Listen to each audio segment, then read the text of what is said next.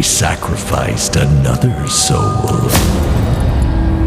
Even the dead tremble before them.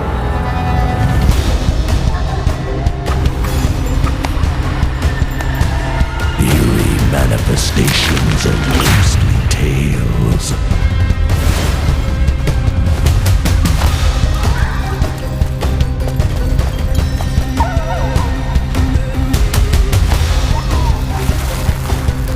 Wolf-headed greeters of the departed.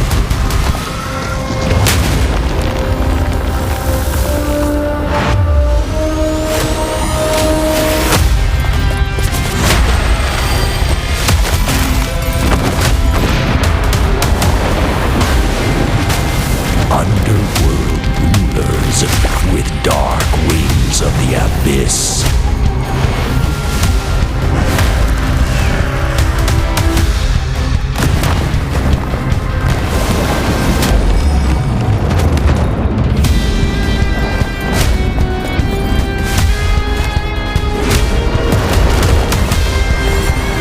The judges who decide over life and death.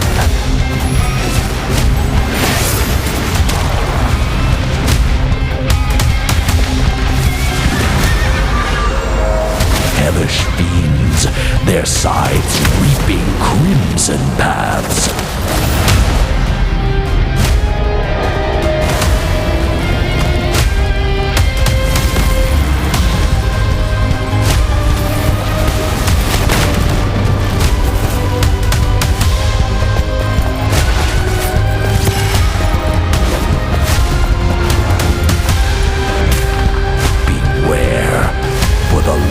Of soul stir.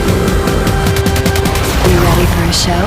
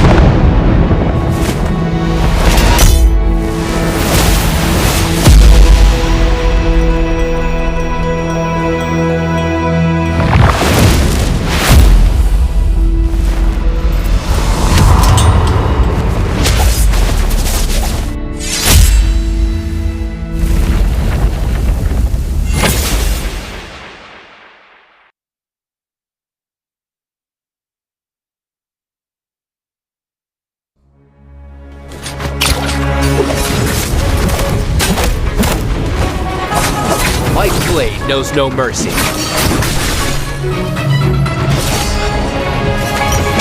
You or many, you will die all the same.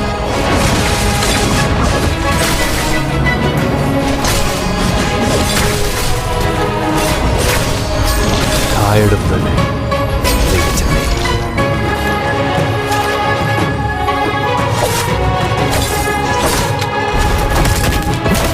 Mike's blade knows no mercy. You shouldn't have come here.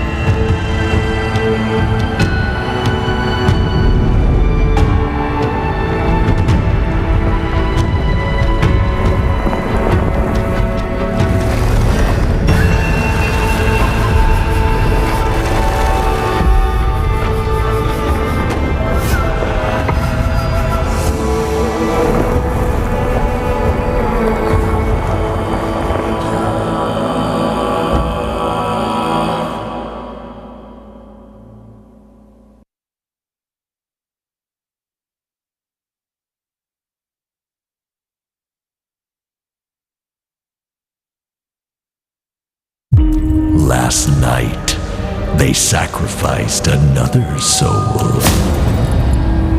Even the dead tremble before them.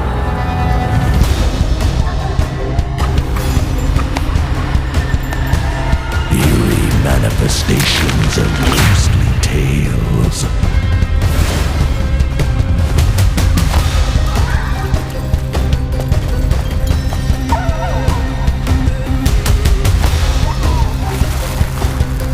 Wolf-headed greeters of the departed.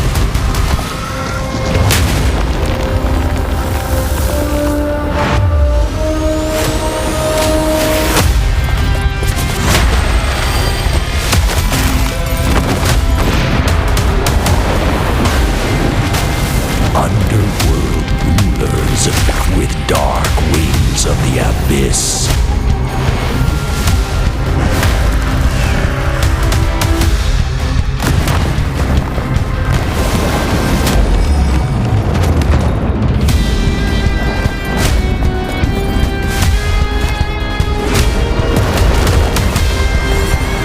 The judges who decide over life and death.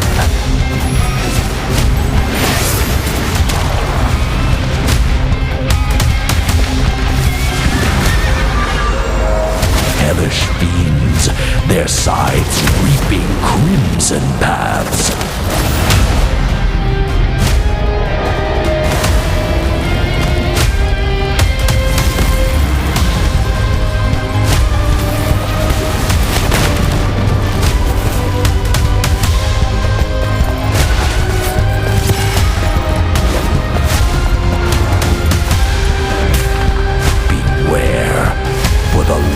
Of soul stir.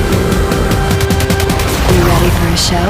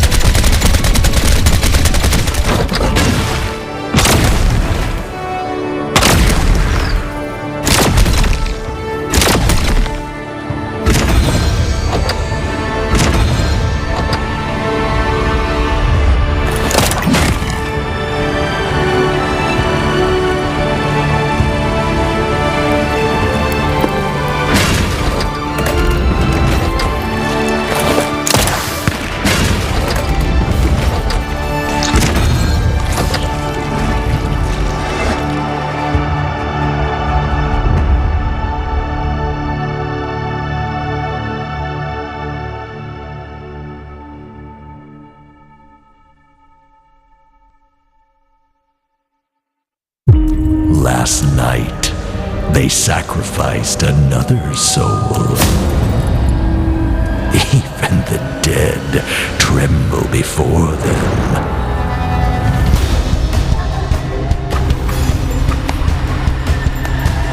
Eerie manifestations of ghostly tales.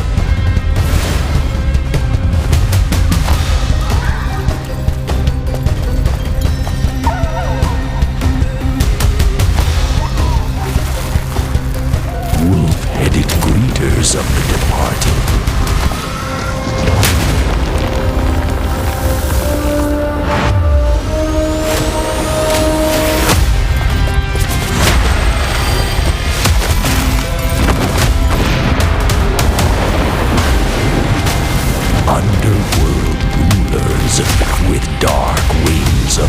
abyss.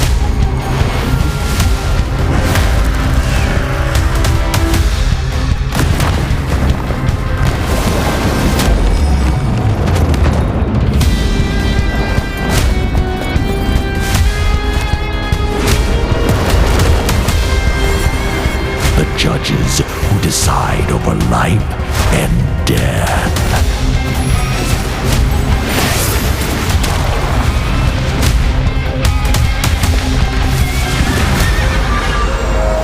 Hellish fiends, their scythes reaping crimson paths.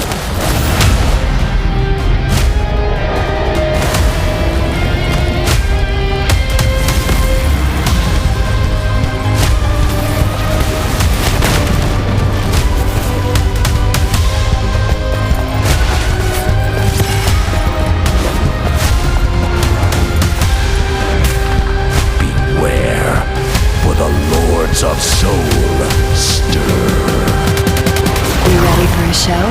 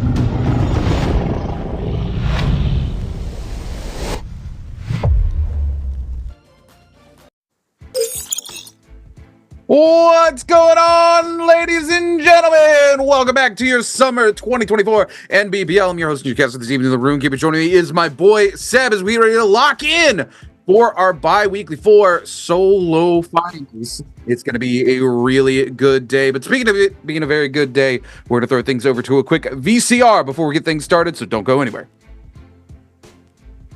Oh, I apologize. No. We're going to talk about some Twitch drops. Excuse me, ladies and gentlemen. Don't forget to make sure you have your Twitch accounts linked because we do have drops on today, and you're not going to want to miss out on those really good bi-weekly finals Twitch drops. You got to make sure you're watching for at least an hour to get you those goodies, right, Seb? Yeah, you definitely want to be locked in. I know the Twitch drops have been something that have been on everybody's mind, and we're going to be super excited to have them. You know that we're watching. We got Twitch pulled up on the second monitor just to be making sure that we're getting those Twitch drops down, because who doesn't love free stuff? I've said it again and again. I say it every single cast. We love the free stuff coming into our inventories. It allows us to excel in the NARAKA game, and it gives you extra FPS. You heard it from me first. Oh my goodness, if only it did give us extra FPS. But today promises to be a really good day here in the bi-weekly finals. We've got a couple of people who haven't qualified yet this season to be here in the finals. You know, they are going to be hungry to rack up as many of those qualifying points for Worlds as possible. And we've got some changes towards the top end of the roster here. You know, we looked at the scoreboard, but before we look at the scoreboard, we are now going to take a look at a quick VCR, so don't go anywhere.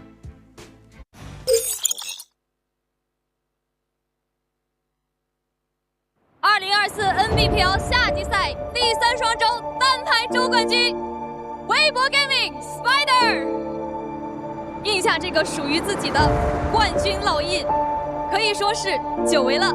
来，我们看向前方，记录下这个冠军时刻。心情是比较开心的，不过感觉没有什么太大的作用。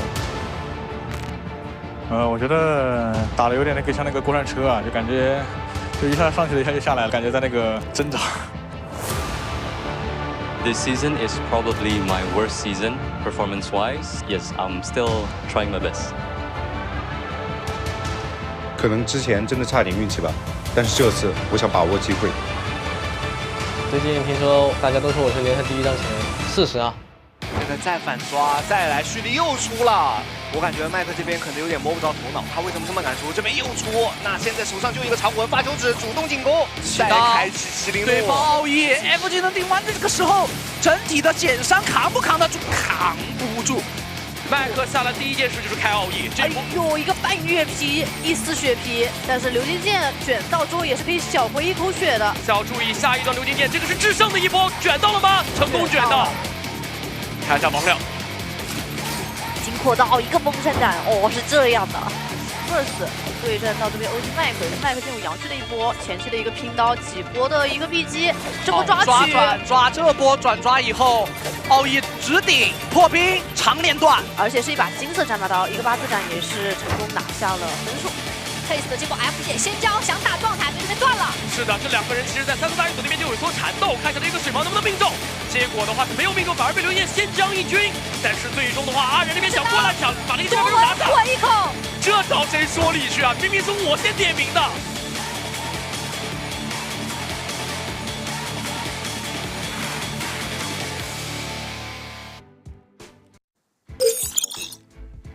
What a look back on this season's solos run and some of the craziest moments the players have brought out. I know you and me were taking a look at that insane Justina play by Fun Plus Phoenix verse there in the Realm of Yang. Absolutely crazy, and there has been a lot of that this season. We've seen it across the board, players time and time again coming back from absolute nothing and coming out on top against the odds. You know, we had Frostivus in a 2v1 scenario. It looked like Frost was just going to go down earlier this year, and he's able to come back and clutch out both of the eliminations in that instance. I remember very vividly casting a moment as well where OUG's Mike in the Realm of Yang, he's playing Tamok. He's got like 1 HP. He's burnt his ultimate. His F is still on cooldown. The other player, I do believe, is playing Justina. They still have their ult up. They're sitting at like probably 20% armor, full HP, and you're just like, oh man, that's it for Mike. Mike able to juke it out. He dodges every single dash by the Justina. As soon as that Wisp comes back up online, he's able to jump around the corner, catches him off guard with the Wisp, and just zeros to 100 them against all odds without taking a single hit of damage that entire time. And that's been the name of the game this season. It's really been very different season in terms of solos. You know, typically it is the story of OUG's Mike and WBG Spider at the top of the hill every single time we look at it. It's those two players coming into those bi-weekly finals, and it's those two players going head to head to determine who comes out on top. But this season, it has been very, very different. We've had new names coming in and topping the leaderboard. We've had new players in general coming in and having absolutely crazy games. And speaking of some of those crazy games, we will take a quick look at the overall standings and the number of points these players have brought over from this week. Right now, we've got JDG at the bottom here with 4.4, AIS from JL with 4.6, Alliance's Frostivus with 4.6, OUG's Mike, again, talking about how different the pileup is here. Mike down in 9th place in the overall standings coming into a bi-weekly finals, almost unheard of, right, Seb? Yeah, it's definitely something that we aren't used to seeing, having Mike so far on the bottom. He's always top 6, and so having him here, it's going to be a bit of a rocky start, but everybody has a chance to come away with the victory today. All you got to do, get that 28 points, pass through the match point threshold, and then you will be eligible, if you get the MVP, to come away with the win early. If it doesn't happen like that, ladies and gentlemen, we will play all 8 games, and the person with the most points at the end of those games will be our champion for the bi-weekly 4. But if somebody who is going to get match point, if they MVP, we could have a day early. We could have 3 games. We could have 3 games. And this is what I'm calling it. Frostivus is going to win in 4 games. I'm calling it right here. He's going to pop off 1, 2, and 3, and then he's going to be match point threshold, and he's going to MVP game number 4. And that is what's going to happen, ladies and gentlemen. This is my predictions. I know I'm a little bit biased. We're rooting for Frostivus. It's the first time we've seen him in a bi-weekly finals this season, this split of the Nbpl. So, you know, it's a little bit unfortunate that we haven't gotten to see him come out as much as possible in the previous bi-weeklies, but hopefully we'll get to see a lot coming out from him today as well. DRG's Fong has been off to an absolute tear, and you and I were talking about this earlier. He's put the funny mic down, and he's decided to go crazy. You know, this is something I've literally been talking about since Worlds 2 years ago, right? DRG's Fong is an extremely well-rounded, really gifted player, right? But he tends to grief himself as a player. I vividly remember, you know, watching the season start where he comes in and he's got a blue dagger in the back pocket and he leaves a bunch of gold weapons out just to try to prove a point. Every time we cut back to him, he'll have like a gold longsword or something in the back pocket, and he's dashing around with a white dagger for some reason, right? And forcing himself to play that way. We also see him typically kind of drop on some of the quote-unquote problem players where he is trying to kind of grief them out of the lobby if at all possible. And because he's so focused on griefing other players' games, he's so focused on kind of being that funny man, like you said, where he's picking up the mic to tell a joke, that he just didn't perform very well. In the last 2 weeks, these couple of bi-weeklies here for this last split, that has all changed. DRG's Fong very much has decided to put the funny mic down, come out and say, oh yeah, by the way, I'm a top player in this league. Don't forget it. And he's just focusing on playing Fong's game. Instead of trying to grief other players and worry about what they're doing, he's just doing what DRG's Fong needs to do. And because of that, he is currently sitting at the top of the leaderboard coming into our bi-weekly final today. So DRG's Fong, definitely a player to watch. You'd be crazy not to put Wang Liang from Wolves in the running as well. You know, Wang Liang, during our very first season of Nbpl back in the day, going head to head with legends like Mike, an absolutely crazy good player, you know, came out on top most of those NBPL seasons. That very first season, he just was king of the bi-weekly finals, the man, the myth, the legend, playing on Takeda with the nunchucks. He has seen a very huge return to form this season as well. We've also got to talk about Zhang Yuan, right? Zhang Yuan came in this season, brand new player, comes out of the gate and has like a huge 18-point game for like his first game of the season. And this is a player that I look at, and he's kind of an explosive player. He's kind of player, and I always enjoy watching these players play the game, right, Seb? Because they come in and they really bring a performance out when they bring it. Unfortunately, sometimes if they don't have good games, they do end up towards the bottom of the pack, but that is not the case today. He is currently sitting in the top 6 here, so it could realistically go to absolutely any one of these players, Seb. Oh, it is definitely anyone's game, and a little bit of a insight on that graphic that you guys saw before. Those are the total of points I believe that they have accumulated for the World Cup, J Cup, going on into the finals. Is how many points that they've qualified or to going into the grand finals. So the top teams are going to be immediately qualified. We will have a last chance qualifiers that I believe is going to be next week or the week after, and then we're going to be getting into a couple more of our SEA qualifiers for Worlds, and then our CN mainland qualifiers. Everything is going to be coming up NARAKA in the next couple of weeks, so make sure you guys are ready. There's a whole lot of action. This isn't just the NBPL. This is every single thing leading up to J Cup coming through, and it's coming to a close, the NARAKA season. It's kind of sad, you know. This is our last bi-weekly. I feel like usually we've had a lot longer seasons. This has felt like such a short season, and you know, I'm excited to see how the days are going. I'm very, very excited to see how Fong is going to play in the finals. I haven't seen, like, we've seen him play a lot better, but, you know, adapting to the pressure of the finals, this could be an interesting one here. We did just get to see a look at who's going to be selecting heroes first, and we're going to be getting into our hero selections in a second. It looks like Frostivus and Shuzhang. Frostivus on a Kylan game 1. This could be interesting to see what he does here. Hasn't locked in a hero just yet, but we will see him lock someone in the next couple of seconds. Oh my goodness, he's pulling a mic. He's pulling a mic. He's going Z-Ping on Predoria. I'm excited to see how this works out here. They do have 8 games, so not burning the Kylan off game 1. Pretty interesting. Mike also going to be running the Z-Ping, so we're going to see a few more of them. AIS opting for the Liam. So no Kylan ban yet.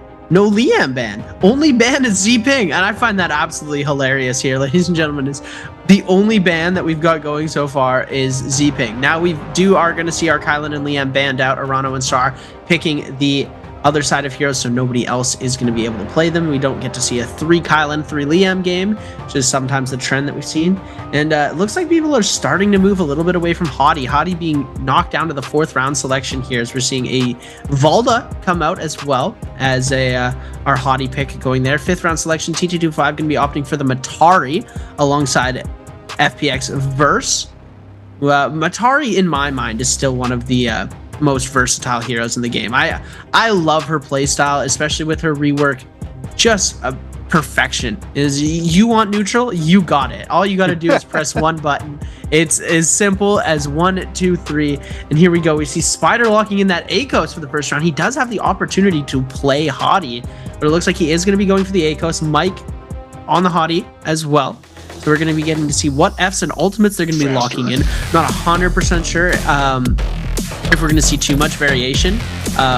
We might see a little bit of differences when it comes to who's playing on the Hotties. We've seen in the past some people running that V1 just to have the opportunity of the cube, but it just hasn't been as vital in solos. Usually we're going to see that burn ultimate coming through the V2 from the Hottie.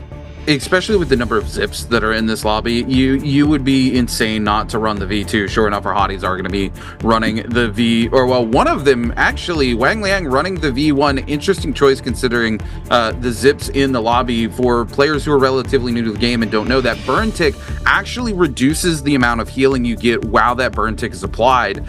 So very, very strong for these Hotties to come in and run that V2, because being able to apply that burn tick to zipping in those final final circles is absolutely crucial. If there's a Zipping alive and you don't have a way to apply that burn tick to her in the final circle, she just wins the heal off, and that means she is going to make it to the end there. She's going to get that multiplier, and it is super duper crucial now for these players to get that multiplier, because there is only one multiplier. It's not like it was in the previous seasons where, you know, everybody got a multiplier based on, you know, where they finished. Now only one player gets it. If you're zipping and you can go to that final circle, if you're able to eliminate those hotties before you get there and nobody is able to get like a flame breath or fire arrows or something like that, you just win the heal off, and there's nothing the lobby can realistically do about it. As we take a look, we are going to be here on Pretoria for our game at number 1. We're going to take a look at where the players are going to be coming in and landing. It looks like it is going to be a very south side setup here on the map, except for WBG Spider, who's heading to the north side of the map here, and you can bet money he's heading this north side of the map because he wants to invest in getting that Vulpine Essence, that red jade, so he has the advantage, especially here in solos where Realm of Yangs really matter the most. Being able to go into that Realm of Yang with that lifeline, having that Vulpine Essence to cover for you in case something goes wrong in the Realm of Yang is absolutely huge. So our boy Spider making sure he's going to be the one who gets it as everybody else lands south side. We're going to start things off here with OUG's Mike. Mike off to a much rougher start this season. We cut over to Wolves Wang Liang, who's already off to a tear. Just go ahead and rips right through TE Star. We'll pick up our first elimination of the game here. Unfortunately, RNG not quite on the size. He's not been able to find himself a set of armor yet, and OUG's Mike is waiting in the wings. So he's going to want to find some armor very quickly. We cut over to Jail's AIS and JDG's Chu Zhang. AIS up here with the blue fist blades. Very strong early game weapon here until you start to get those soul jades. These fist blades very capable of taking control of that neutral state for you, and that's super important in these early fights here. Funpless Phoenix Verse going to come in. There we go. We're going to see him use the dodge mechanic there into the parry to immediately strip the armor from Verse. Verse feeling forced to go ahead and invest the F there. Will find the armor swap into a white. AIS though staying right on him, able to come in and get some clean hits and strip half that white armor off of him. We do see bow shots being invested on the side of Verse to get some more tick there off of AIS's armor. AIS there using the fist blades here, using those scale rushes, that extra movement. Verse comes in, but there's the F on the side of AIS. AIS into an armor swap as well here, but Verse with an armor swap of his own. AIS trying to keep the pressure up, does not want to step away from this fight, is able to get away from that, comes back in, huge damage there off of the fist blades. Verse a little bit on the run as the third party shows up here. He is the weaker target, so will become the target of everybody else here in the lobby. It looks like he is, however, able to find yet another armor swap, but very quickly has it stripped away by AIS, who's keeping the pressure up. AIS, though, needs to be careful. If he overcommits here, he can find that kill going to the potential third party waiting nearby that we've not seen for just a second here. There's the grapple coming in out on Verse from that third party. It's JDG's Chu Zhang taking pistol shots here at Verse. Verse able to get most of a reset as AIS decides it's finally time to back away from this fight. Yeah, wow, the amount of armor swaps that he was getting into that fight is about 6 or 7 there, just absolutely insane. Able to come through, pick up so much armor, as we're going to see now. KLA's T225 against XY from Team ASE, going to be scaling around with the dagger. Purple armor for both of them, staff in hand for XY. XY going to be getting hit by the overhold here, baits out the parries, able to go for a bit of a reset here, but the 1-2 coming in into the katana weapon swap. Oh my goodness, coming through as KLA's T225 just going to use that F ability into that gold focus to try and get out of there as fast as possible. Looking for an armor swap desperately. Finds himself a blue armor. So he's going to be in a little bit of a better situation. Switches over to the Hung Sword to see if he can try and take space away. Grabbing that neutral away from ASE as XY going to go for a bit of a pot himself. The overhold is going to come through into the 1-2. Uppercut hits the 1-2 again. Is going to be able to deal a lot of damage. Tries to get that F bubbles to come through to be able to deal a little bit more damage. Getting that hit confirm off. Isn't going to be able to come away with that. KLA's T225 going to find himself another blue armor swap. Is going to be able to get Prio here. Grapple bump, but the terrain is going to mess him up just a little bit. Isn't going to be able to get that confirmed focus damage off, but he gets the 1-2 out of the scale rush into a cannon shot here, as we are going to see him get juggled all the way around as GRG's Fung is going to be coming in on the side. F ability invested from both of these players here. Now T225 going to get caught out. Ultimate is going to be invested now into the grapple bump. We are going to see it come through. Ultimate is going to get invested from XY pretty quickly here. So you're going to see, oh my goodness, the teleport into the focus attack is going to deal a lot of damage, but ASE's XY now forced to ult. Armor Prow coming through here, or priority coming through, but oh my goodness, DRG's Fong single charge from the pull sword is able to come through, deal so much damage here with the follow-up into the RMB. As you're going to see now, huge parry coming through. DRG's Fong going to be able to get a beautiful play off of that here. He does have Assassin's Lunge in the back pocket. The overhead slam is going to come through from the staff onto Fong. Fong getting very, very low now, and ASE's XY in a bit of trouble, as we do see the Assassin's Lunge is going to come out. Ultimate going to be invested from Fong to be able to get out of there alive. Yeah, Fong gonna cancel that ultimate early, wants to keep some of that rage charge here. Zhang Yuan decides to back away from the fight. Fong decides it's not worth it. He's gonna have to commit too much here, and he wants to maintain that rage as we are halfway through Zone 1, collapsing on Zone 2, so we're gonna start seeing those Realms of Yang get ready to come through here very shortly. As we take a look at the leaderboard right now, Chu Zhang with 2 eliminations under the belt, Wolves Wang Liang with 1, AC Zhang Yuan with 1, Mike and Frostivus with 1 apiece as well. WBG Spider here on the respawn. Not sure who was able to pick up the elimination here. We're going to cut back. There it is, the Volpine Essence. And then TE Star shows up, comes in onto Spider. We're going to see a huge parry come out. The Volpine Essence pop, and then Star comes right back in and takes control of neutral. Spider, what is going on here? You've got the Volpine Essence, and you're still going to come out not on top of this fight. Star able to clean it up. He's got the mad read on it. Star with the early elimination there onto Spider. And you know how Spider is. He's very much a momentum-based player. This is going to slow him down pretty hard for this game, Seb. Yeah, and losing that Volpine Essence early is definitely something that he did not want to happen. He wanted to at least have that for that first round with Yang. And the fact that he was being forced to take the respawn so late into this first circle is going to give him a more difficult chance to scale up into this game. He won't be able to take first Yang. He might not even be able to take second Yang given his situation. It's going to be very difficult for him to make a play off of this, and he could have just thrown away his game 1 pretty quickly here. He does have a chance to bring it back. You know, it's never over for these players. It looks like he's already pretty decently scaled, and it looks like he is going to try and make a play for the Realm of Yang. As TE Star, just full aggression. We saw him get eliminated right off the rip, and now he's just making it the point of his day. He does not want to ruin this. Wolves Wang Liang just going to be taking to the sky here, burning his ultimate as much as possible. He's got 23 seconds left to kite out. He burned his ult a little bit early just to be able to secure himself that spot. Takes himself very, very high in the air. We do see Frostivus in the surrounding area as well. Mike looks like he's got himself a Yang portal all to himself with 10 seconds left on the timer. He's going to be able to go in there completely for free and uncontested. Oh, the Swift cut. I'm so interested to see the Swift cut come through into the solo games. We haven't seen too much play of it coming through, so it's going to be a fun one to see that happen here. As Mike holding on the outside, it looks like we're going to see ASE's XY versus FunPlus Phoenix's versus Valda versus a Matari. Now, with the Valda rework, is going to be very interesting. Yeah, Zhang Yuan airborne here. Again, that Valda rework really going to come in play, and that's why we're starting to see her come through here in the solos. Verse here down below is able to get that first dash up, a little bit of extra damage there. The actual really good use of the F here by Zhang Yuan to get away from the excess follow-up damage there by Verse. You don't see a lot of that coming in from Valda players. Zhang Yuan with a massive parry as well with the follow-up. They know Verse has no place to go. They're able to get in. Verse able to just get away from that poke there, from that very quick scale rush. Zhang Yuan looking for another way back in. The parry comes back in from Verse. Max range parry at that, but now Zhang Yuan in a huge position there with the katana into the weapon swap there and cleans up that fight. Never even has to use their ultimate, Seb.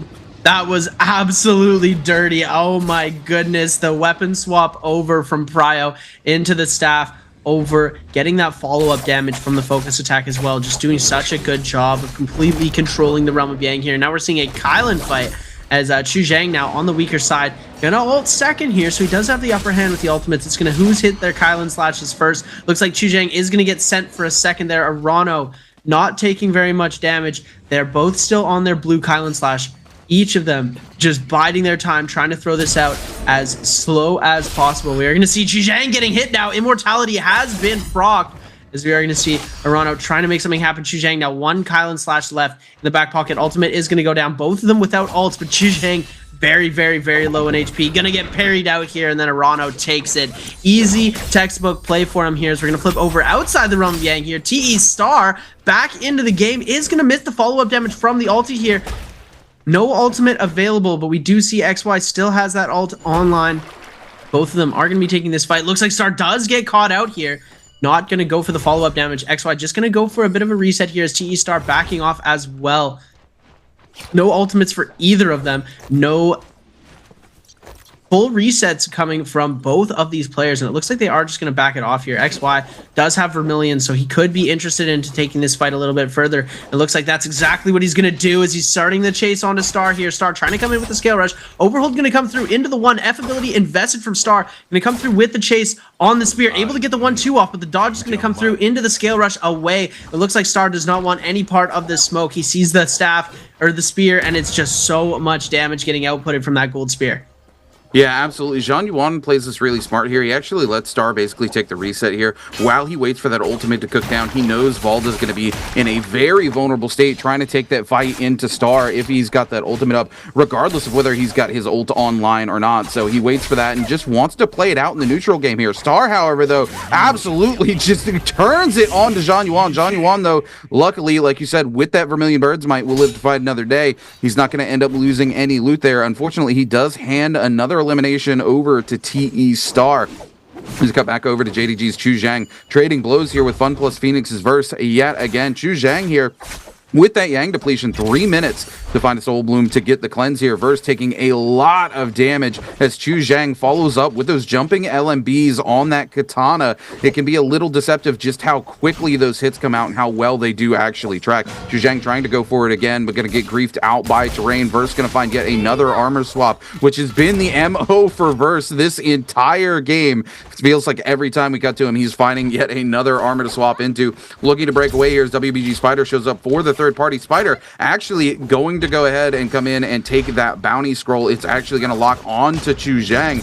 Verse coming through with a quick teleport. Another one onto Chu Zhang. Chu Zhang going to send him flying here. Chu Zhang trying to turn that attention onto Verse. We do see those cannon shots coming in. Some of the attention onto Verse, but now Chu Zhang really low. Forced to burn the ultimate here just to get that immortality as the rest of this lobby turns onto Verse. They see Chu Zhang pop it. They see that immortality come through, and they said, nope, we'll just go ahead and turn onto Verse. Verse here with the white armor in a really bad position. Chu Zhang gonna come in after getting most of a reset heal, and he needs to commit to this. He needs to find that Soul Bloom, even if he's not the one who gets the elimination. There we go. He's going to come in. Can he be the one who gets the Soul Bloom? Doesn't look like he will. Chu Zhang misses out on his opportunity to get back in the game. No ultimate, no armor, half HP, and the entire lobby is here to hunt him down. Don't forget, WBG Spider also with the bounty on him. No place to go, no place to hide, and it's OUG's Mike who cleans up the elimination. Mike picking up a beautiful kill with the pistol shot, and it does look like the entire lobby has decided to converge on this one location where everybody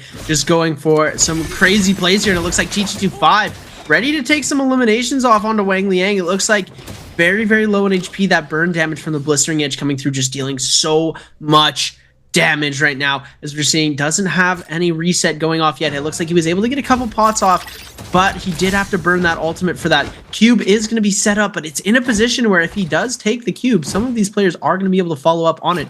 It is on the roof, so if he takes the cube, he better watch out. Now, the Realm of Yang is going to be spawning. He's only got 52 seconds to cure his Yang depletion before he will be completely eliminated from this game. Verse was also trying to make something happen with his Yang depletion, but was able to get the kill, wasn't able to come away with the elimination. Or Chu Zhang, sorry, was not able to get the Soul Bloom. He did get eliminated. Goes out with 3 eliminations, so not too bad on the board, but going out in 11th is not the exact spot that he wants to be in, as all of these players still converging onto this location. It looks like TE Star does have the Yang pass, and wow, Wang Liang needs to get himself a kill. He's only got 18 seconds left, and it looks like no chance for him now. He's going to just try and kite this out and head out. 10 seconds. If anybody gets a bit of damage off, this could be a kill for them, and it looks like a little bit of damage was given, but I don't think it is enough to come away with this elimination. As oh, Star actually is going to be able to come away with the kill. Wow, TE Star going up to the top. That is absolutely insane. As we head into our second set of Realm of Yang, it's going to be OUG's Mike versus ASC's Zhang Yuan. Can Zhang Yuan come out on top of the odds yet again and win 2 Yangs back-to-back here on the Valda pick? We're to see range shots trading blows here. The clash from the scale rusher there. Zhang Yuan trying to find a clean into the fight. Will find control of that neutral there. The F going to be invested on the side of Mike here. And Zhang Yuan unfortunately does miss the Dragon's Rush, but Mike thankfully not coming in with the parry. The Nunchuck's doing a really good job of closing the gap here onto Zhang Yuan, able to avoid those bubbles as well. The uppercut coming in from the spear, though. The pillar griefing him just a little bit. Mike still with ultimate, though.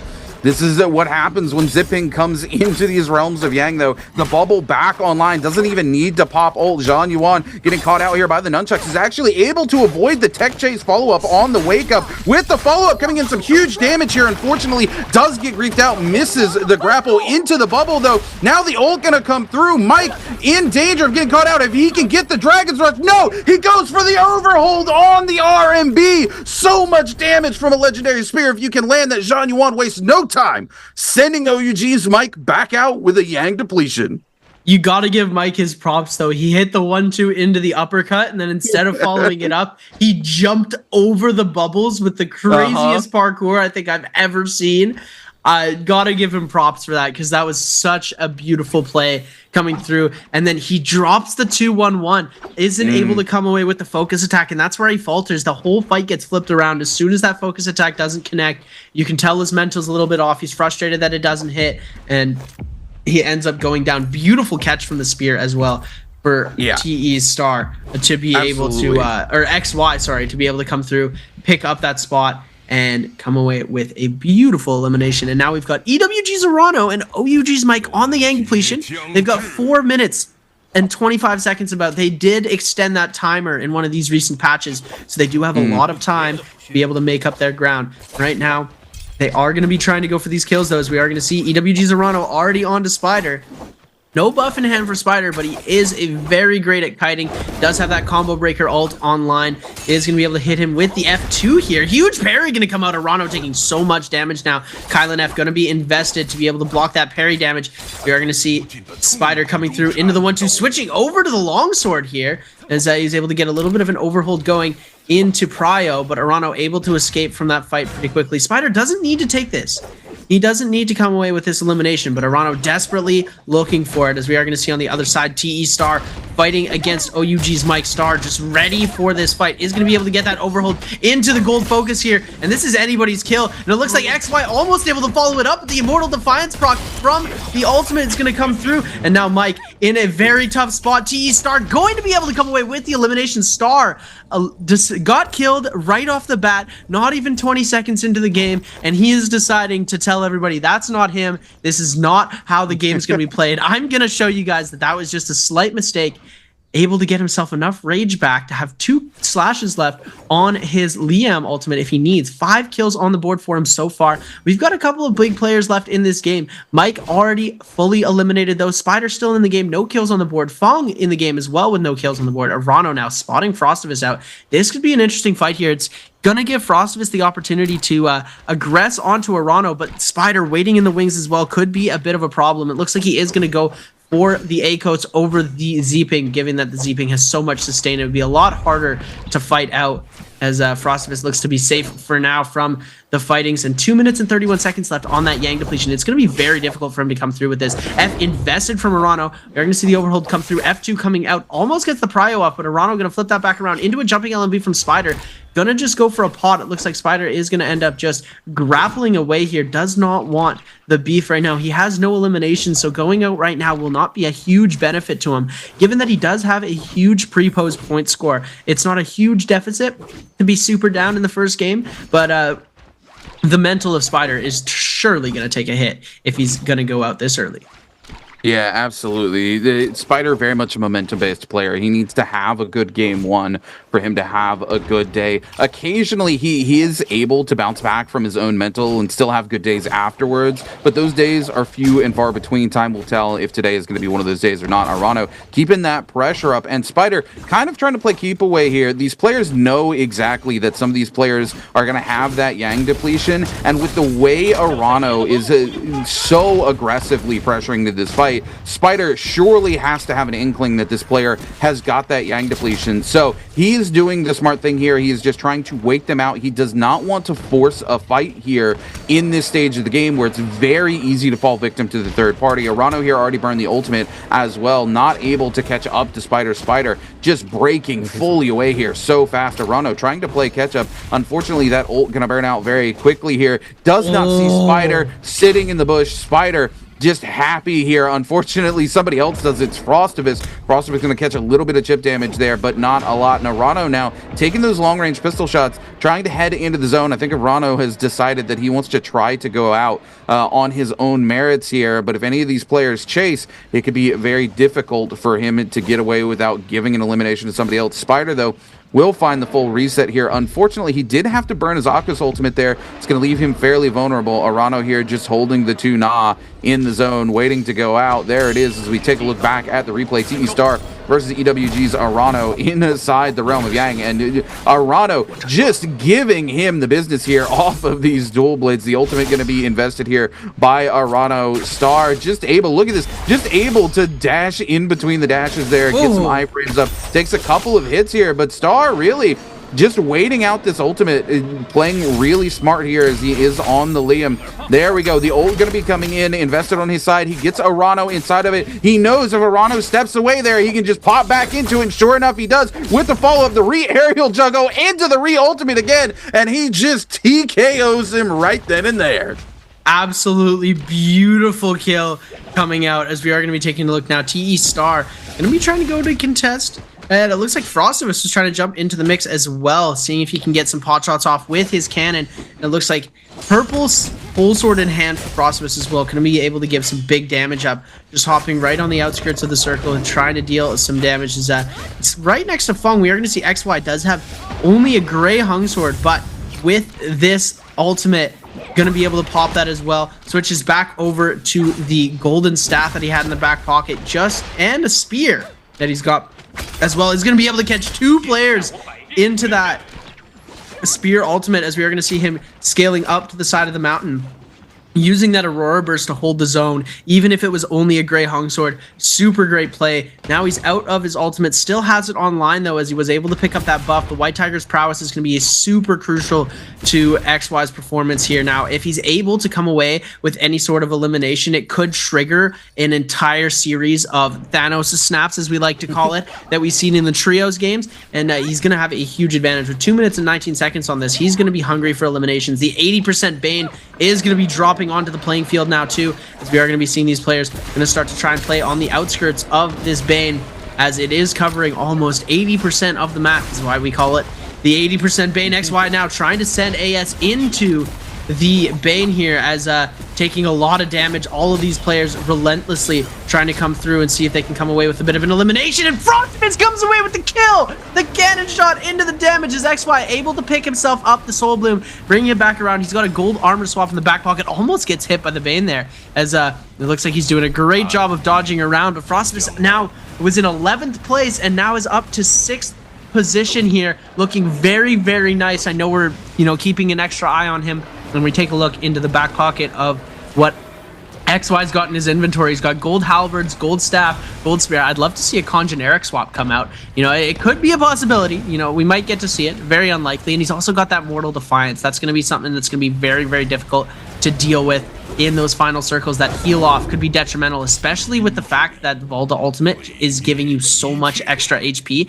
This heal off could be very detrimental to a player like Frostivus, who's playing on a hero that gives you a lot of heals. He's using every single opportunity to pick up extra heals with XY here, as it looks like Spider going to be heading into the zone, taking a bit of damage, trying to scale away. XY just hungry for the chase here. Ultimate online now for Spider. He's going to try and go for an uppercut, but the jumping LMB is going to come through back around, and now Frostivus sending in some pot shots with the cannon again. He's got Meteor in his hand as well. This is going to be an interesting one. If he's able to hit these Meteor shots onto Spider, getting that third-party elimination, putting him up to 3 kills could be super huge for him, as XY is going to come in with a huge one too, coming around as KLA C225 as well, sending some shots in. Frostivus just sending a lot of damage in with that cannon, going to try and bring something around. Spider trying to flip the attention onto Frostivus, but now he's taking so much damage, getting the slash over, gets the Tiger Pounce onto T225, is going to be able to get a bit of siphon off of that here, does know where Frostivus is going to be able to get him into priority here, jumping him into the circle, and no, this is not the place where Frostivus wants to be. He's going to back out here.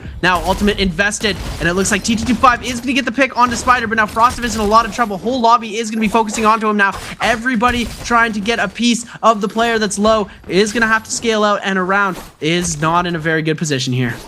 Yeah, this is exactly where you don't want to be as the zipping player right now. Forced to burn your ultimate here before Zone 6 collapses onto Zone 7. And the rest of the lobby realizes an opportunity to remove the worst possible character to have to go to end circle and have that heal off with. They know Frostivus is vulnerable here, knows that ult's not going to be coming back online, but the pressure abates for some reason, and Frostivus will be able to get a reset here. Everybody turns their attention away. Everybody just starts to look to hold their own corner here and let Frostivus continue to punish this lobby.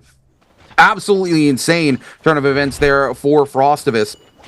You would think the lobby would have aggressed much harder on that, knowing that he burned the ultimate, knowing that he burned that F, wasn't going to be up for another 13 seconds here. This lobby very easily could have found the pick and elimination onto Frostivus there if they continued to keep the pressure up. Now they're going to have to worry about going to end circle and having to fight a zipping in that heal off space. So it's going to be a very interesting game. 5 players left remaining. TE Star, ASE's Zhao Yuan, DRG's Fong, KLA's T225, and Alliance's Frostivus all looking to trade blows here in the final moments of game number 1 as we take a look at what's in the back pocket of DRG's Fong here. And it looks like Fong struggling to scale up this game, which is why he's currently sitting with 0 eliminations. He's going to have to make something happen here in these final moments if he wants to walk out on top of this lobby. Frostivus trying to avoid that legendary Soul Jade there from Zhao Yuan. Zhao Yuan, unfortunately, only with a white Hong Sword to be able to use it, but that silence still a huge threat in these final moments. T225 trying to get that blistering edge off in the direction of Alliance's Frostivus. TE Star gets some of that heal cut out.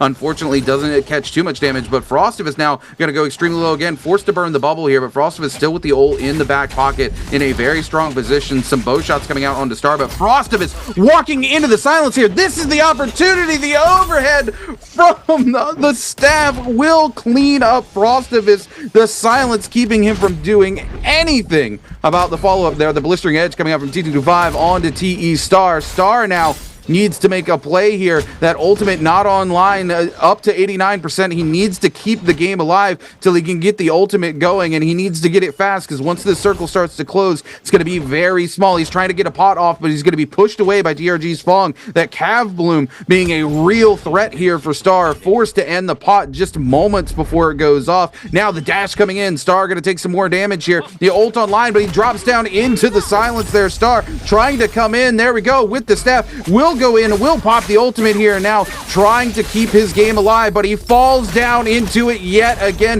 Gonna take a ton of damage, forced to burn the ultimate just to keep the game alive here. Fong trying to come in with the Cav Bloom, shove these players into the zone. We're gonna see huge damage coming in from the blistering edge onto multiple players. Zhao Yuan gonna use that ultimate there, get that 2k HP, goes for the overhead there off of that spear. Unfortunately misses both players, goes for another water spear, not gonna find it. Blistering edge coming through yet again. T225 goes so low, but it's Star who picks up the elimination. Zhao Yuan just gets thrown away. He's going to come out on top just because of the vault to heal off. But the question is, does he have enough points? Yes, he does. It looks like he's going to be walking away our MVP for game number 1.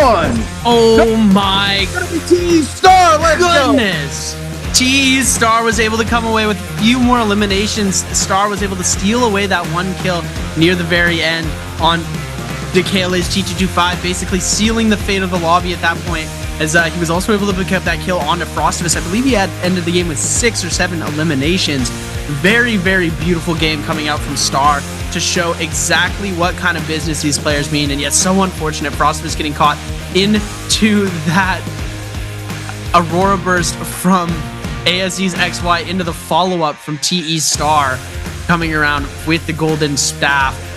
He had the staff and spear in his inventory. I was really hoping we were going to get to see that generic swap, but he doesn't even need it. He comes through with a beautiful win. He was doing such a great job. The heal that he was able to get from his ultimate, hitting 3 players, was able to give him back all of his HP and a little bit of shield, and he did have that advanced heal, giving him back a lot of heal near the end there. He was able to get a pot off and give him back so much more health and armor than any regular pot would, especially at that point in the game when everybody is getting dangerously low and it's more and more difficult to heal. That advanced heal is just so rewarding. Wow, what a game. Yeah. TE Star, just absolutely perfect performance. Yeah, this is a really hard final circle to come into, right? Like we talked about Frostivus going low. They had a really good opportunity to remove him early on. They let him stick around though. And you have 2 characters you really don't want to see this end game, and of course that's Zipping, and you don't want to see the Valda make it either, because again, you press one button, you instantly gain 2k HP. Those spears, absolute nightmare being locked up in the zone. But we're gonna have a quick question for you before we break down the rest of that final zone yet again. And an answer for treasure here. Who won game number 1 today? I mean, this is a freebie. Is it A, TE Star, B, DRG's Fong, C, WBG Spider, or D, Alliance Frostivus? Make sure you go ahead and get your answers locked in so you don't miss out on a chance to get you a Summer Split random gift box. There's not going to be a lot of those left before the season is over, so make sure you're trying your hand so you can go ahead and get yourself one. But back to the breakdown there for the final circle. You really just don't want to see the Zip or that Valda make it there to the end circle. We see exactly why that happens, right?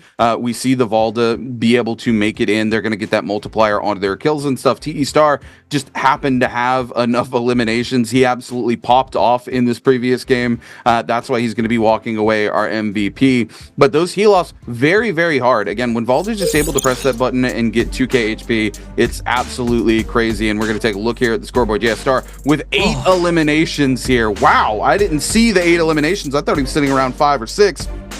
Absolutely insane game for him. Going to be walking away with a game score of 9.5. ASE's Juan Yuan here with a 6.6. OUG's Mike a 3.5. JDG's Chuzhang and Frostivus going to be rounding out the top 5, as well as DRG's Fong with 3 points apiece. That 9.5 going to shoot TE Star all the way to the top of the leaderboard as he sets up for a really strong day. I know this is not the game Fong really wanted to have here.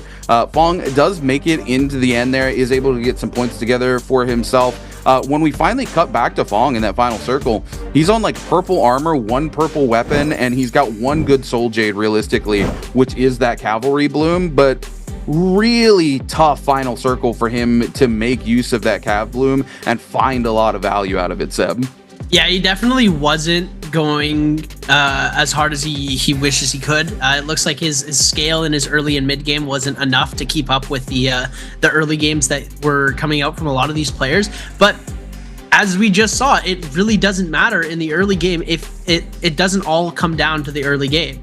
There was so much coming through. TE Star was the first player eliminated. We saw him get eliminated by Wolves Wang Liang so quickly in that game. It was insane. How we were like, oh, TE Star's already dead. Wow, sent to the Soul Altar, comes back and wins the game. And this is a story of determination and exactly what you need to do. As we are going to be seeing XY now second in the standings, as we do get to see how these players are going to be stacking up with their pre-posed points, which shows that, you know, even though Spider didn't have the greatest game number 1, he's still in that top 6 because of how he's performed in the past.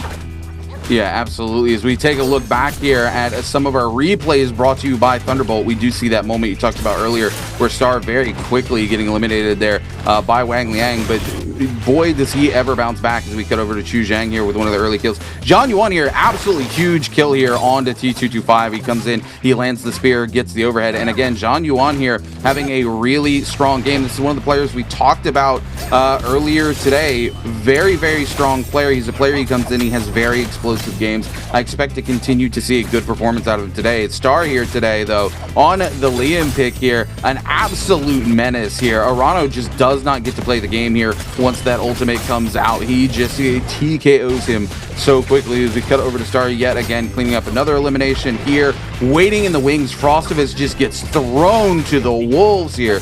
T225 also going to go down there, and then John Yuan gets sent flying here. Star does go down, but he's able to pick up a lot of the eliminations there in the end, which is why he comes out on top here for our game number 1 as we get ready to take a look at our MVP stats here for TE's Star. 20,000 damage, 8 eliminations, 16,200 damage coming out from the melee weapons, most of it from the dual blades with the Cav Bloom, Rupture Gale, Ripple Step, and Advanced Heal. Yeah, that advanced heal being one of the crucial parts of his gameplay there, allowing him to heal so much more HP than he normally would have been able to. And I feel like that is one of the deciding factors in how he was able to continue and finish into that game. 8 kills, was able to pick up so many eliminations in that final circle, picking up all the best third-party kills. And that was just a textbook play from anybody coming out. That's the game that you want to have, especially on your first game. You're not even first round picked. You're not using the most meta heroes. Like, I mean, you're playing Liam, so a very meta hero, but you're not using like the most coveted heroes that work really well in the end circle. You're not playing a hero with extra healing. You're able to come through and do all of that with the Liam, picking up 8 kills. So smart to be able to play like that, and I'm just blown away by the performance today. We still have 7 games potentially to be played here, so we've got a lot of NARAKA action coming to you folks at home. We are going to be jumping into game number 2 pretty quickly here, but wow, after your first game, you know, I like to do my predictions. So what are we thinking? I've already given mine. You know, Frostivus had a great start. Look, Frostivus did have a good game here. His final circle, very just unfortunate the way things shaped out. WBG Spider getting caught out in that position, being able to land the grab in the position he did to throw Frostivus into the circle, forcing the ult out of him there. I honestly thought that spelled disaster for him, but he was able to somehow turn attention away from him, even though he's zipping there in the final circle with no ult, no F online for the next 30 seconds. He's half HP. I don't see how you live from that position. Frostivus somehow able to do it, whether he flies under the radar or whether he's able to annoy the players enough to get them to go, it's a zipping, I'll deal with it later, I can't be bothered right now. But does a really excellent job. He makes the most of a really bad situation for himself there. In terms of predictions, Seb, you know I don't want to give my predictions here. We are the kings of caster curse, you and me. That's the last thing I want to do is put that curse on the head of any of these players. I'm just excited to see some really good NARAKA coming out. This was a phenomenal game. You know, I've got to give big credits to TE Star for this game. Throughout the season, Liam has kind of just been like the go-to solos pick. He's like been the must-have pick at the start of every round. And I kind of criticized a lot of players for that because of how much value was being found in players like Kylin, Hadi, and Temi this season. We didn't see a lot of Liam MVPs. The game I just saw from TE Star on Liam, if I had seen games like that all season, I wouldn't have given anybody hell about playing Liam and that being their priority pick. As we take a look here, by the way, Frostivus is taking notes about how that game went for him. That's a serious player right there for you. That's a man who's looking to make sure he goes in and has a really good bi-weekly. So hopefully the note taking pays off for him here. Frostivus locking in, looking to make it happen. But again, big props to TE Star. Probably my favorite game that I've seen a Liam MVP come out of. Not that there's been a lot of them, but making it look like, you know, Liam deserved all that praise he was getting and it being the first pick coming through. Unfortunately for Spider here, this is not a strong game for Spider. You can see him here trying to get locked back in. Spider, again, being one of those players that, you know, he's vastly improved when it comes to his mental state and being able to bounce back. But he is still very much a mental player. When he has a bad game one, he still struggles making it happen. He does have days where he's better about it. I'm hoping today is going to be one of those days because I would love to see Spider come out and perform like he usually does. Yeah, no, he's definitely a different player than we've seen lots of the time. Like in the first couple of seasons of Nbpl, we saw him, he'd pop off, and there was no stopping him. He was an unstoppable force. And then Mike came in, disrupted everything that he was working for, and just sort of, he fell into this like slump where he hasn't been performing as well, and it really does come down to lots of his mental. So I'm really hoping that he's going to be able to keep it up. And you know, he's a player that always shines really, really bright when he does perform well. So you know, you can definitely don't count him out at this point. He is still in very good contention for playing for that MVP today, and he's going to give it his all. EWG's Arano as well, a player who isn't very much talked about on the NA side, but is a extremely skilled player who's been able to do so much with. Arano has been my talk of the town this season, believe it or not. I actually post his performance during the Koi Cup during the mid-season. Coming into the season, he's actually my pick for most improved player this season. He has done a phenomenal job. This is a player who for the longest time was at the very bottom of the leaderboard every single time we cut to him, wasn't qualifying for bi-weekly finals, and then he came into the season and woke up. He is almost always in top contention of every single lobby he plays in. I am so proud of EWG's Arano this season, Seb. Yeah, I am very proud of him as well. Lots of the time we saw Arano down on the bottom of these scoreboards, and it was very unfortunate to see. And, you know, throughout time, we've seen the progression of Arano, like from, remember, bottom of the scoreboard every single time, not making the bi-weekly finals. Now they're able to come through and come up with a lot of extra wins. Taking a look at our score for our hero selection, we've got 3 Liams, or 3 Kylans, and it looks like we might have 3 Liams, given if XY decides to go for that pick. But we're going to see the Hottie coming up from XY here. So we're going to have 2 Liams, 3 Kylans, 1 Hottie, and then Star going to be opting to play for that Hottie Arano on the Matari. And like I said, Matari's just been my favorite hero right now, playing it and watching plays that people are able to make. Mike going for an off-meta hero again. Zeeping in the first game, Tessa on the second. It's a very interesting play here. I feel like Mike's going for the long game. Mike doesn't want to burn out all of his hero picks early. He wants to take these first couple of games and just slowly heat up. And now we're taking a look at this last round selection here. Looks like Frostivus is going to be one of our last players to pick. Chuzhang opting for the Akos, and it looks like Frostivus is going to be going on to the Temi. Now hopefully we'll see. We've seen the Temi plays come out. We saw Verse with a beautiful Temi play on day 1 or week 1. Day 1 of BIWEEK4 had some beautiful Temis into like a triple carousel. It was just absolutely beautiful. So, you know, we can see some crazy stuff coming up from Frostivus right now as lots of these players, they're going to start locking in. We're headed over to Holleroth, I believe, and we are going to be jumping. We are on Holleroth. We're going to be jumping right into this, taking a look at our forecast of where these players are going to be dropping. As we see that they're locked in, we're going to get to see which abilities they are going to be using for their heroes, and it's going to be pretty standard across the board. F1v3s for our Temi, which Frostivus is going to be playing. Mike, F1v1 for the Tessa, F1v2 for our Kylans, F2v2 for our Hotties. No V1s coming through. Wang Liang was trying to make that work, wasn't able to. It looks like Chuzhang is going to be opting to play on that F2 of the Akos. It looks like F1 has been sort of slowly rotated out of the play, as it hasn't been very much utilized, in the F2 just being a little bit stronger in some more situational aspects. And then F2v2, of course, for the Mataris, Arano and AIS going to be running those heroes. Absolutely insane, as we're going to be running into this.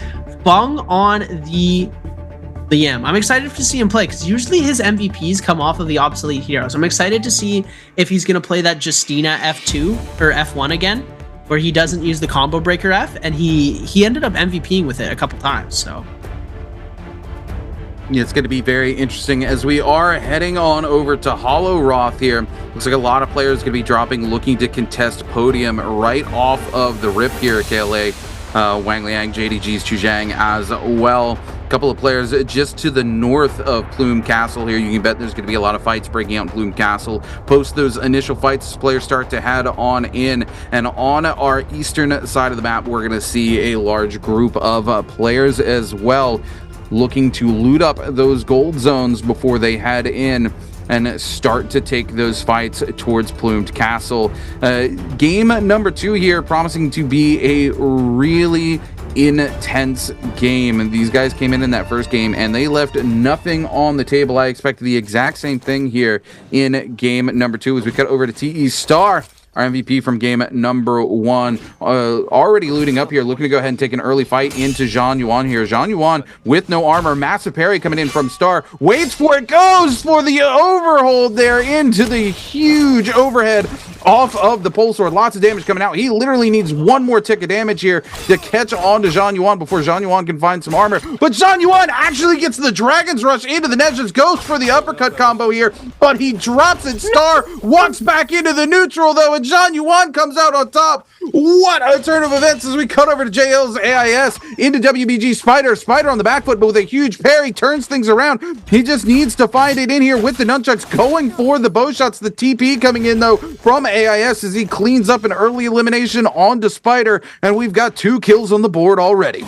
Star first person eliminated again. You know, I'm not saying we're seeing a trend here, but this was how he got set up for MVP last game. So jumping into game number 2, he could have a similar strategy there. It was very, very close battle there. He was extremely close to being able to come away with something. You're going to see Frostivus able to get the overhold onto Mike there, taking a little bit of his blue shield away, gets the 1 off, baits out the F here as the Fun Plus Phoenix's verse is going to knock out that secondary stun from the F. Is Mike going to try and scale away here? He does have a dagger, so the scale rushes are going to come in handy, but Frostivus as well on the dagger, going to try and see if he's going to be able to flank onto the side. Mike able to get an armor swap, trying to go for the overhold here first, doing a great job of dodging out of that as Mike just trying to hold space here.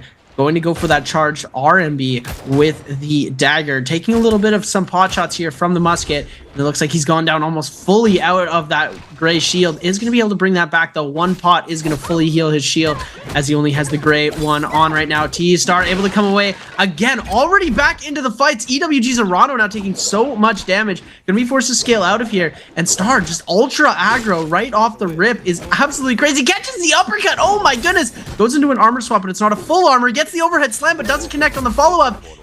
And then the jumping LMB. Star already has a kill on the board. The momentum is crazy from him.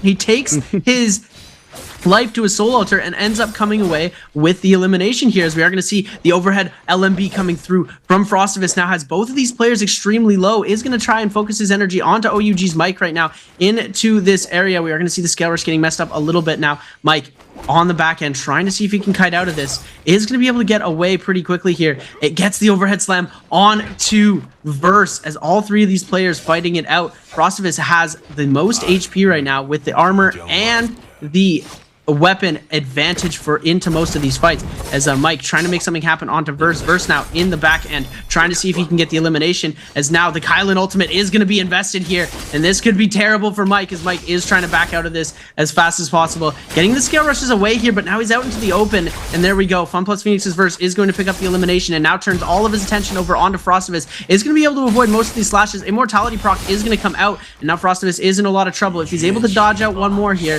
as we do see the Kylan as the ultimate is going to get invested now from Frostivus. Huge parry going to come out though. Frost could be in a lot of trouble. It does have that F available. Is going to go for a bit of a reset here quickly, as Frostivus trying to go for Burst, trying to go for that 1-2 here into that focus attack. Ultimate is going to be down, trying to hold blue through here. You're going to see the clank coming out from both of these players, trying to get that last little bit of damage in. Now Frostivus on the back end of this fight, and the jump LMBs are going to take him out.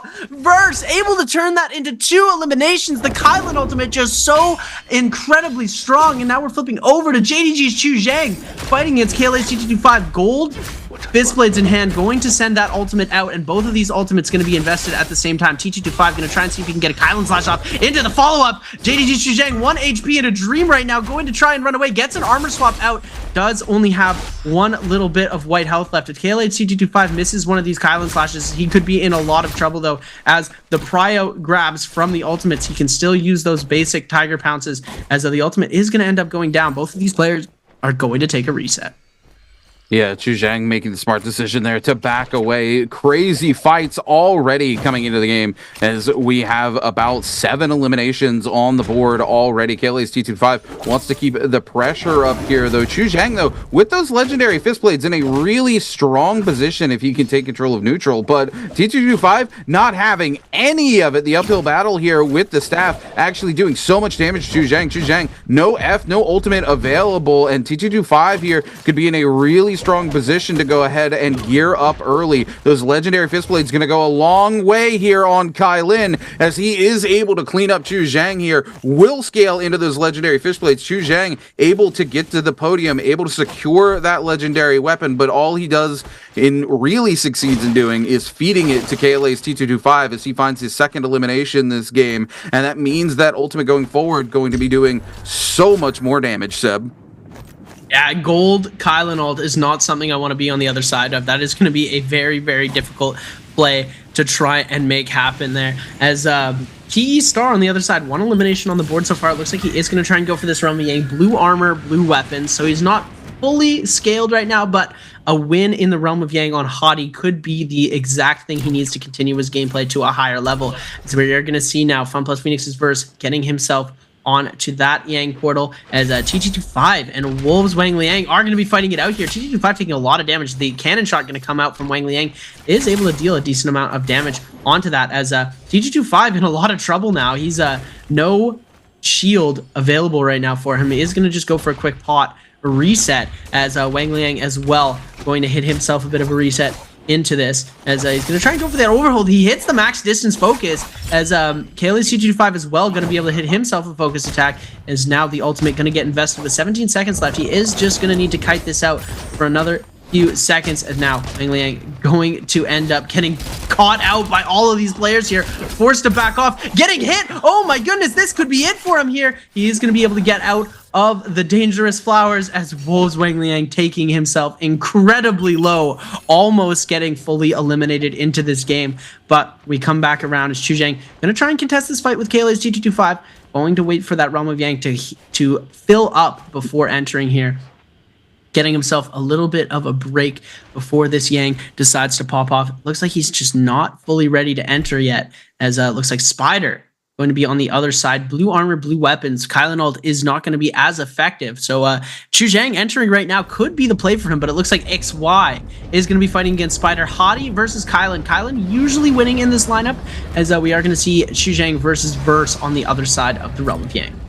Yeah, I see Zhang Yuan here coming in versus WBG Spider. We see both of them go airborne. That pistol shot going to do just a little bit of chip damage here. Zhang Yuan still trying to stick to his guns with the melee weapon, looking for a clean intro to this fight. WBG Spider taking some range damage there off of Zhang Yuan's pistol as well, though. Spider trying to go for the reset. Will come around the corner there with a very clean LMB there off of the dagger, trying to find it yet again. Will find another one off the back of the F. Decides he's going to go ahead and invest the ultimate here, but he's about to be taken for a ride here by Zhang Yuan as he gets him stuck to the wall here. Able to find the re-grapple. We see the immortality proc keeping him alive here, but he gets put back in. The poison splash to add insult to injury, and oh my goodness, WBG Spider is able to activate the ultimate but not use it. Oh my goodness, the disrespect into the wall, into the triple carousel. That is just an insane play, ladies and gentlemen. Being able to pull that off, the spacing has to be perfect. Your button presses have to be perfect. Your directional inputs have to be perfect. This is something that is very, very difficult to deal with. And lots of these players have a lot of difficulty trying to pull this off. And for him to be able to do that against Spider while the ultimates proc, the one prio that he was able to hit, just costing Spider the game there in this Realm of Yang, as we are going to flip over Fist Blades versus Fist Blades, blue armor versus blue armor. This is a pretty evenly spread matchup right now. Hottie versus Matari, both of them just charging in each other's faces, trying to go for a scale rush play right now, as Star scale rushing onto the other side. AIS trying to make something happen with these Fist Blades, both of them going for the charge here, and the prio is going to come out with the F ability invested from Star on the back end. And this is the mirror matchup. If AIS is able to make Star burn his ultimate, then he's able to do something very well, as we do see the parry coming through into the jump LMB, into the jump LMB. JL's AIS with 2 jump LMBs off the parry, able to come through and pick up an absolutely insane kill, stacking him up with some purple armor, some gold weaponry, some good soul jades, and that Vermilion Bird Might buff. Yeah, absolutely crazy plays there from AIS. Very, very clean with the Fist Blades as well. Into the double jumping LMB follow-up once he finds control here, as we cut over to EWG's Arano here. trading blows with WBG Spider. Spider off to a tear here as Arano already has all of his armor ripped away. Spider with the clanks, keeping him from being able to gain any distance here off of these grapples. Going to force Arano to burn the ultimate F very soon, if he even gets the opportunity to. No, Spider just says no. He's able to find the pickup, and before he ever touches the ground, Spider will eliminate him, and Spider finds his first elimination here in the game. Absolutely huge for him as he's able to cleanse that Yang depletion as well. WBG Spider will live to fight another day. As we cut over to TE Star, in a very similar situation, our winner from last game now unfortunately does not come out on top inside that realm of Yang. Has 3 minutes 22 seconds to find himself a Soul Bloom to cleanse this Yang depletion. JDG's Chu Zhang around the corner here in a very similar situation. 2 minutes and 6 seconds. Decides it's time to go ahead and start chasing onto this kill here with TE Star. Star opens the fight with a massive parry with the follow-up, immediately strips the armor away from JDG's Chu Zhang. Chu Zhang now knowing they're on the back foot here, goes for the staff. The F going to be invested on the side of TE Star to break away from it. Doesn't want to let him get any value, as now Wolves Wang Liang shows up to the fight as well for the third party. Chu Zhang just continuing to take chip damage left, right, and center here. Star letting Wang Liang do a little bit of the work here for him before he shows up. Another parry onto Chu Zhang, and these parries costing Chu Zhang so much in this fight. Chu Zhang forced to burn that Akko's ultimate here.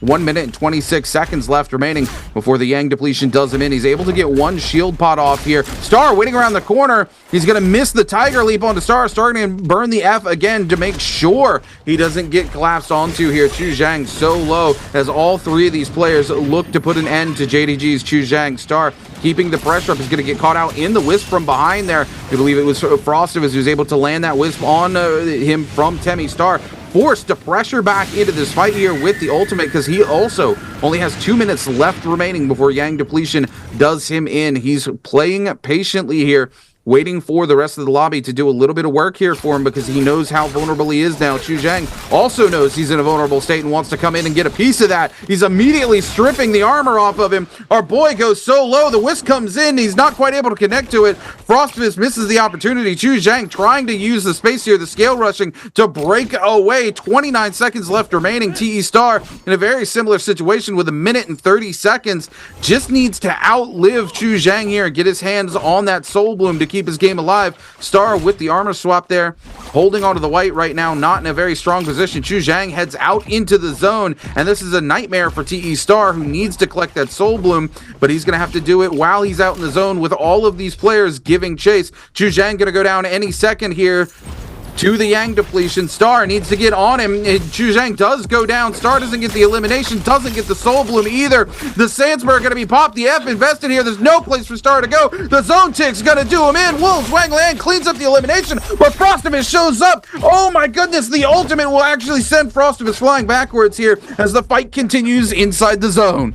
Frostivus taking to the zone, able to steal the Soul Bloom away. Wasn't 100% sure if that was one of the players that was on Yang depletion, so he's able to take it away from Wang Liang there, preventing the heal. Getting that Wisp onto Wang Liang as well was a super huge play, but Wang Liang still had that ultimate to be able to save him here, and it looks like he might actually go out to zone right now. Very, very low in HP. Needs to get himself in. Is going to be able to with 1 HP in a dream, but Feng! Oh my goodness! Feng goes out to zone! Oh my goodness, what is going on, ladies and gentlemen? DRG's Feng is going to get eliminated by the Storm. Everybody getting extremely greedy into that fight, and they didn't realize how far away they were from safety, as it looks like Feng very disappointed in himself for that game. The performance in the bi-weekly not reflecting too well on his performance in the finals right now, as WBG Spider facing off against KLA's T225 in the Realm of Yang here. Fistblades versus Fistblades, those gold ones dealing so much damage. Spider bringing it back around, the F ability going to get invested, ultimate invested from KLA's T225. We're going to see Spider with the ultimate back as well here, as we're going to see Spider getting caught out by the first one.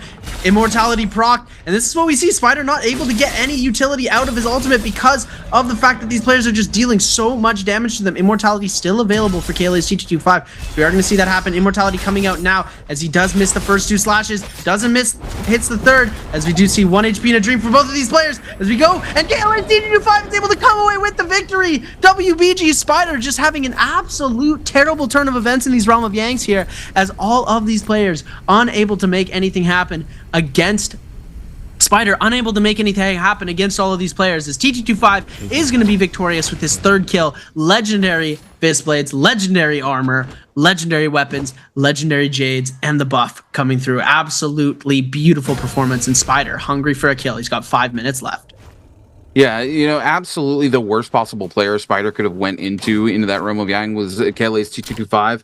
The difference in power there between the blue fist blades he had at the time versus those legendary fist blades just means he's at such a massive disadvantage, especially once they go ult for ult, because T225 is just going to get so much extra damage out of that ultimate. It's going to make it very hard for Spider not to see his immortality procced first, which is exactly what we see. And then once that happens, T225 is in a very, very comfortable position just to win that fight, and win that fight he does in the end there. And now the scale on T225 with the legendary set of armor, legendary fist blades, he is set up for success heading into the end game here with 3 eliminations. Fun plus Phoenix's Verse, though, 5 eliminations on the board. Verse has been putting in absolute work here. Verse with a legendary weapon in his back pocket as well. A legendary Hong Sword going to be setting him up for success, especially if he's got the Jades to back it up there.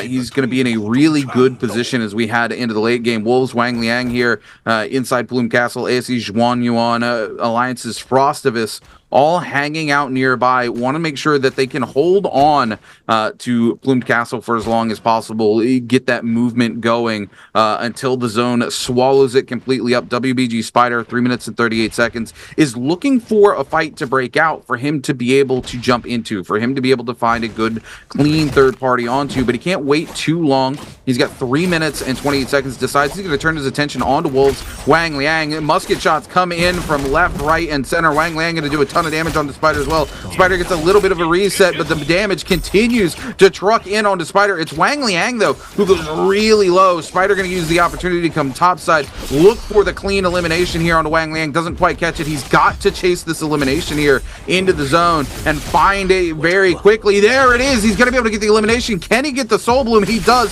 Spider will live to see another day, but now he's got to contest with T225 yet again, and T225 coming in on that ultimate, going to be doing a ton of damage. The ult going to end here for WBG's Spider. T225 with the re-grapple onto Spider. Spider gets the elimination. Spider gets the Soul Bloom, but I don't think he's going to live to see another day. The zone tick as he touches the edge of the circle, still catches his pinky toe, and WBG Spider goes down, and T225 picks up his 4th elimination of the game. Wow, TT25 doing a great job of just grapple canceling Spider for him, and then he misses that scale rush in the panic. He hits himself onto the wall, the terrain griefing him just a little bit. I mean, more than a little bit there.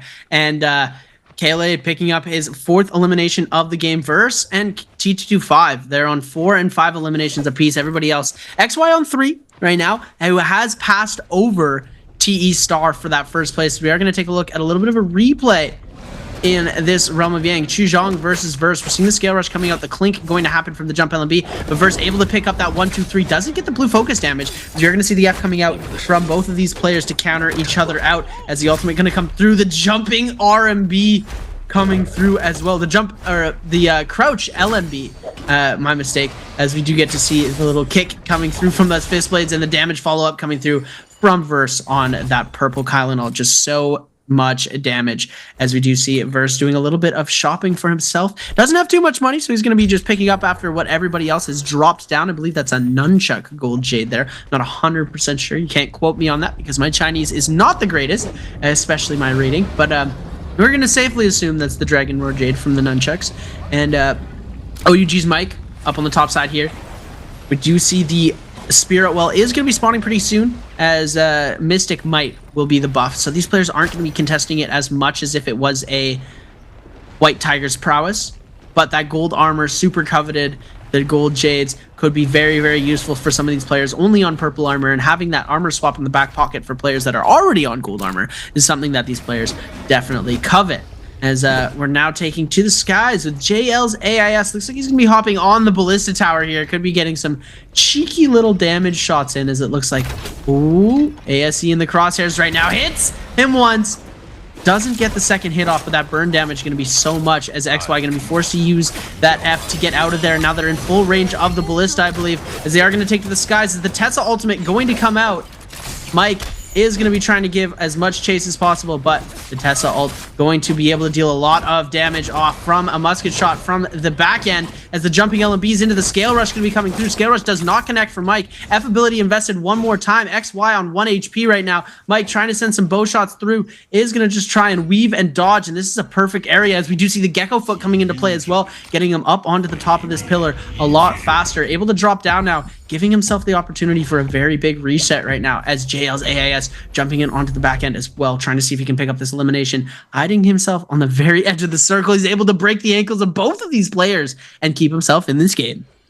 Yeah, absolutely huge for Juan here. You know, a very bad position for him to be. That ballista shot setting him up for failure, but he makes the smart decision. That rock he actually ends up immediately ulting towards and getting to is the exact 100-meter mark there for the ballista, which means once you're on the other side of it, the ballista just can't hit you. For those of you at home who don't know, the ballista has exactly a 100-meter range, and the shots post that just disappear. As we're talking about that, Kaylee's T225 just comes around the corner there and cleans up OUG's Mike, who finds himself a little too close for comfort there. T225 finding his 5th elimination of the game, going to tie himself up here with the likes of Verse, as we are down to our last 5 players left remaining alive as Zone 4 collapses onto Zone 5. We're going to see that last late game Bane's Breath getting ready to come through here quite shortly, so many of these players not looking to overcommit onto these fights. Juan here in a decent position. He's 90% of the way to ult. A lot of these players think he's still vulnerable, that he doesn't have that ult. He's going to have it back online very shortly,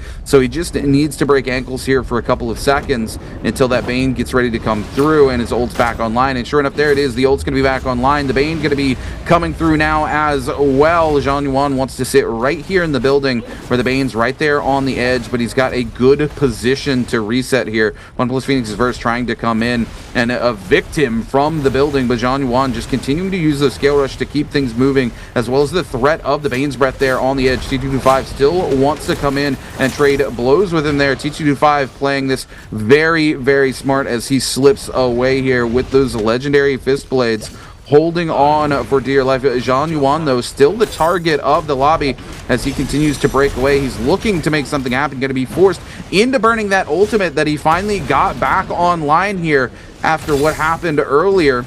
He gets the ult online. He's not going to be able to get the heals up, though. He's going to immediately be demeched. This is a nightmare scenario for Juan and JL's AIS. It's going to be a dreamland for him as he cleans up the elimination, but now he's going to go low, and this dream might very quickly turn into a nightmare. Funpless Phoenix's Verse kills Frostivus off screen. AIS goes so low. T225 coming over to set up for the elimination. AIS still holding over the ult. We'll find the full reset. 3 players left alive. T225 just wants to create as much pressure onto AIS as possible. Verse, T225, 6 and 5 eliminations apiece here. Who's going to take it home, Seb? Things are getting absolutely spicy here in our game number 2. You knew it was over the second T225 and Verse just looked at each other and said, we're both Kylans. Let's just take out everybody that's not a Kylan. This is a Kylan preferred species lobby right now, as all of these players going on to the non-Kylan players. We saw them take out the Hottie first. That's who they wanted to go out, as they wanted XY down and out of the lobby. They wanted that Kylan gone. AIS was able to pick up the elimination, but they were happy the Kylan was gone, or the Hottie was gone nonetheless. And now both of these Kylan players are going to try and take out the Matari. And as soon as all of the non-Kylan heroes are out of the game, they will be able to face off in a legendary 1v1 battle. You know, it'd be kind of poetic to see if T225 gets the kill into AIS, then we have a 6 kills and 6 kills in a 1v1 to see who's going to come away MVP.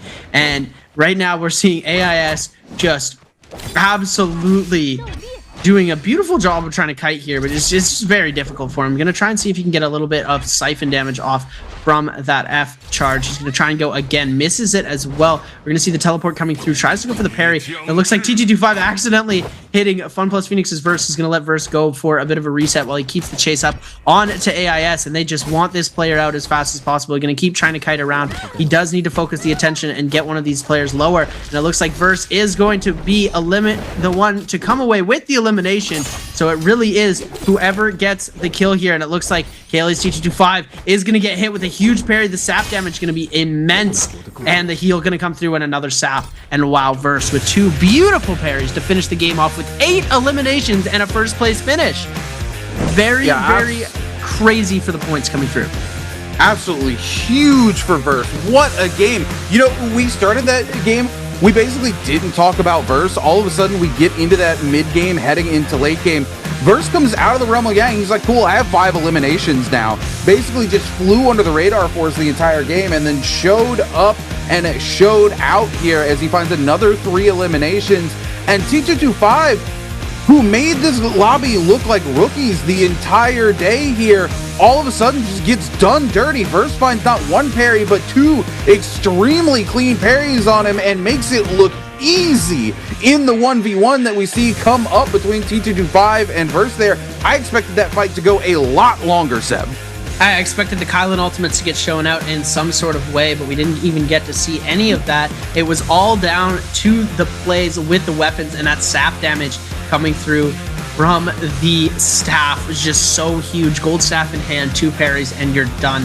Absolute insanity coming through, and Verse picking up his first MVP of the day, as this was only game 2, so he's going to be able to come away with that elimination in the end. 8 kills in the first place finish, so it's going to be just a little bit more than we saw in the game number 1. TE Star was able to get 8 eliminations, but ended up finishing in 2nd or 3rd, so doesn't get the multiplier, so it's going to be a lot of points. And, you know, unfortunately, Frostivus going out with 0 kills in 4th place.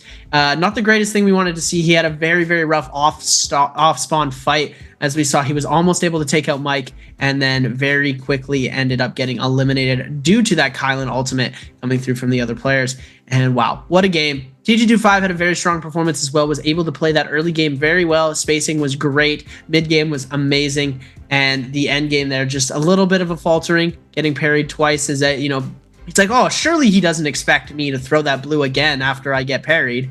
And, you know, he throws the blue again, the sap damage comes through, and it's an unfortunate thing to see. But, you know, it happens. People are going to shake it off and get back into the game. We are going to have a little question for you guys, ladies and gentlemen, because we want to know what your guys' thinking of which player used Hottie in game number 2. Was it A, OUG's Mike, B, Wolves' Wang Liang? Was it C, Fun Plus Phoenix's Verse? Or was it D, ASE's XY? And if you were watching that last fight where the Kylans were sharking onto that Hottie really fast, you saw exactly who was playing on the Hottie. So put your answers in chat. You will be entered to win a Summer Split random gift. And, you know, like I said, everybody loves free stuff. We're going to take a look now at the scoreboard. This was the individual scoreboard for game number 2. So Verse with 8 kills, 9.6 kill points, 3 ranking points, putting him at a total game score of 12.6. KLAC225 not going to be able to get the multiplier, not getting that extra ranking point, going to get himself a 7 game score. AIS going to be in 3rd with a 4.5.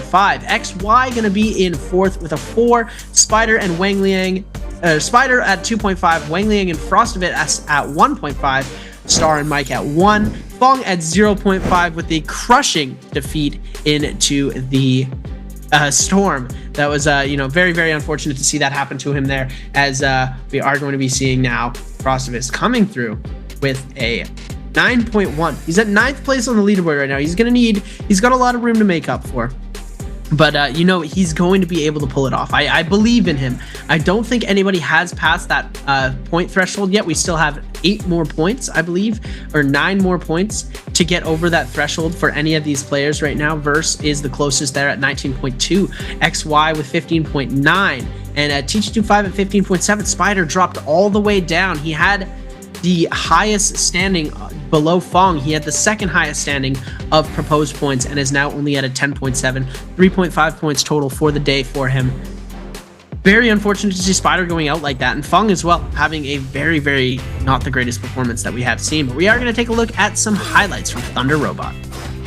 As we take a look here, ASE Zhang Yuan, that early, this was huge, right? He actually drops this as well, and TE Star still fumbles it and walks back to the neutral. You can see the look on his face there. He is not happy about that turn of events at all. As we cut over to Fun Plus Phoenix's Verse here with that early ult, just ripping through Mike and then turning it immediately onto Frostivus here. Frostivus using that ult there right afterwards, and unfortunately just not able to capitalize on it. And then Zhang Yuan here keeping WBG Spider from ever proccing that ultimate again after he gets it off here. He just keeps him juggled there. You talked about the spacing there. That is such a hard piece of tech to maintain there. Your spacing has got to be absolutely perfect. This is where Spider is able to come in, get the elimination onto Wang Liang. Unfortunately, Spider very quickly goes out after that. He never makes it back in from the zone. He's literally a pinky toe left in the zone as the zone tick and claims him there. And then in the end here, Verse just a huge parry onto T225. The sap damage, the follow-up on it as well. T225 comes back in,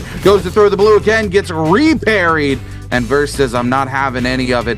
Sends T225 back, walks away, has a huge game. And you look at that, T225, by the way, congratulating him, having a good time. And this is the sportsmanship we love as we take a look. It's going to be a Kylan MVP here for game number 2. No surprises to see here that it is going to be Fun Plus Phoenix's versus 6th MVP of the season, 20,000 damage, 8 eliminations, 10,000 of that damage coming in from the staff. Cat Bloom, Advanced Heal, jabbing, and that Sap Soul Jade we talked about so much in the very end there. I mean, it really put in a lot of work for him there. Those double parries just make that fight end so quick. You know, you think of 2 Kylins there, both of them with gold weapons, both of them with ultimates online. There's nobody else left. It's a wide open range. You expect that fight to go on for a hot minute, for there to be some resets, for there to be some trades back and forth. But Verse just finds those double parries and ends it before it even starts, Seb. Yeah, it was pretty crazy to see how fast he was able to just eliminate him. I was really hoping we were going to get to see an absolute insane fight coming through with the Kylan ultimates, where we were seeing the Kylan 1v1. They took out everybody in the lobby, and they're just like, okay, I'm going to parry you twice. As you know, the Cloud Weaver throw, a little bit irresponsible from him coming there. As you know, we don't see it happen very often that we get to see Cloud Weaver in a 1v1 situation like that in that final circle. But yeah, props to ASE's XY to be able to come through with that triple carousel at the in the realm of Yang. That was my play of the game by far. Ladies and gentlemen, we are going to go to a short break, and we'll be right back with the rest of the NARAKA action that we've got for the day. We'll see you guys in just a sec.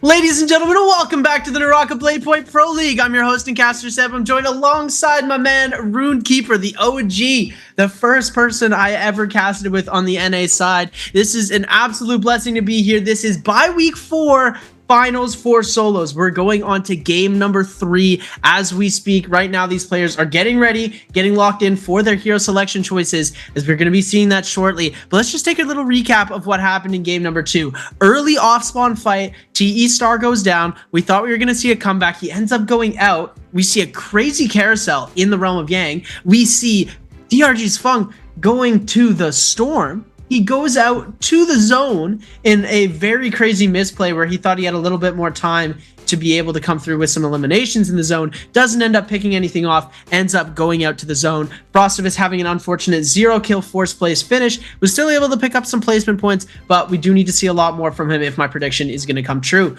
Rune, how are you feeling? Because I am just so pumped right now. We're going to be going into game 3, and it's just crazy right now. I'm excited. There's a lot of absolutely just anomalies happening today, and that's what I love to see. When you get to finals, you typically, when we say anybody can take it in finals, this is exactly why. When you have games like this, where things just get absolutely flipped on their head, right? Like, I still have got to talk about that fight between Verse and T25 there in the end. You just don't expect that those two are not even going to send ultimate there. It's going to end that quickly. The back-to-back parry just to end the fight there.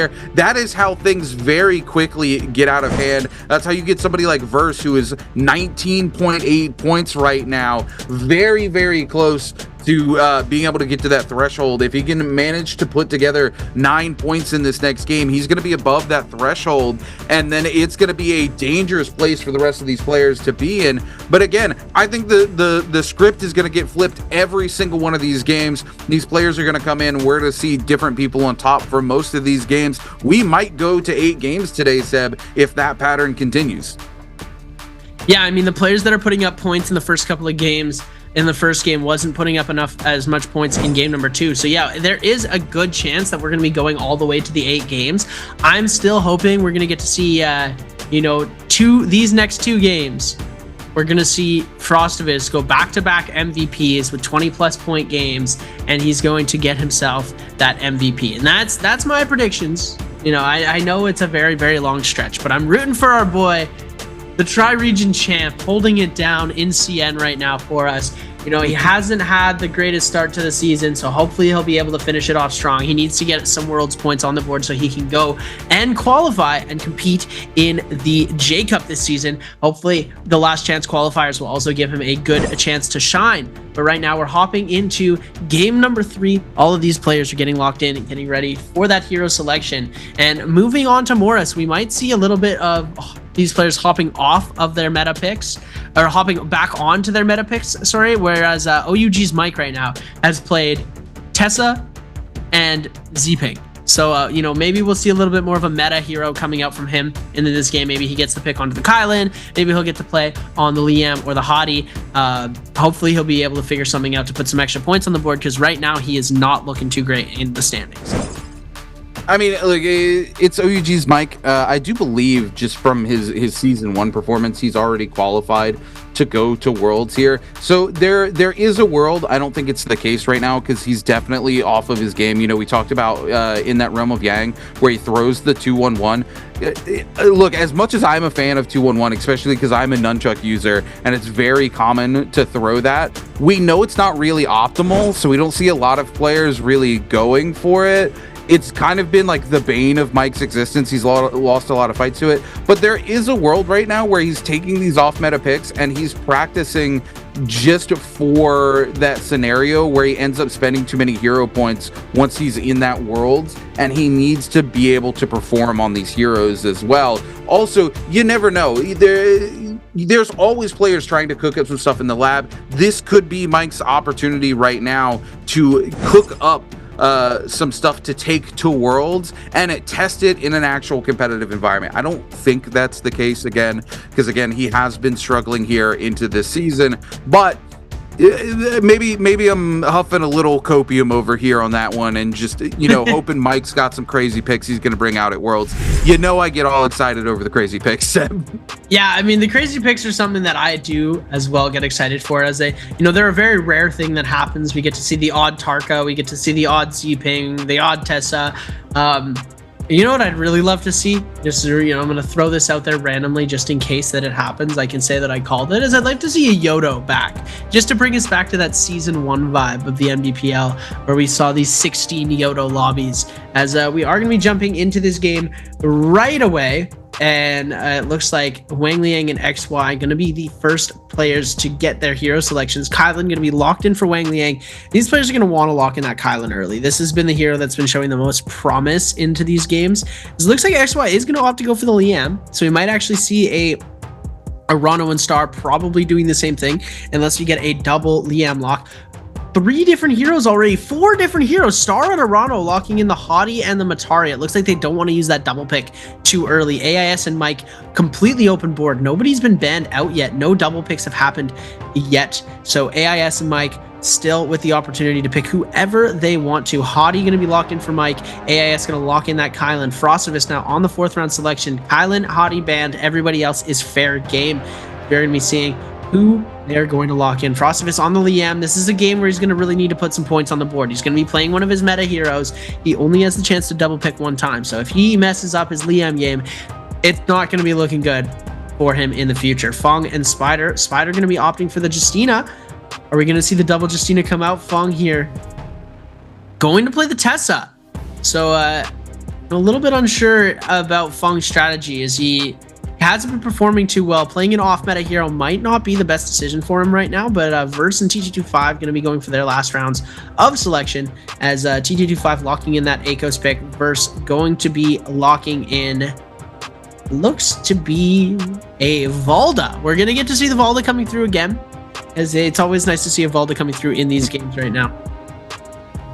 Yeah, I mean, I'm super excited to see Valda coming back into the meta. Really, really fun hero. You know, I know everybody in chat very excited to see Valda picks coming through as well. I know Moxie over there loves her some Valda, one of our co-casters. Big shout out to Moxie and Duncan hanging out in chat with us today as well. But again, that Valda, really, really fun. Great hero to come back into the meta. The rework, very solid rework on the hero as well, I think. Overall, just really fun changes to the hero that doesn't absolutely break the hero, gives them an opportunity to come back and play into the meta here. So it's very nice to see. And it's on Verse. I think Verse looking to make something happen in this game. Again, he's sitting pretty right now. If he can put up 9 points this game, he could walk away over that threshold after only game number 3, Seb, and that would put him in a really power position over the rest of this lobby. Yeah, and it'd be interesting to see if Verse has a super huge pop-off game, especially that we've seen these Valdas being able to take away so much in those ending circles. It's going to be very interesting to see exactly what he's going to be doing.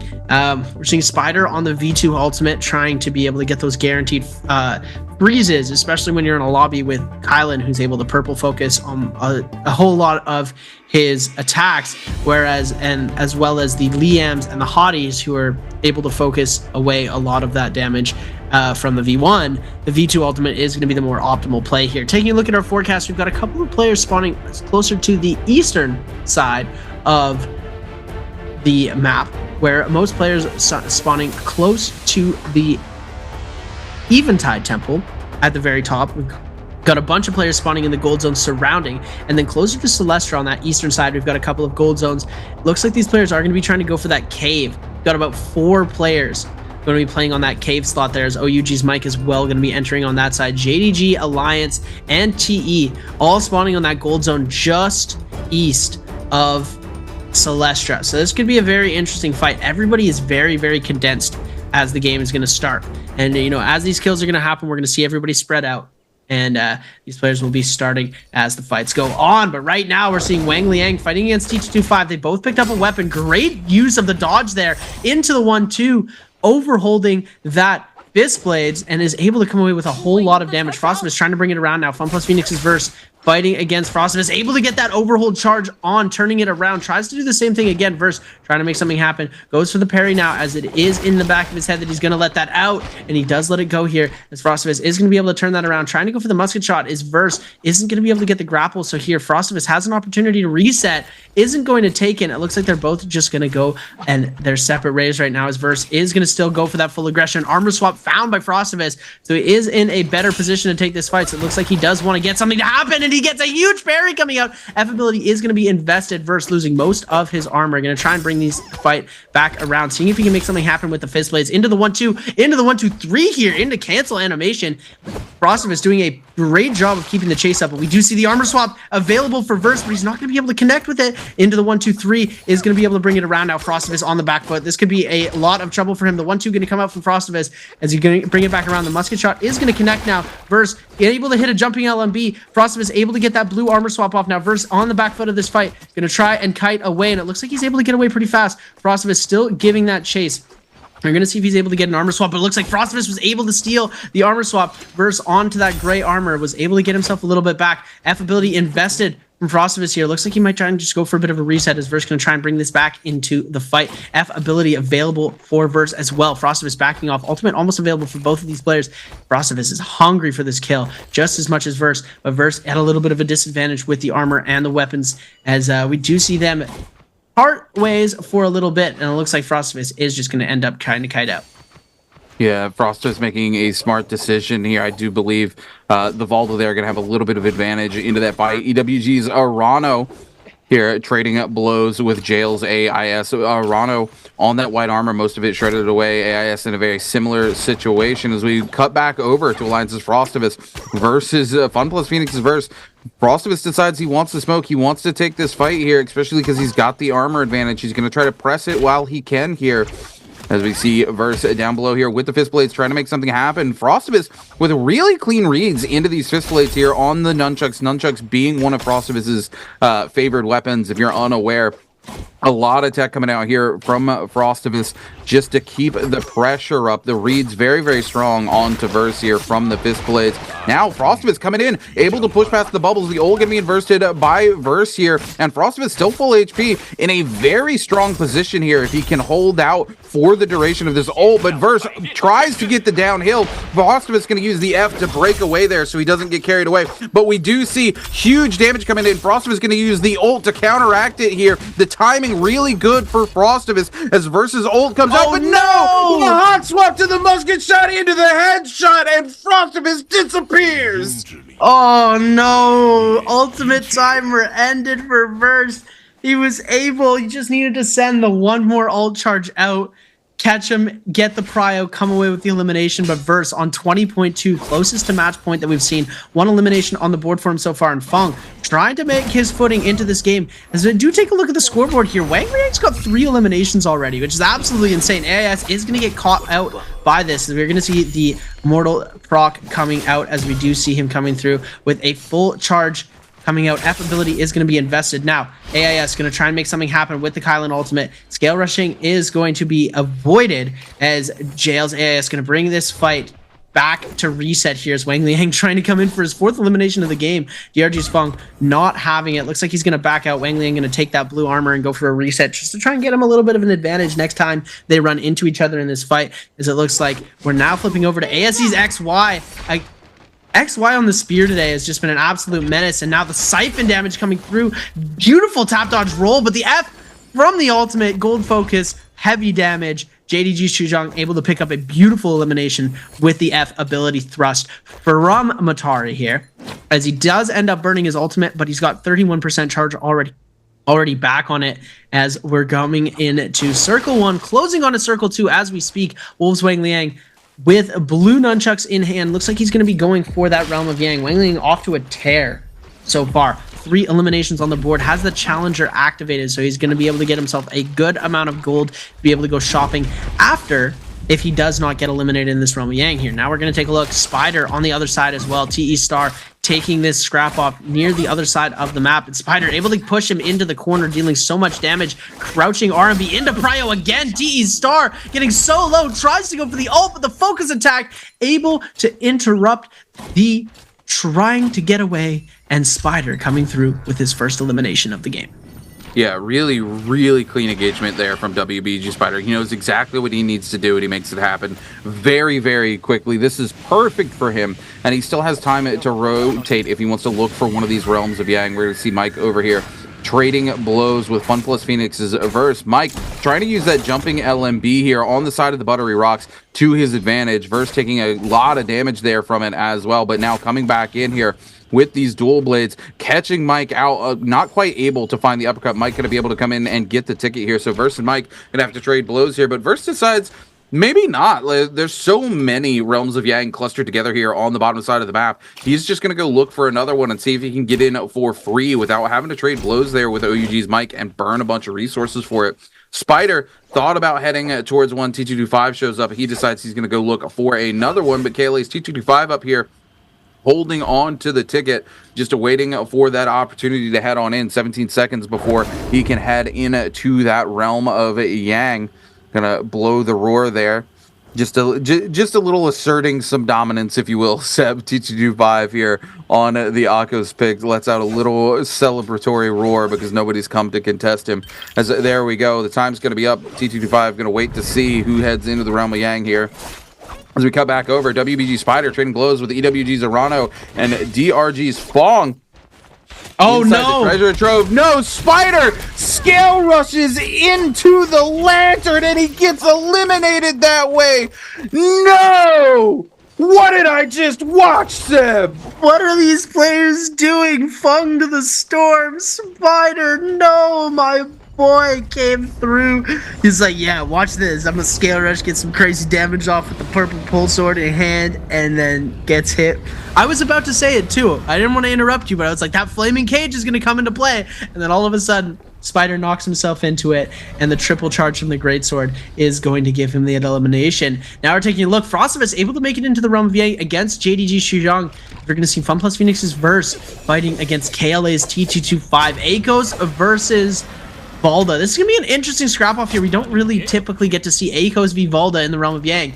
Pistol shots coming out from Verse, bow shots coming out from T225. The scale rushes are going to be coming through, and this is where all these players are just going to try and hold the other side of the pillar, counter scale rush. Doesn't want to get caught out because the prio coming through is just detrimental there. Able to get that F2 into the F2 from the Valda as both Fs being countered. The uppercut trying to come through, but the 1-2 from Verse into the 3, able to connect, trying to go for the prio here. Both of these players just trying to hit that uppercut combo here. The 1-2 coming out from Verse, trying to go for that overhold. Ultimate going to be invested now from Verse. T225 able to hit huge prio into the corner though, getting him up against the wall. Going to be able to hit some huge follow-ups right now as we do see the F coming out. Prio again, and this is super great for KLA's T225's favor right now, as Verse gonna have so much of that ultimate timer burn, able to tap dodge the spear. Ultimate timer has finished now, and a huge parry coming out though, as KLA's T225 gonna take so much damage. Ultimate going to be invested now, and all he needs to do is hit this Tiger Pounce, get a bit of health back, able to get him knocked into the wall as well. The F ability gonna come out, misses the F, but the Tiger Pounce, the second one, is going to hit, and now all he needs to do is go for the follow-ups here. Isn't able to connect on these follow-ups, but gets the last one and comes through as T225 victorious against Verse in the realm of Yang. Yeah, really unfortunate there for Verse. Verse tries to play around the bubbles there, but I actually think it's a misplay there for him, right? Because the bubbles receiving a change where gold focus doesn't go through them. I think you can actually tank the blue focus now, but unfortunately that gold focus from the ultimate and ability there not going to get caught out in the bubble, right? So Verse not really saving himself there at all, as we see another leap come through with the follow-up jumping claws as well. T225 just very easily clutches that out in a very strong position. As we take a look now, T225 trading blows here with Alliance's Frostivus. Frostivus trying to hold on here. T225 comes in with a massive parry though. Frostivus is going to immediately pop the F here on Liam just to hold on. T225 trading blows. Frostivus keeping up here though with the chip damage back and forth between the two. Frostivus now investing the ultimate here. T225 trying to go for that F. the roar, trying to land it, doesn't quite find the end of the fight. Will find a little bit of something here. The Liam ult going to be popped here though, but the terrain actually going to grief Frostimous out just a little bit. T225 popping the ultimate now, lands the F. There's nothing Frostimous can really do. The F comes through. He is able to clutch onto it, but he's got to play careful here. T225 still has a Tiger Leap available. He's able to avoid it, but the F comes back through. Oh my goodness, Frostimous still has HP. Just a tiny sliver here. He gets the pot off. This could be it for Frostimous. T225 coming in here with the longsword is going to get the carousel, and unfortunately, Alliance's Frostimous is going to be eliminated. No, my boy Frosty. So unfortunate. He's dropped down to 11th in the standings right now. The only one not performing as well as EWG's Arano. You haven't seen too much of today. We're talking earlier in the cast about how we loved the progression that we've seen from Arano, but it looks like today is not his day, as we are going to be jumping into these next couple of fights. We've still got Vermilion's Birdmite on a couple of these players. We still have Yang Depletion on Verse and Wang Liang. Wang Liang not winning his Realm of Yang. Unfortunate to see Frostimous going out like that. It was a very, very close fight, but in the end, the ultimate of the ACOS was just so much to be able to come away with that elimination. T225, beautiful textbook play there, as we are seeing Verse trying to give chase onto ASE's XY into this play here. That you does see the Liam trying to catch the Liam out. As oh my goodness, the double charge from JDG's Chuzhong on the golden pull sword, just so much damage, bringing it over, switching over to nunchucks right now on these purple nunchucks. Going to try and go for a little bit of an ultimate play with the Matari ult. Does see JL's AIS has been caught out very, very low. Is going to end up getting some siphon, but JDG with only 15 seconds left on that Vermilion's Birdmite is going to be in a bit of trouble, as we do see another Kylan ultimate getting popped. I believe that's Wang Liang. He needs an elimination, and Verse is hot on the tail. Hasn't burned the ultimate yet. JL's AIS as well, extremely low in HP. We are going to see Wang Liang focus his attention over now onto Verse, bringing it over to XY as well, trying to see if he can get some follow-up damage. XY with the ultimate available as well. Gonna pop out that first throw of the Liam ult, as now Wang Liang still trying to give chase out of ultimate now into, oh my goodness, I believe that was ASE's XY bringing it over into Dreadful Whale, trying to see if he can make something happen with that. Wang Liang trying to still come away with this elimination, and Xu Zhang just holding blue with the golden pull sword, going to be very lethal. The Scale Rush going to come in and take the elimination, but Verse does get the Soul Bloom, so he is going to cure himself of that Yang Depletion. Didn't pick up the elimination, but he's still into this game, and he's got the closest amount of points to that match point threshold, so he does really want to put on a show for this game. Yeah, absolutely he does. T225 not too far behind now as well, post picking up those two eliminations. If he could rack together a 12-point game, this could be it for him. DRG's Fong into the Realm of Yang here, going to be versing ASE's XY. You know, we're going to go head-to-head here on the Tessa. Very, very interesting pick for Fong this particular game. Hasn't been able to find too much success with it. No eliminations to his name just yet. He scaled pretty well, though, with the purple armor and this purple fan. You know, Fong, of course, being the dagger D-gen, as we like to call him here, trying to come in here, trading blows with Zhang Yuan.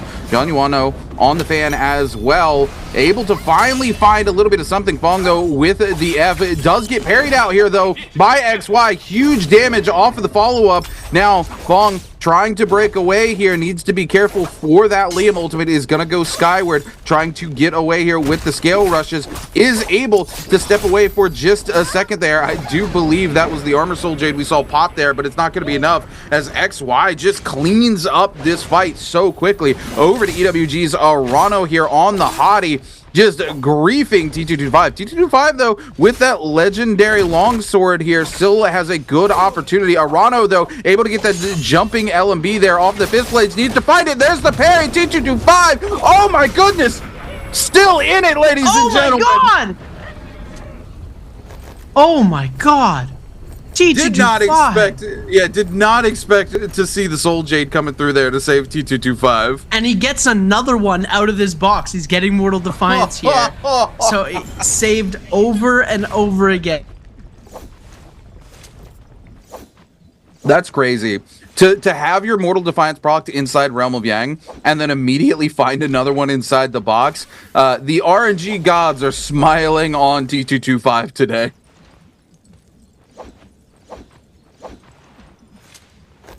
T225 here still with the legendary longsword, legendary set of armor in the back pocket as well, as we get ready to head into our next zone. Zone 3 will be collapsing onto Zone 4 in the next 60 seconds. We're going to see our first late game Bane's Breath coming through quite shortly. DRG's Fong going to come back out now. Needs to find himself a Soul Bloom. He's got 4 minutes. Unfortunately, 0 eliminations to his name this game. He's really going to have to make something happen if he wants to come back in off of this. As we see now, DRG's Fong on the outside. Arano going to respawn immediately, pick up the bounty here. It's going to go on to DRG's Fong. I'm pretty sure Arano going to come do a little bit of shopping. Fong trading blows over here with OUG's Mike going to step away. So many players coming in and out of the woodwork. And again, Arano has that scroll here onto Fong. Fong trying to break away. Up top, just trying to use this fan to break ankles. Looks for the reset. Arano and Fong in that exact same situation here. They have that Yang depletion. They're going to need a Soul Bloom if they want to keep this game alive for themselves. Arano taking this opportunity, knowing there's other players nearby also hunting DRG's Fong, to take a little bit of a reset here so he can come in nice and clean. Fong going to be dropped to the bottom here. Most of that armor broken away by ASE's XY. Fong tries to catch him with the fan R&B, gets a little bit of damage out. The ultimate coming out onto EWG's Arano. The buttery rock saving Fong just a little bit here. It's trying to break away. KLA's T225 shows up. Fong not going to find a single opportunity to take a reset whatsoever. Will find a white armor swap, but it's very quickly melted away from him here. As we see the Liam ult invested is going to be Jail's AIS off of a scale rush with the pole sword to clean up DRG's Fong. Arano not in position to be able to secure the Soul Bloom. Has 2 minutes and 55 seconds to make something happen. That ultimate now on a 22% charge. Unfortunately, he's going to be without ultimate to make it happen. T225 comes inside. Arano puts him in the corner, but T225 with the ultimate immediately turns on to Arano. Sorry, not with the ultimate, with the F. Cannon shots coming in from T225. XY coming in as well. Arano stuck between a rock and a hard place, quite literally. Mike, the rest of the lobby keeping the pressure up. Arano able to get a little bit of a reset off there with a shield pod as T225 on the backside. Arano going to go all the way down to the bottom here, hoping to find that opportunity to get a full reset. Going to use the wall here. Look for some pots. Unfortunately, Arano here out of shield pots altogether.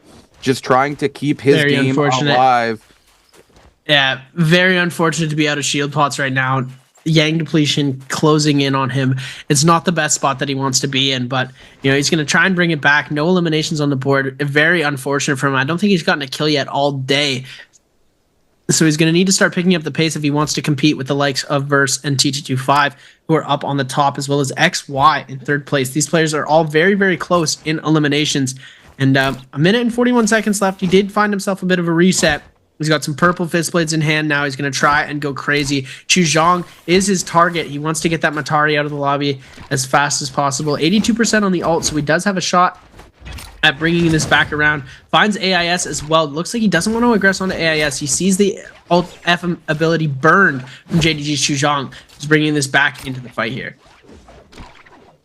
Yeah, Arano, though, unfortunately, 1 minute and 14 seconds left remaining on that Yang depletion. 90% of the way to his ultimate, though, but he's going to have to make something happen here very quickly if he wants to keep his game alive. That late game Bane's Breath going to be coming through here for that zone 4 as these players look to trade blows here. Chu Zhang forced to break away. Arano just trying to find a way into this fight. Unfortunately, all of these buildings are going to make it very difficult for him to lock anybody down. Will get the clank, unfortunately not the follow-up there onto JDG's Chu Zhang. Chu Zhang just trying to keep it moving here. Understands likely that Arano here is on that Yang depletion. Does not want to be forced into a situation where he's got to burn that ultimate just to survive Arano. And Arano giving it everything he's got. Going to come down. He says, I don't care. I will chase you into the Bane. I've got 20 seconds to make it happen. But Chu Zhang is just moving here. This man is moving across the field like a rocket ship, and Arano knows it is over for him. He's going to try to find his own position. Mike's there. He knows he can't afford to take any damage here. Anybody he gives damage to is another point he gives the contenders on the board. Mike trying to find it in, comes in, looks for the parry. Oh my goodness, Mike misses out on picking up the elimination by fractions of a second. Yeah, it was close, but he missed it. and he's not going to be able to come away with that extra kill, as it looks like ASE's XY with the Dreadful Whale going to be able to do a very good job of holding this, but somebody coming in for a cheeky parry could be very apparent to him here, as he is just going to be taking this time to hold this zone out so notobody is going to get it. And it looks like he pops the ultimate and he's able to go here, bringing it back around onto JL's AIS here. And it looks like the Liam's trying to, the Liam's trying to take out the Kylans in this game right now. As you know, we've seen this happen countless times, as all of the players on one hero are going to try and take out the other meta heroes of the lobby, as AIS becoming the target of the lobby, able to get himself a blue armor swap here, but everybody very, very highly stacked, very high aggression. AIS flipping to that blue dagger to be able to get that extra movement that the dagger does give you here, as we're going to see him pick up a 1 pot. Doesn't have the time to pot a second time. I'm going to flip over to the purple spear, seeing if he can make something happen, maybe flip the fight around onto somebody else, as he gets another blue armor swap. He does have Wolfworm Hook on those dual halberds, so he could get himself a huge siphon play coming off of this attack. The double charge, it is a very parryable attack with that first lunge, but if he's able to connect with it, it's going to be very, very useful for him. Cannon shots coming through, able to get the pot off and avoid most of that damage, as we are going to see him coming through now. ASE's XY just relentless in the chase here, wants to be able to come away with this elimination, and now AIS getting dangerously low here, forced to pop that ultimate, has the mortality rocked already. Going to be able to get a hit off of that, giving him just a bit of siphon, but using that last charge, does have HP still remaining, but it's in a very difficult spot here, as AIS just trying to run away, getting grapple checked by the entire lobby right now, as ASE's XY did invest the ultimate to try and come away with the elimination, and XY does come away with the kill and the soul bloom, and now Chizhang getting dangerously low, able to get him out here as well. ASE XY picking up 2 beautiful eliminations back to back here, putting him on to 4 kills, and now he's focusing his attention already onto KLA's T225 with 1 charge of the ultimate remaining. He's going to try and invest it. Ultimate timer does end, but he still has 52% rage, so getting that ultimate back could be pretty easy here. Flips over to the gold pole sword, is able to deal a lot of damage, tries to go for that scale rush here, bringing him up onto the top. KLA's T225 in a very bad position, doesn't want to head into the Bane. He's too low in HP. Mortal Defiance does get proc for him here.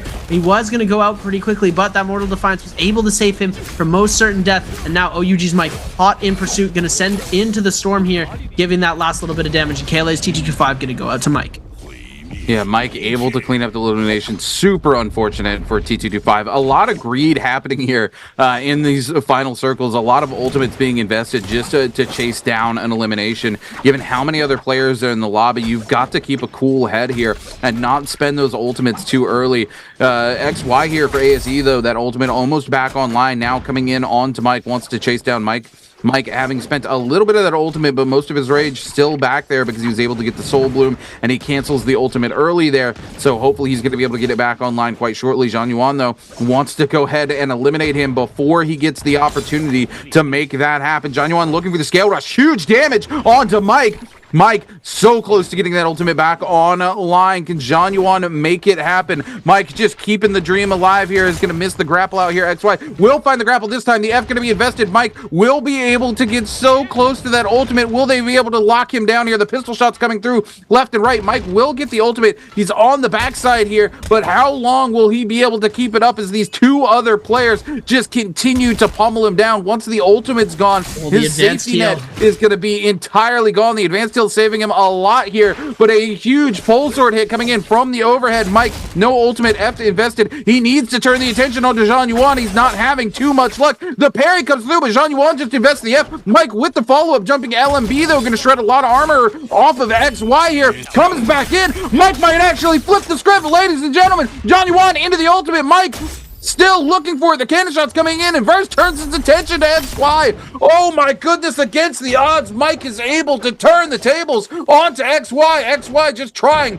to keep the game alive. A gold meter dump to buy him a little bit of space, but Mike keeps the pressure up. He wants to return the favor for what XY did to him earlier. XY trying desperately to get Verse to turn on to Mike, to no avail, and it's Mike who picks up the elimination onto XY. OUG's Mike finally coming awake here in game number 3. OUG's Mike able to pick up a couple of eliminations, putting him onto 4, almost guaranteeing him that first place victory. And he's just trying to get this extra kill to keep the advancement of the points, not having a good first couple of games. Able to get Prio a second time here, popping the bubbles is Verse, and it looks like he might just try and go into the zone. Oh, he's got an armor swap in the middle of the zone. Verse with a beautiful play into this armor swap, but is going to get knocked into the zone from Prio. All he needs to do is set the ultimate up, but no time, and Mike, 5 kills and a first place finish. Absolute insanity coming through here, able to pick up a beautiful kill into those final games, picking up those last 2 eliminations. They're holding onto their ultimates too long in the end there. They don't want to be the first player to ult, but he needed to ult quicker, and Mike was able to capitalize on the fact that these pro players try to hold up on their ultimates for as long as possible. He held out a little bit too long. Mike read the play. He knocked him into the zone, the pistol shot finisher, and sending Verse back to the lobby. What a crazy game this one actually was. Mike here breathing a massive sigh of relief over this game. He has been struggling all day, and he needed this win so bad. He needed every single elimination he gets here. He needed that first place finish just to bring him back into the running here for this bi-weekly final, and he was able to make it happen. He clutches it out here in the end, and this is the Mike we're used to seeing. So hopefully he can continue the trend as we head into the next game here, because he is going to need another big one if he wants to come out on top. Yeah, he's definitely going to need to put a lot more points up, but it has shown us that, you know, the old Mike is back coming into these next half of our games. So first 3 games down, usually this is halftime. We do have 2 extra games to play, so technically it's 1 before half. But game 3 finished, Mike looking very, very strong, climbing his way back up the ladder here. Unfortunately, we're not going to get to see the 4-game Frostivus W. That was my prediction, but yeah, the players that are getting these points and going high, they're getting sharked down early into these games. And we saw Versus only able to pick up 1 elimination with a second place finish. So he does get the placement points, but he doesn't get enough to get him over that match point threshold. So nobody on match point yet. Game 4, this is where we're going to start to see these players starting to pick up, getting into match point. Mike, if he has another game exactly like he did just now, he's going to be in very good contention for taking it away. Spider, not the greatest game that we've seen. We saw the flaming death that came through from the lantern, knocking him, stunning him, and dealing all that fire damage. The follow-up from all of these players was just insane, how quickly they were able to react and come away with the elimination. Look, I hate to say it for WBG Spider, we've already seen looks of dread on his face today. We'll come back to that thought in a second, but we take a look. Mike here, 5 eliminations, first place finish for a game score of 9. Very solid game for him, but also still very solid game for Chu Zhang, XY, and T225 as well, all walking away with around 5 points, 5.5, 5, and 4.5 on the board. Really good for these guys. It sets them up for a huge follow-up game heading into game 4. But back to Spider here. WBG Spider, I don't think he bounces back from this game. I mean, you saw the look on his face after the end of game 2. He was not happy with his performance whatsoever in game 1, game 2. There was kind of a big dread there for him. And then to go out to a player mistake like this, to scale rush into that lantern and immediately go down. Spider, again, very, very mental player. That's not the sort of mistake Spider bounces back from, especially when he's already having a bad day. I do not expect to see Spider turn things around like Mike did here in this last game, where he just pops off like this, unless something drastic comes in and improves his mental very quickly here between games 3 and 4. But taking a look right now, Verse at the top with a 22.2, XY with a 21.4, and T225 with 20. Verse only needs a 6-point game to be over the threshold. XY here only 7, and T225 an 8-point game, and he will be there. Mike needs a 10-point game. I mean, it's OUG's Mike. If Mike bounces back like he did in this previous game here and plays just as well as he did here in game 3, I don't see that being a problem for him whatsoever, either Seb. So all 4 of these players in contention to break that range as we take a look here back at game number 3 in the replays here, brought to you by Thunderbolt.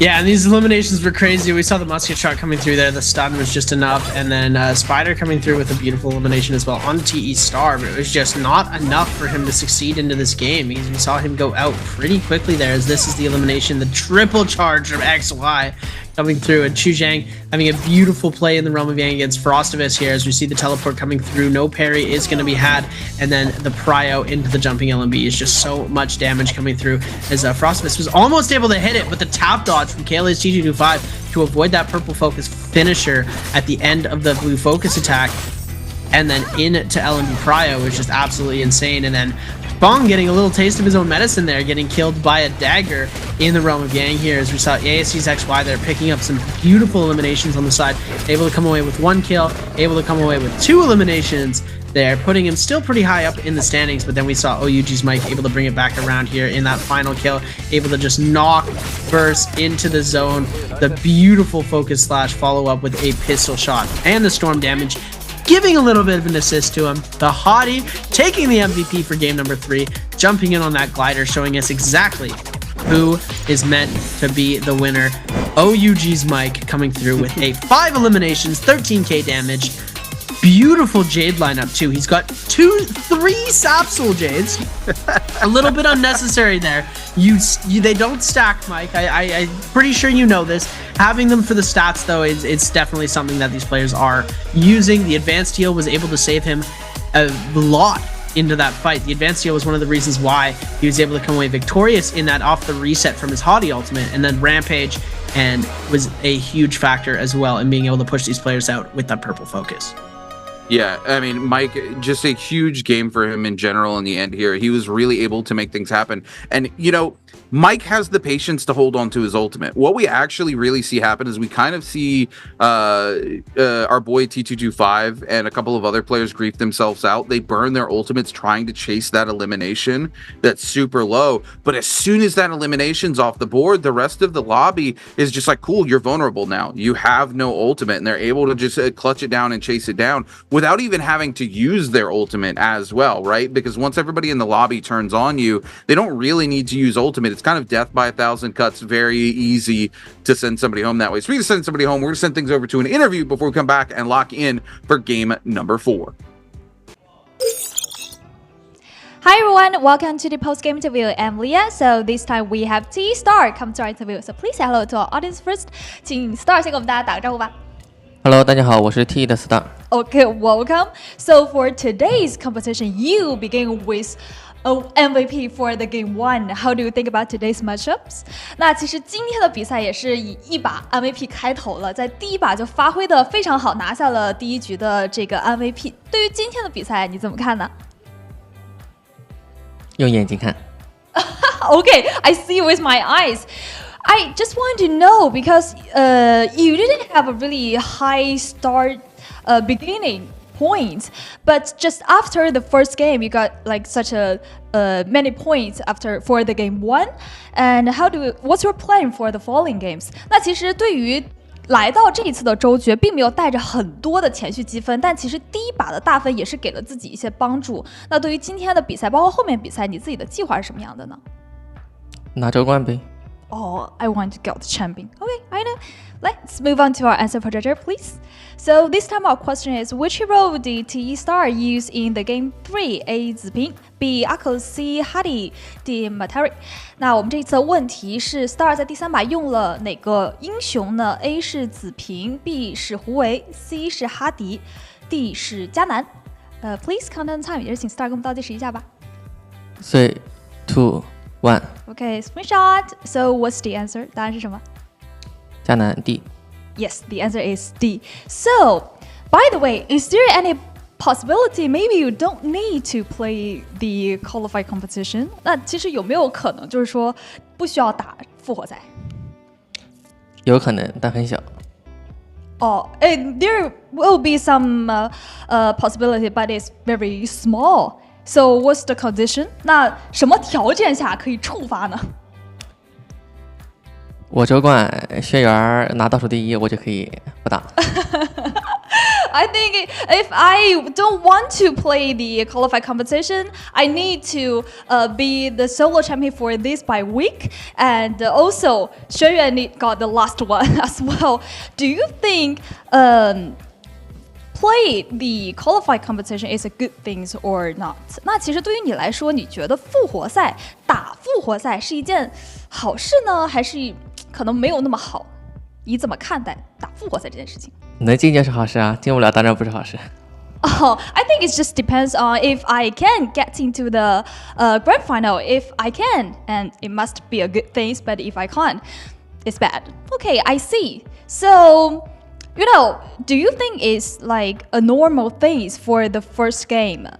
子平 was the first hero be banned. 那其实对于第一把来说，就把第一个被ban的英雄就是子平。你觉得这个是一个比较普遍的事情吗？对于现在？第一次这样吧，好像夏季赛。你怎么看呢？那当然不普遍了。Okay, I think it's not very normal because it's the first time happening in the competition. 子平 was the first hero we banned. Do you think it maybe have some effect for the following games? 对于后面几把比赛的这个 BP， 你觉得会有影响吗？应该不会有什么影响，周决跟常规赛不太一样。I think maybe not affect very much because the BIWEEK final is like quite difficult with the regular game. Okay, thanks Star. Come to our interview. Just good luck to you in the following games. 那也是谢谢 Star 来到我们的赛后采访，祝你在之后的比赛当中好运。Okay, that's all for the interview. Bye bye everyone. Last night, they sacrificed another soul. Even the dead tremble before them.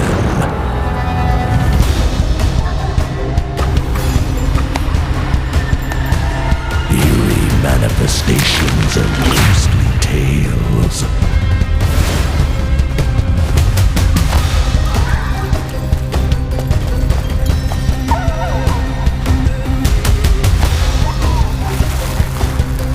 Wolf-headed greeters of the departed.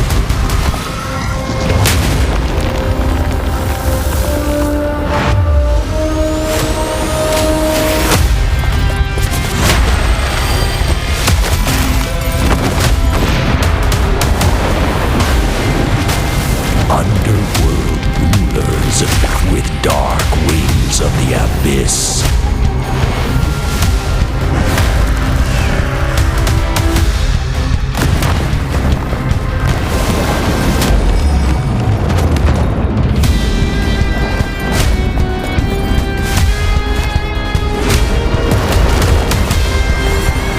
The judges who decide over life and death.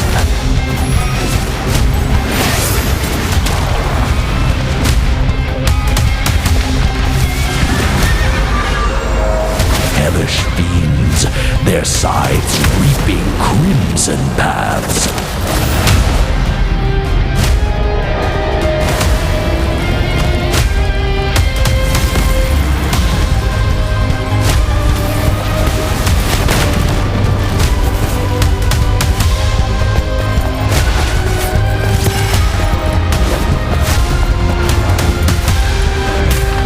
Beware, for the lords of soul stir. You ready for a show?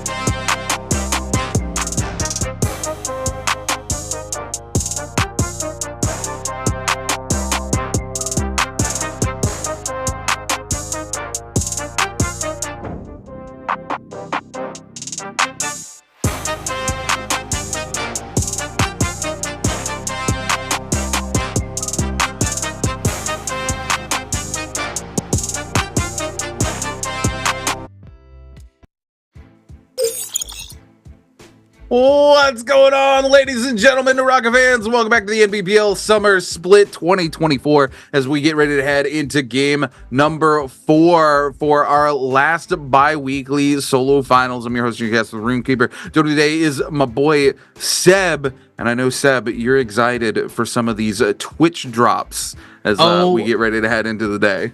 Oh yes, I am. I've already claimed my Twitch drop, so it's in my NARAKA. It's in my NARAKA account, and you too can claim it for just a small price of watching NARAKA. And if you really think about it, that's not a cost at all. That's an absolute crazy bonus that you get. You get free stuff from just coming and watching us talk about a video game. You know, it's so great that we're blessed with these Twitch drops and things that we can give out to the community, because the community gives us so much. They come here and they watch and they enjoy, and it's the least we can do to give back to you guys. We give you those Summer Split random gifts as well. It is just a blast to have you guys and coming and watching all of this. So starting off with this next game that we're bringing it in, game number 4, make sure you guys are watching because the Twitch drops are live. Yes, make sure your account is linked as well to your Twitch so that you are definitely getting those Twitch drops, because you do not want to miss out, because these bi-weekly finals do have those special Twitch drops and you can only get them today and tomorrow. So don't miss out on those forever drops while you have the opportunity to get them. But we are getting ready to head into game number 4, which promises to be a banger.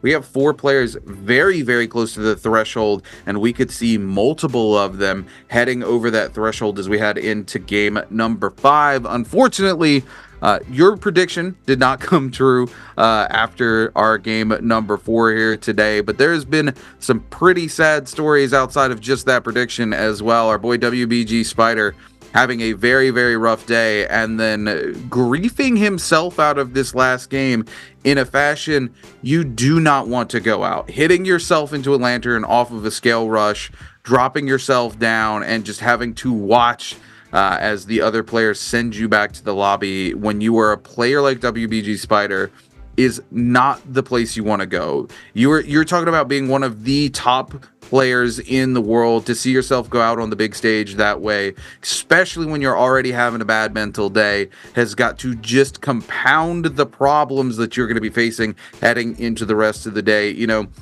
last Worlds, we had to sit down and have an interview with WBG Spider, and he really put a lot of emphasis on his coach being the one who's been able to help him with bouncing back from his mental. I hope here, between this little bit of a longer break we had between games 3 and 4, his coach was able to come in. He was able to talk him through what happened in these last couple of games and really help him reset his mental so he can find his feet again here in game number 4 as we get ready to head that direction, Seb. Yeah, and it is going to be interesting to see who is going to be winning this game number 4, because we have a lot of players in contention for the match point. Like you said, we've got about 4 people who have the opportunity to make it happen realistically. Of course, other players could go on to match point if they have a crazy pop-off game, but realistically, we've got 4 players that are going to be competing for this match point today in game number 4. And it's the crucial turning point of the game, because if none of these players do it and nobody's on match point by the time we come into game number 5, this is going to be the crunch time, because then game number 5, we've only got 3 games left after 5. And if nobody's on match point by 5, you know, it's most likely going to go all the way to game number 8, unless somebody's able to back-to-back clutch up near the end, because there's going to be so many players so close to match point by the time we hit 5 or 6 if these top players don't continue to perform as they have been today. And it has been a very inconsistent play. Like our top player right now, Fun Plus Phoenix Verse, who is number 1 in the standings, he had a 0-point game, number 1. So it is going to be very difficult to see what's going to happen consistency wise, because today has just been all over the place, and it's going to be hard for some of these players to pull it back. But it is possible. Everything's possible. And that's why we play the games. And that's why we love to watch. Yeah, I mean, absolutely. I mean, this is typically what you expect to see from these solo finals. It is still anybody's game all day long. There's never really the opportunity for one player to absolutely crush things out. You typically see a lot of players trading those MVPs back and forth because everybody is very, very hungry to be able to come in and clutch things out there. And we are getting ready to head in right now. We're going to be heading into game number 4. So we're going to see how that hero selection plays out and this is going to be a very, very crucial game for today. These players are, like you said, 4 players on that contention point where realistically 2 or 3 of them could head over that threshold depending on how the scoring comes out here. And once we have that, it is going to be an every man for himself scenario as everybody scrambles to try to eliminate those players going into the next game to keep them from crushing their dreams of walking away the bi-weekly champion. Yeah, it is still anybody's game. And that's what we love about this, is nobody is a surefire thing. We don't see players running away with it like we used to. And with this new format, it is a lot harder to be able to run away with it. And that is that these players have happened. And that's why these systems have been put into place, is so you can't just be like, okay, you know what? I'm going to run away with every single game. I'm going to play all of these games and I'm going to be the top. I don't even need to get first place. That's why they added multiplier only for first place. That's why they did all of these things, to make it even more difficult to succeed, so that the best really don't just separate themselves from the pack. And it has made, the game is so much closer, so much more difficult for these players to try and come away with lots of victories. As we are going to take a look in this bi-weekly Final Four, game number 4. We're going to see these hero selections coming up in just a second here. And Mike and Frostivus, last round of hero selections. So they're going to be in a bit of trouble down there. I don't think we've seen Kylan come out from Frostivus yet. It is his favorite hero right now. We saw in a past interview, he said Hottie is no longer his favorite hero. He said because Kylan is so handsome, he just loves to play him. As Rano and Star going to be opting for the Liam and the Hottie, as we're seeing, it's not being textbook right now. Everybody is opting for these different picks. Wang Liang is going to go for that Kylan pick. Or sorry, the Kylan and the Liam. And then the double Kylan, XY, Wang Liang, and Star all on Kylan. One Liam pick coming through. Liam has not been banned out. TG25 and Verse do have the opportunity to go for those picks if they want. I believe Verse has already played a Liam, so this could be his double pick here. And TG25 is going to opt to play the Hottie.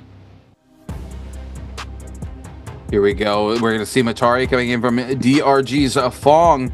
WBG Spider still trying to decide what he wants to play in this game. And again, this game very, very crucial. He's going to lock in the Matari as well. Again, Spider, if he's going to bounce back, it has to be this game.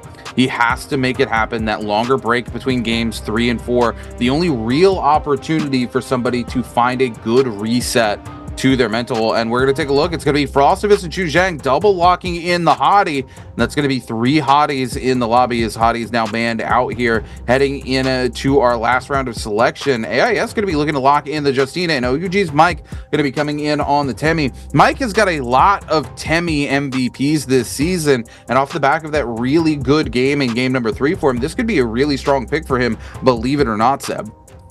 Yeah, this would be an interesting pick to see if the Temi does work out in his favor, like we've seen happen for so many players. Chu Zhang and XY being very, very good Temi players. Mike also being a super skilled player on the Temi. So if he's able to have the circle fall into his favor, if he's able to avoid getting sharked out into that mid and late game, he does have a really good shot at MVPing here. And it would be super detrimental to players like Verse who are really trying to succeed into this game. I believe this is Verse's double pick. No, it is not. Wang Liang is double pick the Kylan though, as most of these players are going to be trying to have that double pick be their Kylan. But that means that Wang Liang has to play a different hero for every single one of these other games. Going into game 4 using your double pick already, it seems like a bit of a risky move for Wang Liang, but he does have to kind of all in it at this point. As we're taking a look, it is going to be pretty standard across the board. No variations of ultimates are going to be played that we don't normally see. Everybody going to be running the standard ultimates and abilities for their respective heroes. V2 running on the Justina, as we've started to see everybody moving away from the V1. We saw it in past games. It is even in this bi-weekly split.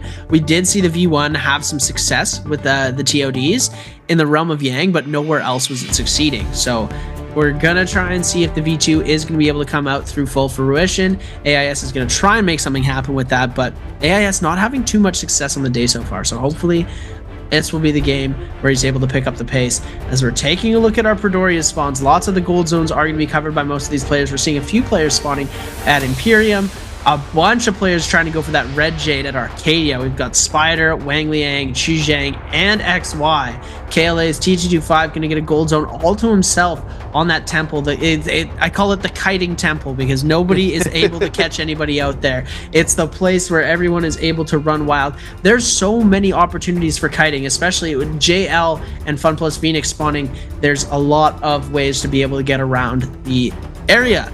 And the armor swaps come out very, very crazy there, as well as we're probably going to see when these first fights start to kick off. Frostivus spawning close to Imperium as well. As game number 4 is about to get underway, Verse able to pick himself up some blue weapons and armor. He's going to try and go in for this elimination onto JL's AIS right off the rip here. Able to try and go for that fan charge 1.0. Isn't going to come away with the hit off of it, as we see the overhold coming up from AIS. AIS on the Justina is going to try and make something happen with the scale rush. Gets the scale rush off. F ability going to get invested here to avoid any damage coming in from Verse. Verse going to keep the scale rush up into the grapple coming over. Clank going to come through from both of these weapons. Overhead going to connect from AIS into the 1-2. Verse now on the back foot of this fight. Huge parry going to come out though, as we're going to see him flip over onto this spear, as it looks to be the more favored weapon into this fight right now. And now Verse going to back out, go for a bit of a heal before re-engaging onto this fight. He does have that blue spear in hand now. The combo potential from this spear is going to be great, as he does grab that blue longsword as well. Doesn't want anybody else to have it. We see the parry come out, but no connection coming through, as the overhold's going to come through on the fan. Tries to make it happen a second time here. Parry going to come out from Verse. Doesn't connect onto anything. No blue is thrown, as the overhold's going to come through, but the F ability is going to be able to negate any punish damage that parry is going to have, allowing Verse to be able to keep his weapon as well. Ultimate almost online for AIS as well. This could be very bad for him, but he's able to get the overhold onto the scale rush. Huge parry coming in though, and flips it over into the spear for a bonk on the head and a good night back to the soul altar. Yeah, versus getting things started strong here. That RMB there off of the spear, that 1.0, doing so much damage. It is the second most damaging singular move in the game there. I do believe the jabbing Soul Jade being the only one that does more damage than that there on the spear. So a lot of players opting to do it when it's safe, coming there out of those parries rather than the follow-up there off of the parry, just because of how much damage it actually does. As we see here, a huge fight breaking out between these 4 players, T225, XY, Chu Zhang, and Wolves Wang Liang, as well as WBG Spider here. So 5 players. This is all these players trying to gather everything up so they can get their hands on that extreme Soul Jade, that Volpine essence that we saw Spider get in game number 1, but unfortunately almost loses it immediately and unable to find any value out of it. XY here trying to turn on to WBG Spider here, going to get some clean damage coming in. Forced to burn the ultimate though. Going to go ahead and use one of those dashes. Spider now extremely low. XY going to use the opportunity to come in and get some heals off with a crazy read into a parry onto WBG Spider. Like, to have to know that that's coming is absolutely insane. To be able to get the read, it's almost impossible to parry that without doing it on prediction. XY here, just a different player apparently, as he's able to get that massive parry and clutch up another elimination there. Such a strong start for ASC's XY here. Unfortunately, the ultimate has ended. The hottie ult going to be invested here. XY going to break away very quickly, just trying to break the ankles here. But with those 2 early eliminations, more than happy probably to come run this back and try to get his hands on that Volpine essence when he gets the opportunity. The fan coming in here from JDG Xu Zhang as he drops down on the head of Wolves Wang Liang. Wang Liang trying to come back in there with the spear, will come in with that Martial Soul Jade and get a lot of damage there onto Xu Zhang, evening up the fight. Xu Zhang trying to go around the side here as both players look to back away from one another and create a little bit of separation before they go back into these fights, as we cut over to Fun Plus Phoenix's versus Alliance. Frostivus. Frostivus on the back foot was able to pick up an elimination that we saw earlier in the kill feed onto Mike, and now he's on the chase. Verse trying to make something happen onto Alliance's Frostivus. We're going to see him try and go for the armor swap here. It looks like he wasn't able to pick anything up. Able to get that armor swap through though now, bringing these pistol shots around. Verse in a bit of trouble. Dropped his purple armor. Is going to end up just trying to go for the scale rush here. Sees the parry come out. Is going to try and see if he can make something happen right now, as both of these players just grappling each other back and forth. The counter grapples coming out, the musket shots into the pistol shots here. As we saw this happen earlier into the game, Frostivus did get eliminated by one of those pistol and musket shots. So now Frostivus in trouble, is getting caught out over and over again by the Prio, but the F ability going to be invested from Verse. Ultimate coming out from Frostivus to try and kite this out. Verse now on the back foot. Gonna go into the zone, try and see if he can kite this out. And it looks like he was able to get a jumping LMB in for damage, and he's able to get the burn tick off, and that's the kill here. And Frostivus picks up his second elimination of the game. He's gonna get himself a purple armor as well that he saw on the outside. Verse gonna send himself to a soul altar. This is gonna be super unfortunate for him, as he is very, very close to that match point threshold. But Frostivus, 2 kills in the early game, stacked up with some purple loot now too. Very, very good place that he wants to be in. Was able to kite out until his ultimate got up, turned the fight around on to Verse, and came away with a beautiful elimination. We did see him kill Mike earlier as well into the game. This is insane, and Frosty, my boy, is doing it. Oh my goodness, look at the look at the coins. He's got all of the coins. Here we go. Wolves going to be coming in to make that play. There we go. Vulpine Essence going to be secured here for Wolves. Wang Liang. Unfortunately, you know, Wolves gets no kills out of this crazy skirmish. 5 players trying to fight over Vulpine Essence, but crucially, he does get the Vulpine Essence as a Realm of Yang appears right here, ready and waiting for him. That means he's going to head into that Realm of Yang. Yeah, I know. He's going to have the perfect setup to take this Realm of Yang, get a super huge safety net for himself here, and secure himself that much needed buff so he can go out and start to chase some of those eliminations. TE Star here using the Hong Sword here just to try to buy himself a lot of space here in the statue to just play a little separation there. Just gonna keep it dodging around, gonna get in the pot here. Super happy about his lot in life. This is a hard place to try to be fighting somebody for that ticket to get into Realm of Yang here, especially when that somebody is a Kai Lin with the ultimate activated here with a purple Hong Sword in the back pocket as well. Frostivus and everyone's just going to back away while they wait for this ult to tick down. But by the time it ticks down, our boy TE Star is going to find himself heading straight on into this Realm of Yang with no contention. There it is. Both DRG's falling and Frostivus just back away. We head in. It's going to be ASE's XY versus Wolves. Wang Liang going head to head here. XY going up here with the dagger. Wolves. Wang Liang, though, with that Vulpine Essence in the back pocket. XY not sure if Wolves is going to have it or not. Wolves coming in here with the fist blades, trying to make something happen. XY there on that dagger. The bow shots coming out. Nobody connecting here yet. There we go. The scale rush going to come in on the side of XY. Wolves going to invest the F, but unfortunately gets the misread and a neutral immediately given back there to XY. The ult being invested here on the side of Wolves, starting to try to tear through here the HP of XY. XY, though, still holding on to that ultimate, going to be in a really strong power position once Wolves comes out of this ultimate here. XY coming in. It does still have... Oh my goodness, there he is. He catches him once. He's going to catch him twice. The Vulpine Essence comes through.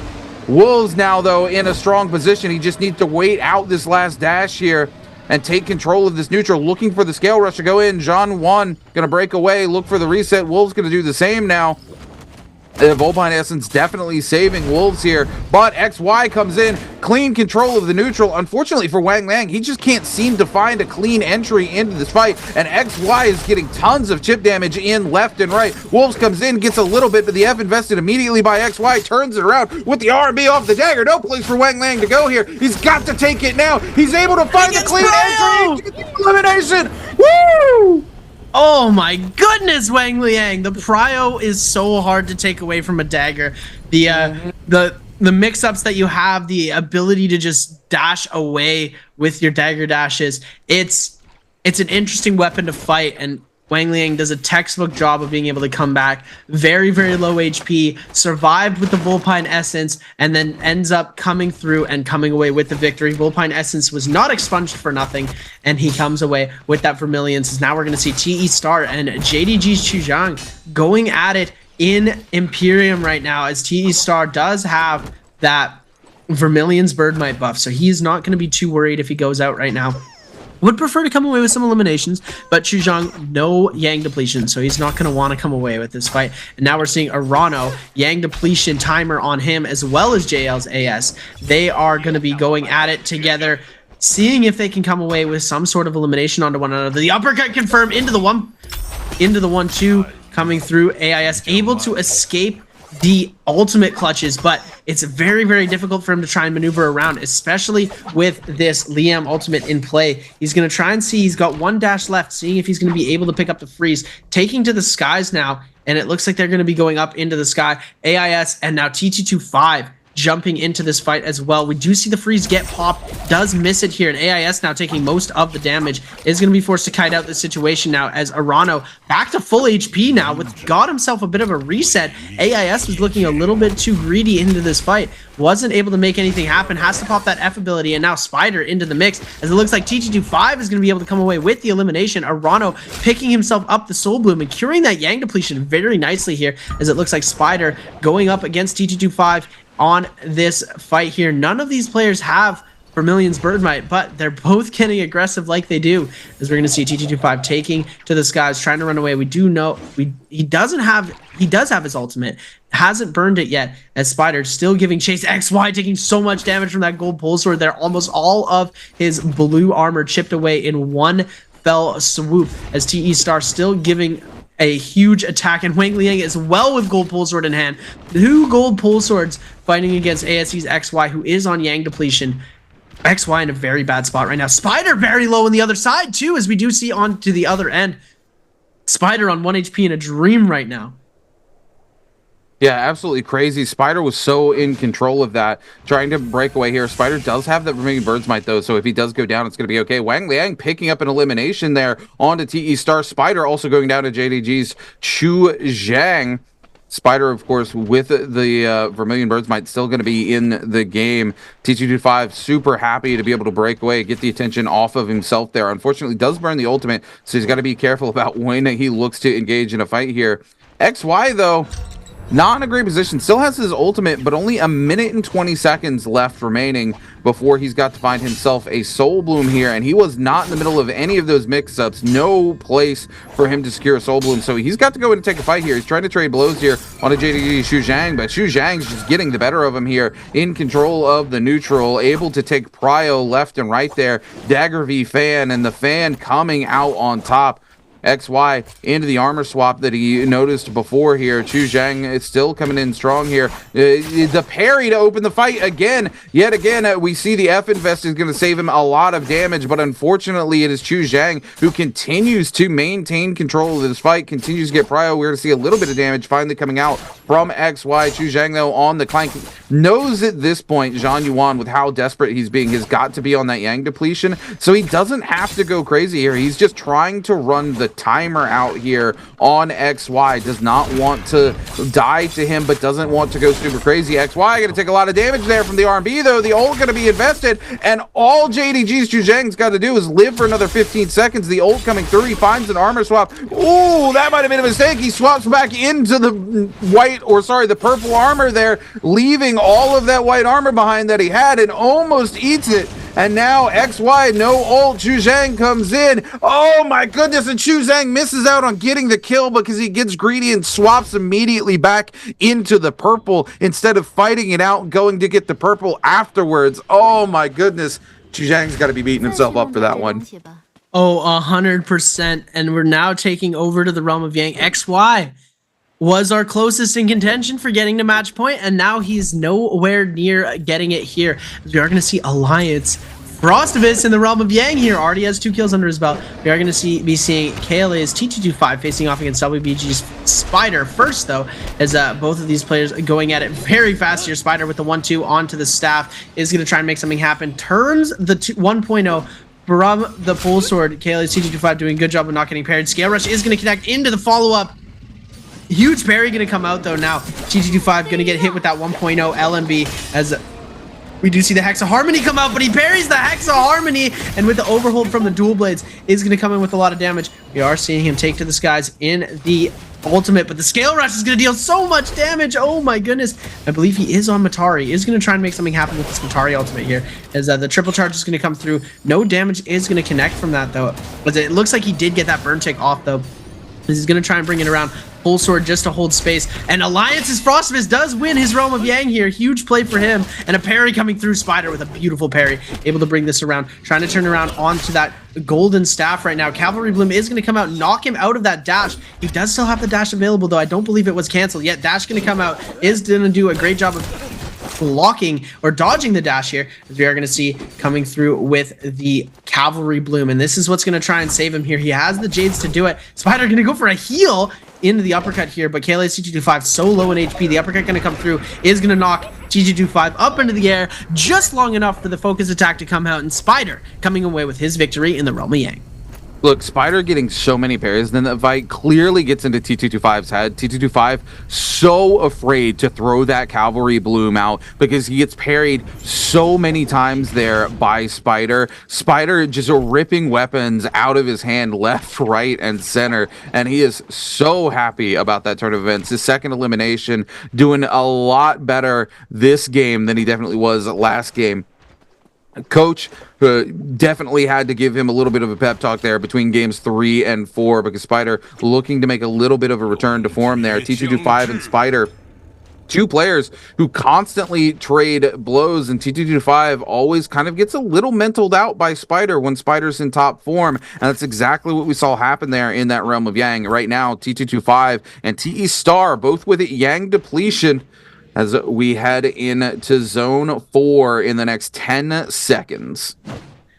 Yeah, and look at that. Frostivus, gold armor. He's got himself a gold weapon in the back pocket as well. We know this as he did get himself a victory in the Realm of Yang, and that is absolutely huge. Frostivus on 3 eliminations, bringing himself up to 10th place in the overall standings right now, and he's in a very good position to come away with a victory, as right now, we have more hotties alive in the lobby than we do Kylans, so the majority of the lobby could go into that favor. We do still have the Liams alive, though. We're taking a look at this end circle. If we get the Kylans out, because there's 1 Kylan and 1 hottie on Yang depletion. If we get the Kylan on Yang depletion out, this could be huge. As KLA's T225, the hottie on Yang depletion, is now the one getting sharked down. WBG Spider hot on the chase. The gray armor swap is coming out here, and it's super unfortunate to see him have to switch over to that gray armor. We're going to see Fong in the back end, able to pick up that purple armor and reset it, as now KLA's T225 going to try and see if he can go back into this fight, try and find himself a little bit of better armor, but right now it's not looking too good for him here, as TE Star on the bottom side does have that Yang depletion as well. Gold pool sword in hand, though, so could have a very, very strong finish to this game if he's able to come away with any sort of eliminations. Fun plus Phoenix versus KLA's T225. T225 and Star, both players who were in contention for match point, now on Yang depletion. It's going to be difficult for them to come back into this game, but especially in the location that they are. The amount of kiting that you're able to do around this area of Imperium is, look at how vast this building is. The traversal from one end to the other of this building, the amount of pillars, it is just so huge. Star here. 2 minutes left remaining on that Yang depletion. For those of you who are unaware, a couple patches ago, they did make a change where that second Realm of Yang, you have a much longer time to be able to secure yourself a Soul Bloom before that Yang depletion cuts you down. A change where these players seem to be willing to patiently wait for the better opportunity to go in and get that Soul Bloom. Not that it always pays off, but that's why we see these players able to last so much longer when they have that Yang depletion post our second Realm of Yang here. We're going to see TE Star trying to come in here and make something happen because he is down to 1 minute and 26. He cannot wait too much longer. KLA's T225 going to take a hit here. Star looking for that scale rush with that legendary pole sword. Knows just how much damage it actually does. Not quite able to find it just yet, but going to keep the pressure up here onto T225. Both of these players are the players who need to cleanse that Yang depletion as they start to trade blows here. Star going to get some huge damage in there onto T225. Star taking the time to look for a reset. T225 going to be forced into the ultimate here. Looking to find a reset. The scale rush going to de-mech him instantly as Wolves Wang Liang cleans up the elimination. Star misses the opportunity to get the Soul Bloom, though. Now with 44 seconds to stay in this game, Star trying to make something happen. The scale rush coming in from Mike, though, going to do a lot of damage. Star going to go ahead and spend the ultimate. Smoke him if you got him, he says. He's trying to make something happen, but The Temi gonna cut him off here. He gets caught out in the Wisp as well. 28 seconds before Star goes down to the Yang depletion. Just caught out inside this ultimate. Frostivus up top looking for the opportunity to come down. Star able to come in and get some hits there onto Fong. Trying to find another one. Unfortunately, not going to find a lot. The armor still there, but Star, 10 seconds left remaining, and it's gonna be WBG Spider who shuts him down. Spider with a beautiful elimination there, as we are going to be seeing him come away with a beautiful kill with the bonk from the spear here, as we do see a couple of these players still going in for a bit of a fight. Wang Liang is going to end up using his F ability to clear out the space, as Fun Plus Phoenix is first, the closest player in contention to coming away with the 28-point threshold. He needs to pick up a lot of eliminations right now. He's only on 1 kill. So getting this eliminations into the coming game, very, very crucial right now. Chu Zhang with the Phoenix Blast, able to come through and deal some damage on to his opponents right now, holding blue into the zone. Verse going to be able to, is going to get parried. Arano coming through with a Scale Rush. And Frostivus jumping into the mix as well. Is going to try and see if he can make something happen with those dual blades. Gold dual blades in hand, trying to see if he can take the fight onto Arano, and it looks like Chu Zhang is going to be the one to be able to capture this Spirit Well. If Frostivus does decide to try and come in here, Chu Zhang not going to burn the ultimate right away, able to get himself some good loot. Isn't going to go for that gold armor right away. He does know that nobody else is able to pick it up, so he might just try and hold it until a little bit later into this game, where he'll go back and pick it up, seeing if he can make anything happen with that Mystic Might. Frostivus almost able to come away with a couple of eliminations there. He's got 3 kills under his belt. With 6 minutes left in the game, he's really going to have to put on a show. Otherwise, it's going to be a lot of trouble for him. JGG Chu Zhang, he's going to let the other hottie get the Mystic Might, because he knows he's not going to be the one targeted into this game. So letting him take that here, not going to contest him. He's going to go for that gold weapons and gold armor here now. He's got a gold Hong Sword in hand, gold armor, and they're on the hunt for everybody that is not a hottie. This is what's going to happen. We're going to see the Liams. We're going to see the Kylans getting sharked out. Alliance's Frostivus is going to use that Valiant challenge to get himself a bit of a Mystic Might buff. Gives you that location, and basically a bell that pops on your body every single couple of seconds here, as we're going to see Frostivus sending those musket shots in from the back end, as Arano now taking a lot of damage. Chu Zhang is going to get hit out by the 1.0 from the Fist Blades, as we do see all of these players sort of backing into this other side, as the Hotties trying to take control of the lobby. Yeah, 8 players left remaining alive as that final Bane's Breath of the game comes down. 30 seconds until Zone 5 starts to collapse on to Zone 6. Spider and Frostivus on the legendary armor. We see Mike on the side here, reloading that repeating crossbow here, looking for these opportunities to break into these fights.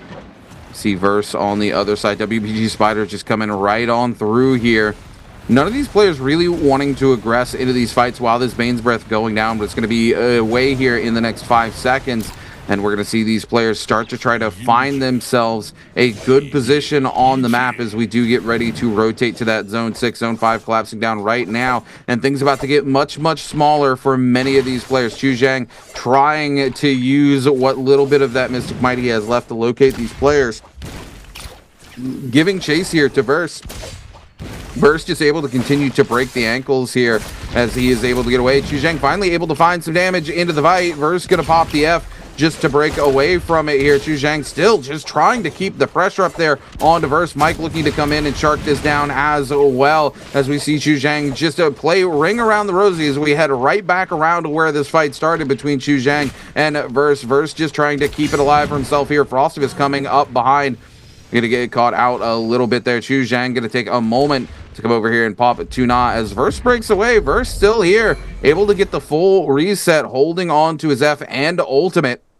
Nobody really able to pressure Verse into a bad situation, as we are fully collapsed down onto Zone 6 now. We have 58 seconds until we collapse to Zone 7. 8 players still left remaining alive in the lobby. Wolves Wang Liang with 3, WBG Spider with 3, and Alliance's Frostivus with 3.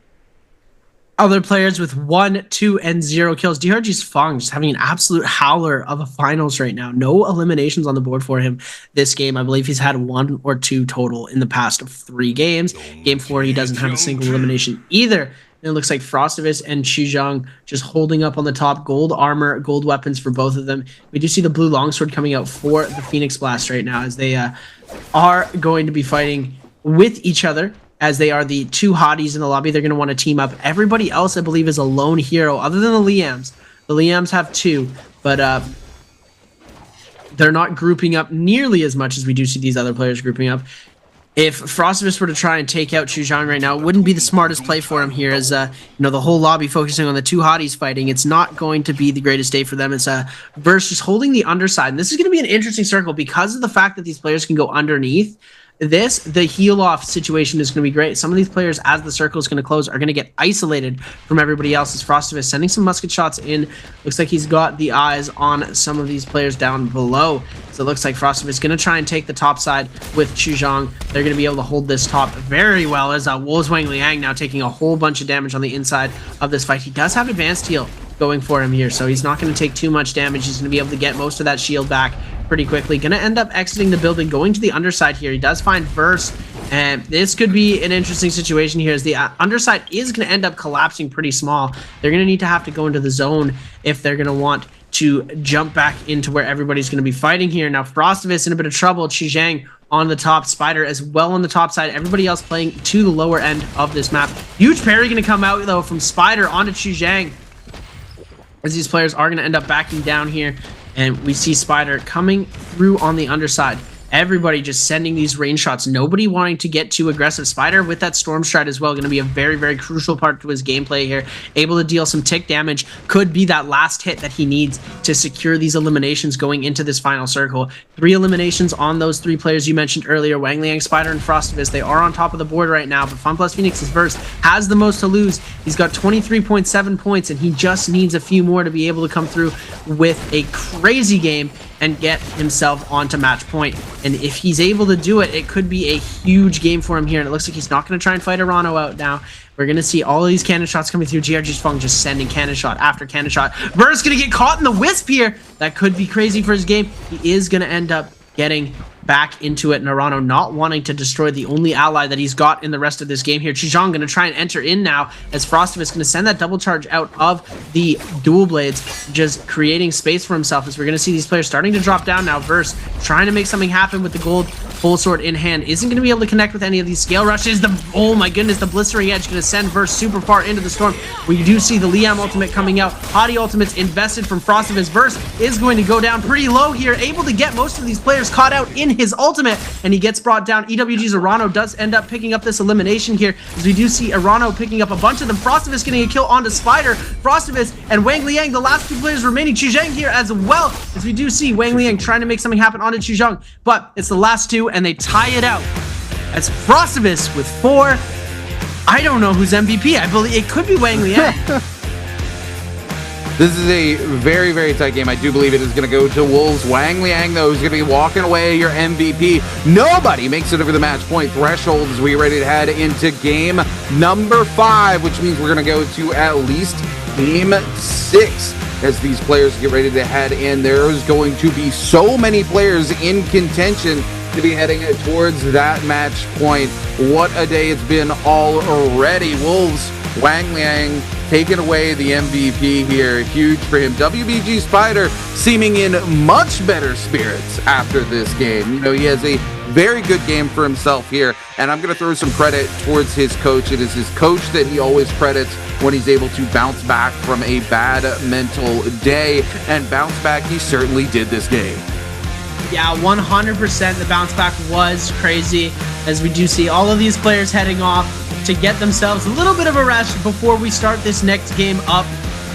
What an incredible game, Wang Liang. And that's what I was saying. If these players aren't able to get through that match point threshold, we could see this go the entire 8 games, as Wang Liang, a player who's very low in the standings right now, he's at about 7th, 6th place, was able to clutch out that MVP into that final circle. There were so many players alive. It was really anyone's game into that final stretch. We did see Frostivus picking up a couple of kills. We saw Arano getting some eliminations, finally putting some points up onto the board. And we do see nobody getting that multiplier. But right now, first, we're going to ask you guys a quick question to get you some free treasures into the game. We love those summer split random gifts. How many kills did ASE's XY get in game number 4? Was it A1, B2, C3, or D4?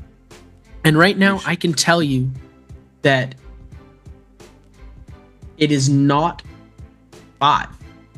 You know, that's the hint that I'm going to give you guys today, because I'm not feeling I'm not feeling too generous today. A hint that's not a hint, ladies and gentlemen. How many kills did our boy ASEXY get on the board in game number 4? Make sure you lock your answers in for a chance to get that summer split or random gift box. You're not going to want to miss out on it. Just like you're not going to want to miss out on these next couple of games, because things are going to be wild. We have a cluster of players all sitting up out of the top, which we will get a chance to see once we get to look at the scoreboard and the overall scoreboard. We will see just how many players are right there on the edge of that threshold. I bet going into game 6, it is going to be a mad dash for the MVP for many of these players. But what a game 5 this was. A lot of upsets coming in here. You know, WBG Spider, we talked about it. We said if he was going to bounce back from his performance in those first 3 games, it had to be this game. This was the game he needed to do it in, and bounce back he does indeed. He has a fairly good game for himself. It's not the MVP that, you know, I'm sure he was hoping from, but you could see from the look on his face, he was much more happy with the performance he has in this game than he's been with his performance all day long. And sometimes that's all Spider needs, is to have a little bit of confidence in himself to be able to bounce back and have a good game like he has here. So super happy to see Spider coming in, making something happen here. Of course, we do get that draw into the end here. We talk about the potential to going to game number 8. And when we have games like this where there's no multiplier because there is a draw for that first place position, it does take quite a hefty number of points away from the lobby, which does mean it could potentially drag us out to that game number 8 because of it. So time's going to tell if we're going to go to game number 8 or not, but we still have game at number 5 to get to. We still have these scoreboards to get to. We still have that MVP screen to get to as well, because we got to give it up to Wang Liang, who's able to come out on top this time, Seb.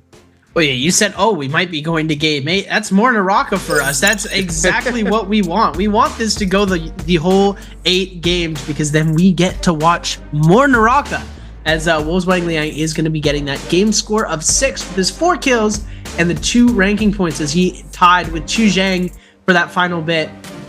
Ranking points are going to be split 2 and 2 for them. 6 game score for Wolves Wang Liang. Frostivus in second place with a 5.5, able to pick up a good amount of kills in that final circle. I believe he picked up 1, had 3 in the early game, brought the ranking points, got the 1.5 ranking on the 5.5. It's a game that he really needed to have. We wish he could have had a little bit more there, but you know, it's a good step in the right direction, and Spider was able to pick up a good amount of points as well. Spider putting 4 points up onto the board for game number 4, putting him in 8th place. Frostivus in 9th place. DRG's Fung dropping down to 10th. AIS in 11th, and Arano in 12th. And at this point, I'm really just hoping that Frostivus is going to be able to get that top 6, top 5 placement, and if he keeps playing like he did in games number 1 and 4, he'll be able to do so. As we're going to take a look now at the top of this standings. Yeah, the top side of these standings is going to be very, very interesting. We've got FunPlus Phoenix's first at a 24, XY at 23, T225 at 21, OUG's Mike at 20. Those same 4 players very much in contention. Wolves Wang Liang, if he has another pop-off game, could find himself there as well. TE Star also in that range where a 11-point game could bring him there. So all 6 of these players realistically heading in that direction. But if you take a look, you have 2 players that need about 4 points. Actually, Verse only needs 3.3 points to break ahead of that threshold. We could very easily find ourselves having 2 to 3 players over the threshold as we get right ahead in game number 5. But before we talk about game number 5, we're going to take a look at some replays of game number 4 here, brought to you by Thunderbolt. That parry on reaction from ASE's XY there was absolutely beautiful, and then the early game from Frostivus able to come up with a bunch of eliminations. And then he did get us our Realm of Yang win. It's the first time we've seen him win Realm of Yang in a while. As we're going to take a look now, Frostivus or Spider versus Arano, as we do see, oh my goodness, what a beautiful uppercut. Does Spider come away with this win here? 1, 2, 3. Oh my goodness. As we do see Wang Liang 1 dash into one, able to come away with a beautiful elimination. Spider with the bonk on the other side, and this is Wang Liang jumping from the top here. This is where we see it happen. He does get that dash out on to DRG's Fong, then tries to get the kill onto Frostivus, and I believe he does pick the... Oh, Fong gets the kill onto Frostivus, and then the last two players, 1 HP and a Dream, able to tie it up here as our second Kylan MVP of the day, Wang Liang, is going to be the MVP for game number 4. We still have a lot of NARAKA left, but this is still a great standing for Wang Liang. 4 eliminations, 11,000 damage, very good stack of Jades. The advanced heal has been on almost every single MVP's board of Jades today, and this is that Jade that's just changing the entire pace of the game. Hexa Harmony as well from the spear. One of my favorite spear Jades, the mix-up and the amount of damage output that you get if you connect off of the Hexa Harmony, especially if you're mixing it with Heartstopper Kick. It is a amazing Jade. I personally love it. The Alchemy as well coming through, and the Cavalry Bloom. I don't think we saw too much Cavalry Bloom coming out from Wang Liang, but it was there. We did see it happen, and then a bunch of these other Jades coming through. The Thunder Call with the pistol. Pole Sword being most of his damage, though, as you did see him with that gold Pole Sword just dealing so much damage. As Wolves take it away for game number 4. You know, I love me some Team Wolves. I love me some Wang Liang as well. So happy to see our boy Wang Liang coming away with his 5th MVP of the season here. Huge game for him. Not as big as some of the other games we've seen today, but a game he desperately needed for himself there as well, as we get ready to set up here and transition into game number 5. This is going to be a very, very crucial game. If we get, you know, 3 people above that threshold, this is where things could end very quickly in game number 6. Typically, when you have 1 to 2 players above that threshold, it's very easy for the lobby to kind of split themselves up and kind of grief 1, maybe 2 players out of the lobby if they know there's players above that threshold. Once you start getting 3, 4 players above that threshold, it becomes very, very hard to then try to focus players out of the lobby without actually griefing yourself out of the lobby, because there's so many players for you to try to focus down and put that aggression onto. So depending on how many players we have coming out of game number 5 here, with how many there are very close to that threshold, will determine how things head into game 6, potentially game 7 and 8 as well. So this game going to be very, very crucial to how the rest of the day plays out. And man, what a game this last one was. The next one promises to be just as much, as we are going to be heading back on over to Hollow Roth for our game number 5. Everybody's favorite place to watch the Thorny Roller do its work, to contest podium and head on over there to Plume Castle to break the ankles of everybody in the lobby. Time will tell who's going to come out on top there, Seb. Yeah, as it is going to be an ankle breaking map, and that's, you know, that's what we've typically seen, and it's going to come through, it's going to happen. And you know, I'm still rooting for Frost. You know, at the end of the day, I'm still rooting for J Team. If you've seen the jersey I've been wearing the whole game, I want SS1, formerly J Team, to make a comeback into this. But you know, unfortunately, we don't get to see too much from them today. Pace did not make the finals, so we are going to be flipping over, taking a look. Game number 5. We're rolling back-to-back games right now. No breaks, no stop in the action. All of these players getting right back locked in. Game number 5. We're going to see who's getting that first selection, who's going to be brought back down to the bottom. And we haven't seen Frostivus Kylan game yet. He still has 2 Kylan games, I believe. So it's going to be interesting to see how he's going to perform if we do get to see him pick Kylan. You know, this late into the day, I believe he is going to start taking away from those off-meta picks and start running onto the main picks that we usually see these players running. Some of these players that have already used their double picks, it's going to be interesting to see what they're going to be using as their last heroes, especially as we're getting into games 7 and 8, where they have to pick 2 other heroes that they might not normally play. So, you know, we'll get to see a little bit of interesting switcheroos coming in there, as, you know, Kayle's TT25. First place in average damage right now, 13k average damage per game, which is a very, very consistent streak going off for him.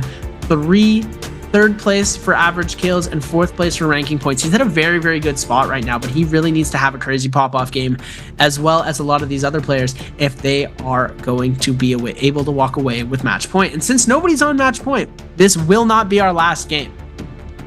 We have the opportunity to end it in game number 6 if some of these players get match point here, but it is looking like it's going to go the distance to at least 7. That's what I'm saying.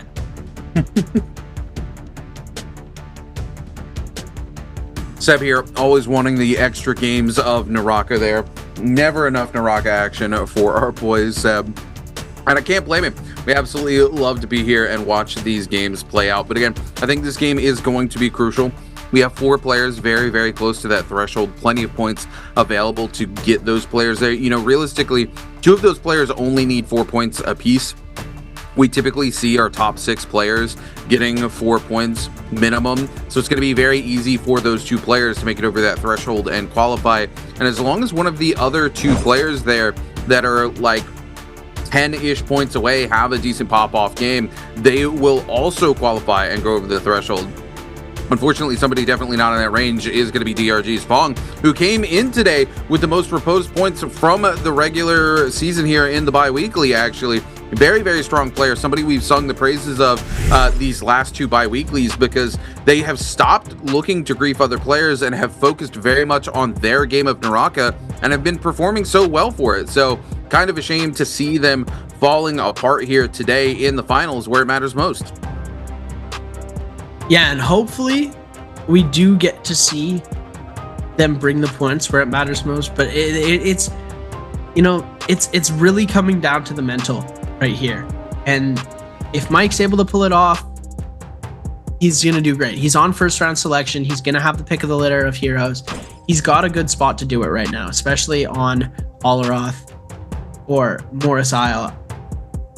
He is going to be doing himself a favor, getting himself that first pick.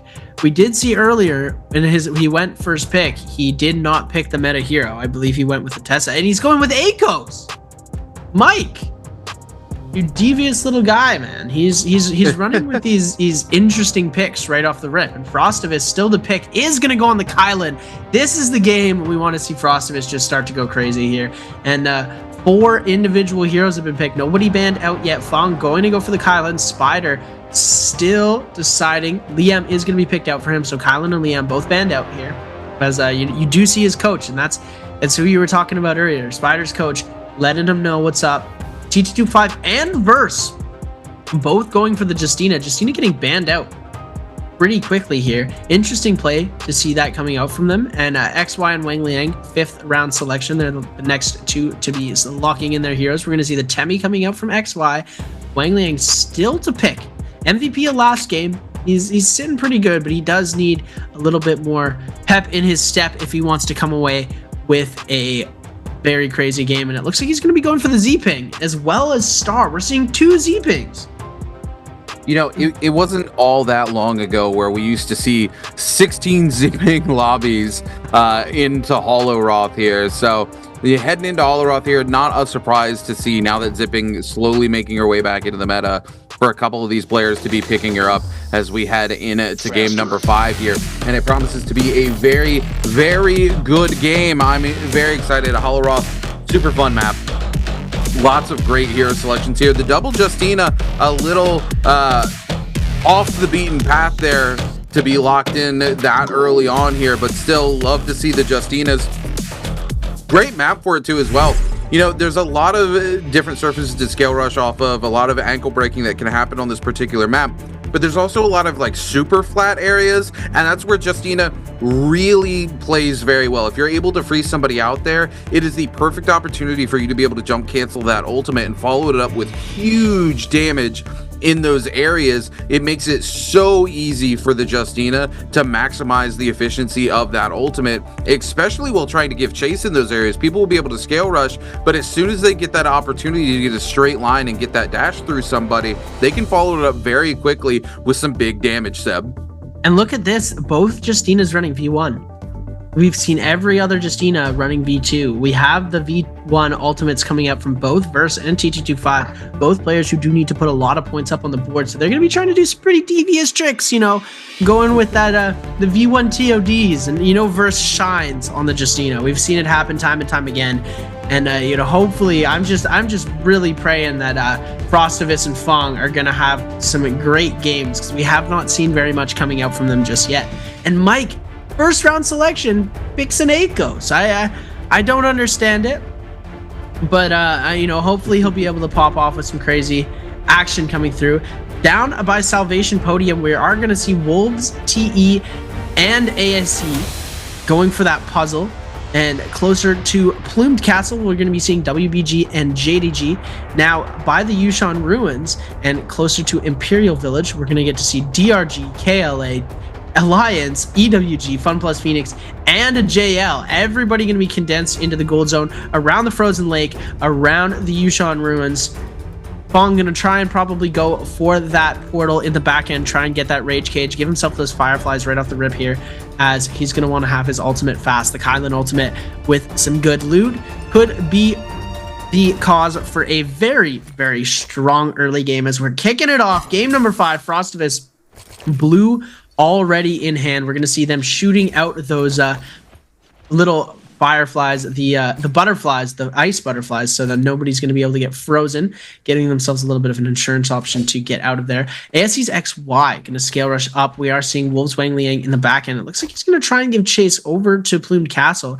They're saying Frostivus now scaled up in loot, does have the bell hit. He knows where these other players are. Mike and Verse close in proximity. It looks like Mike going to go for the scale rush into LMB Prio, trying to see if he can get something off with his F ability. Unable to connect off the F. We do see the musket shot coming out. F ability was invested for Verse right now, so he knows he's without F. Gonna try and get Prio, but he gets knocked away. Verse able to get back out of there. We're gonna see the overhold coming through on the Katana. Free sword style skin coming out as well for Verse. Very beautiful looking there. He does get the stun through the wall here, as we are going to see him come through, as JL's AIS as well in the mix.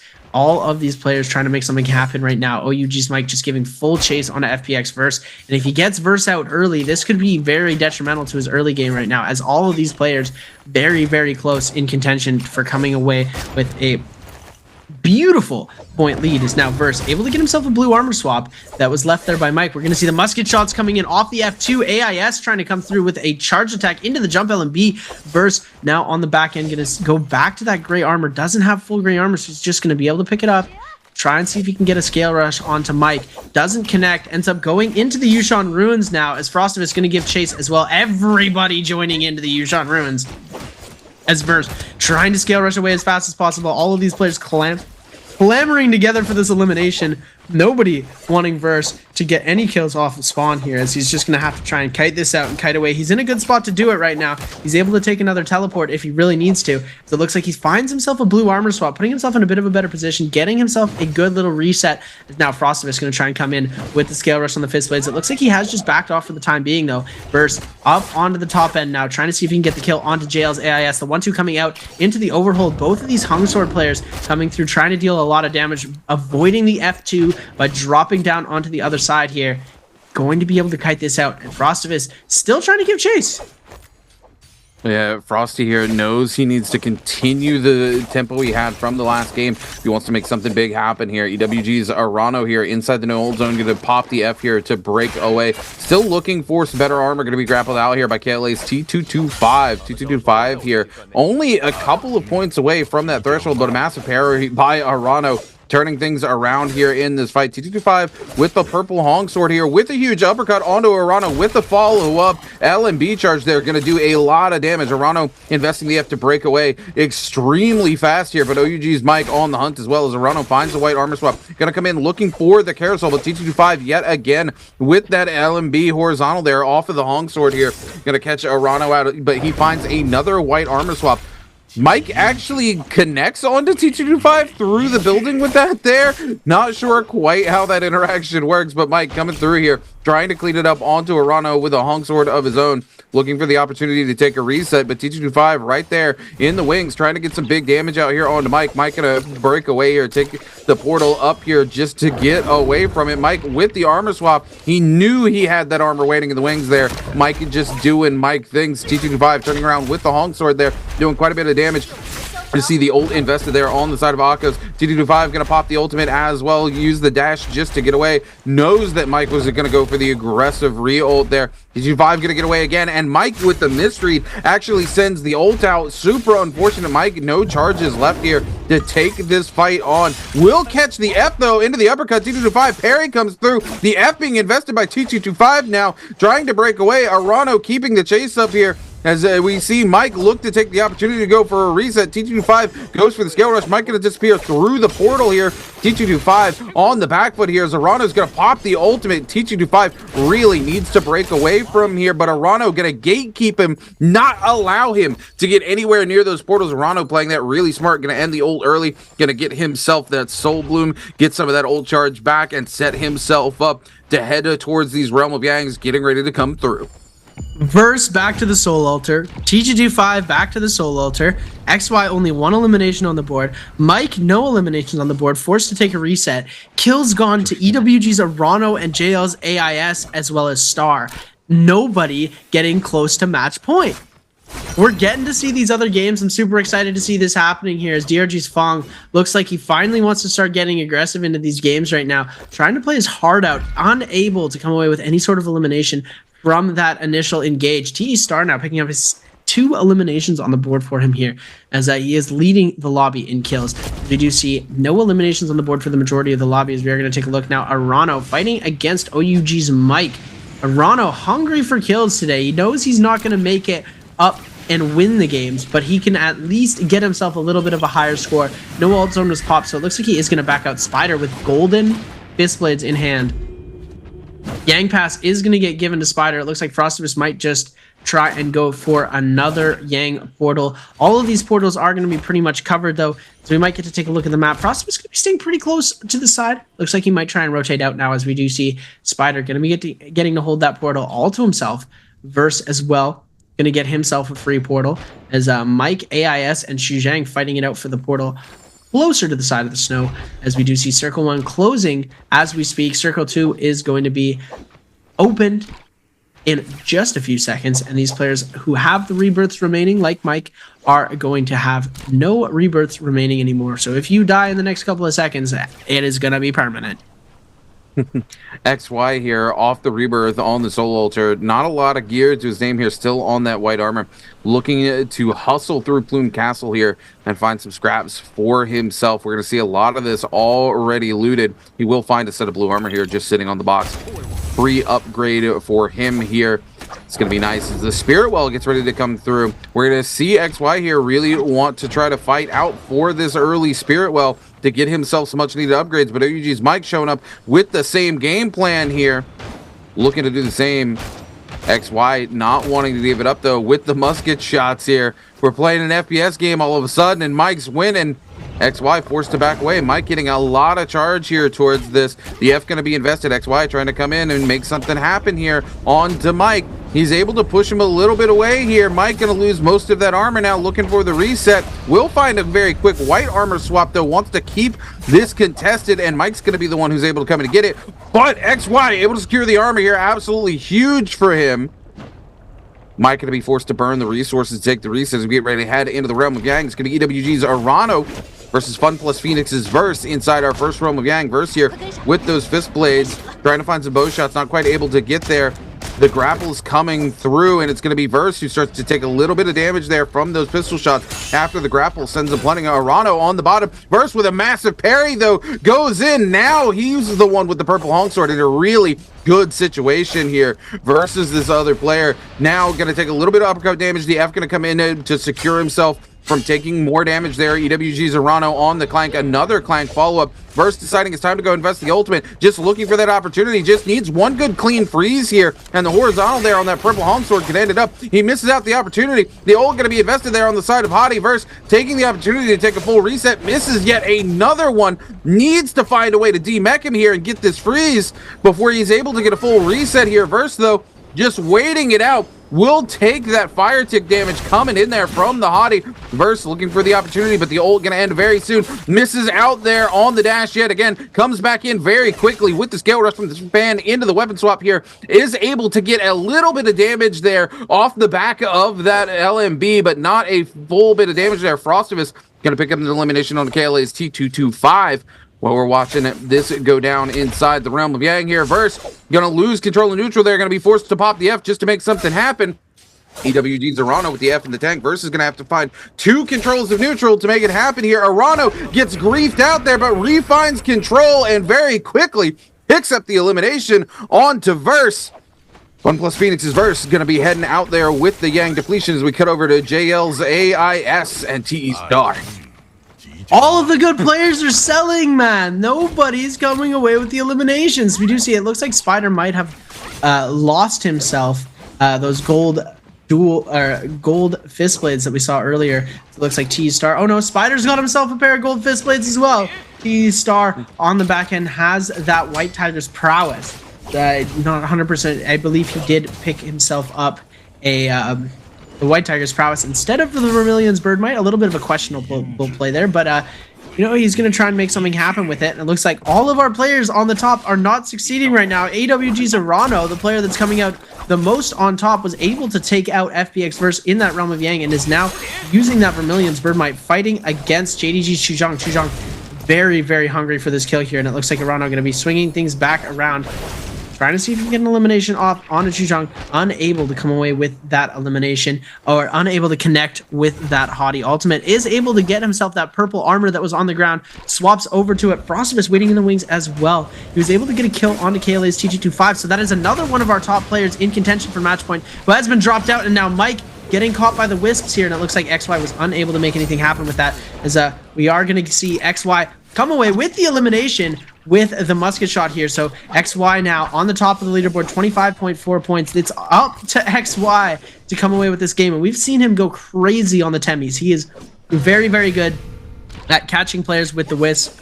He's very good at turning these situations around in fights from 1 HP, especially when he's got a longsword in his hands. He does have those dual halberds right now, purple rarity. So they are going to be dealing a whole lot of damage, and it looks like TE Star is going to go out to WBG Spider, as Spider picking up his second kill of the game. And now 3, 4, and 5 in the standings. Mike, TG25, and Star all eliminated already. Now Verse trying to make something happen onto XY. XY not wanting to get eliminated here, as it looks like Frostivus has gone down as well, eliminated. We do see him go completely down, as Chuzhang is able to pick up that elimination. All of these players fighting it out to try and get onto match point, and it looks like XY's chance might be taken away from him right here. And there we go, Verse trying to see if he can get the bloom, but no, Wang Liang manages to steal the bloom out from underneath him. Now Verse needs to get himself another elimination. Ultimate burned, fighting against a Z-Ping. This is not the situation he wants to be in. One elimination on the board. Fong has also gone out. Spider just going crazy in the kill feed right now. 4 eliminations on the board for him so far, I believe. And we do see Verse trying to go for an armor swap. It looks like he wasn't able to pick it up. Trying to see if he can take this fight against Wolves Wang Liang with only 1 minute and 28 seconds left on that Yang depletion. He's in a lot of trouble. Wang Liang having a great game as well. Able to steal that bloom away from Verse as he chases him down, very, very low in HP, and the parry's going to come through. F ability actually able to save Verse for a second there. Jumping LMB going to stun him too. EWG's Arano now jumping into the fight. Wang Liang picks up the elimination. Arano gets the Soul Bloom, as all of the top players in contention for match point are eliminated, ladies and gentlemen. Oh my goodness, you hate to see it, ladies and gentlemen. You only need 4 points on the board for multiple of these players, and they're just not able to make anything happen. Wang Liang here literally just griefing Verse out of the lobby as well. WBG Spider picking up a ton of eliminations as we get ready to head into our second set of Realms Yang. It's going to be Arano versus WBG Spider, and Spider, ooh, double legendary weapons in the back pocket here, including a legendary set of fist blades here. You also see that he dropped an extra weapon behind the pillar there in preparation for looking for the parry here onto Arano, so he's got that space just to immediately pick up the weapon. There we go, the parry comes through. He immediately picks up the set of legendary weapons there. Spider looking for that parry so that he can take it away from him there. Arano going to take a lot of damage. Spider going to pop the ultimate here, and Arano going to have to be very careful here about how he plays this out. Spider goes for it, but is able to break through there because of the gold focus.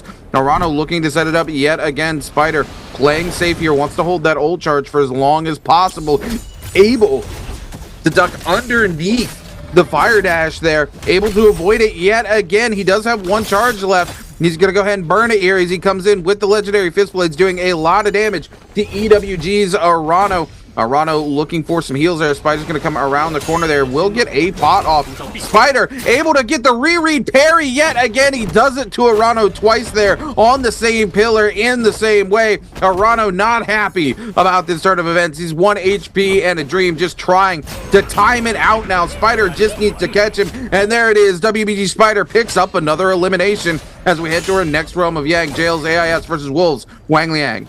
Mental is back for Spiders. We are going to take a look at this fight first before we talk about that. JL's AIS with both fist blades in hand is going to be huge coming through. Wolves Wang Liang needs to get this elimination to stay in the game. Is going to be in a very, very tough spot here as JL's AIS trying to make something happen on the scale rush. We do see the Z-Ping F going to be invested here as we do see the overhold coming through. F ability invested from AIS here. We're going to see them bringing it back around, getting the charge off, and coming away with the elimination. The 1.0 dash from the fist blades, able to deal so much damage and come away with an elimination, getting himself that gold armor, White Tiger's prowess, legendary longsword, a lot of other good loot and goodies, able to get himself back up to where he needs to be into this game as he picks up that White Tiger's prowess and exits the realm of Yang. There's only 4 people left. Second Yang, there's only 5 people left. 2 players with Yang depletion. We're gonna have 3 players with 6 minutes left in the game. We'll have 3 players left, as 2 of these players will either go out to Yang depletion or get themselves an elimination. So the only other scenario is we'll have 4 players because Wang Liang, it looks like he might just take himself out right. Just doing a little bit of shopping in the storm. He's going to be able to get himself back in here, though.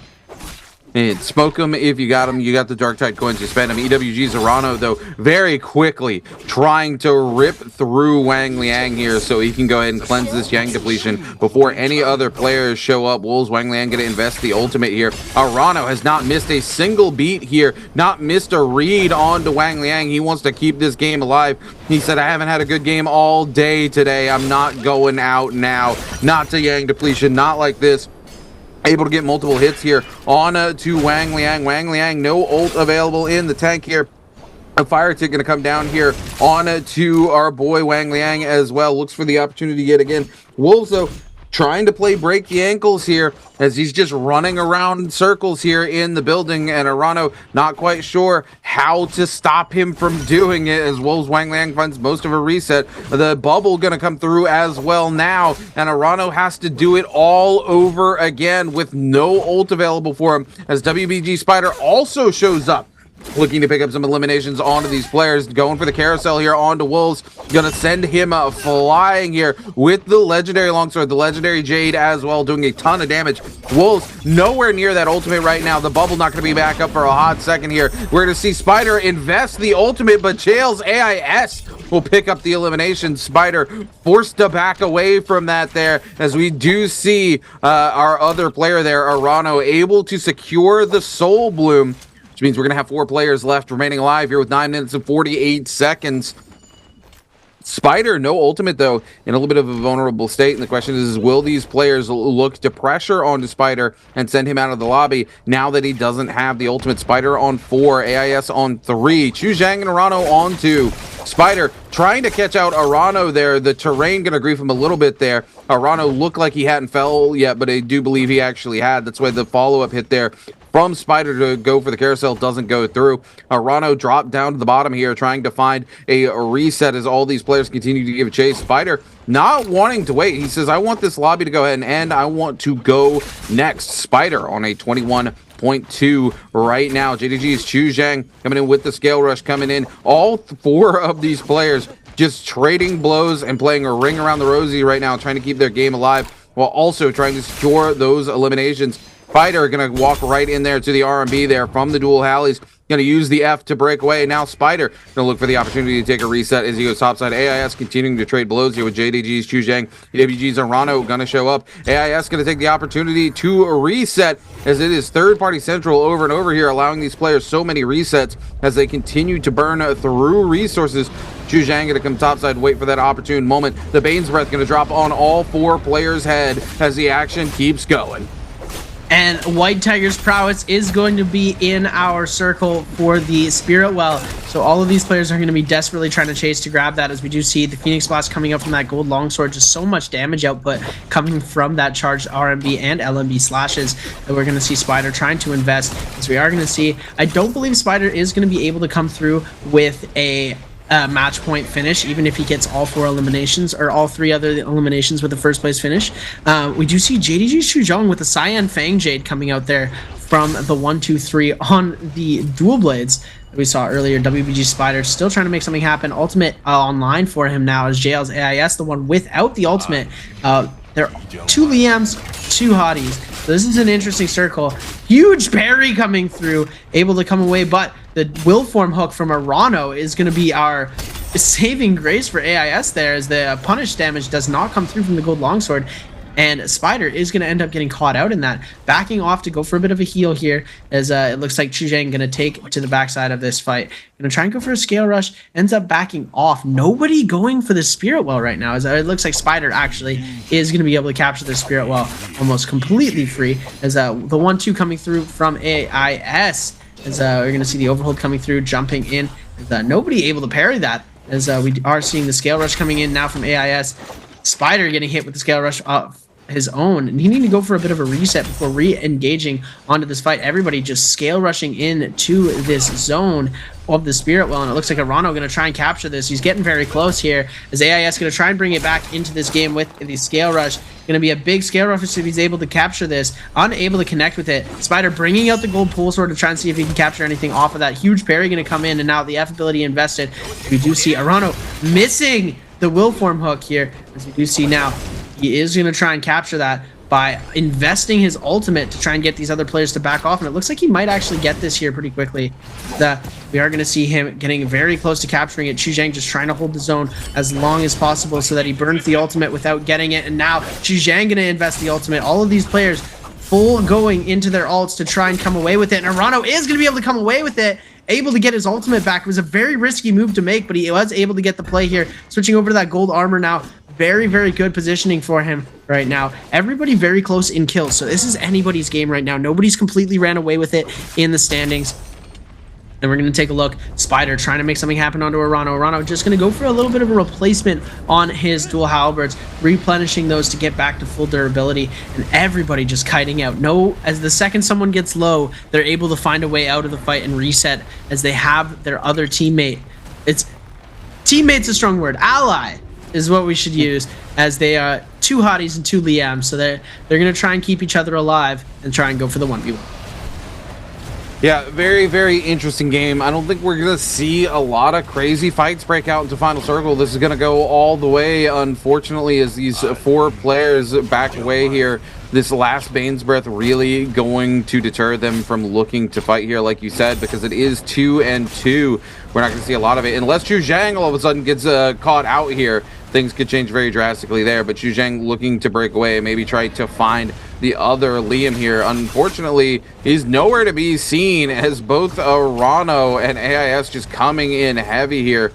Pumping the damage out here onto JDG's Chuzhang. Chuzhang trying to break away, get a reset here. The other Liam will show up to cause some problems here. Spider doing a little bit of damage here with that legendary longsword, trying to give chase here to EWG's Arano. Arano now on the back foot here, might be forced to burn the ultimate here soon, as Spider keeps the pressure of the scale rush coming in down below. Nobody really able to find the follow-up connection though. Spider missing that jumping R&B, unfortunately keeping it up, and it looks like everybody will be taking another full reset here as we wait yet again for Zone 5 to collapse onto Zone 6 here. This will likely go all the way to the end. EWG's Arano coming around the side, trying to trade some blows here. Not going to find much of anything. Around the front, misses the R&B there off of the dual Hallies.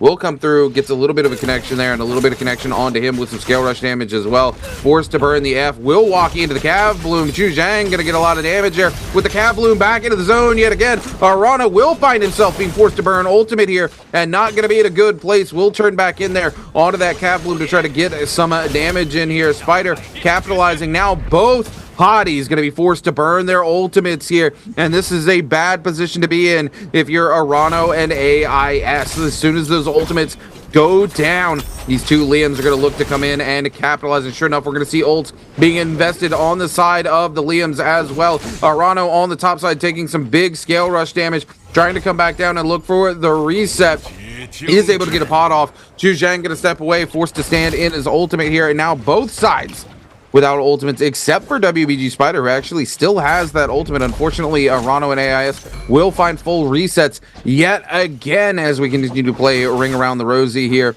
with this building. No real way for these players to clutch this out, even though both hotties are without ultimates right now. Zhu Zhang needs to come inside, help Spider make a play here, or this is just going to go all the way to the end. Huge damage coming through. All of a sudden, Rano disappears in the mayhem, and now it is just AIS versus WBG Spider.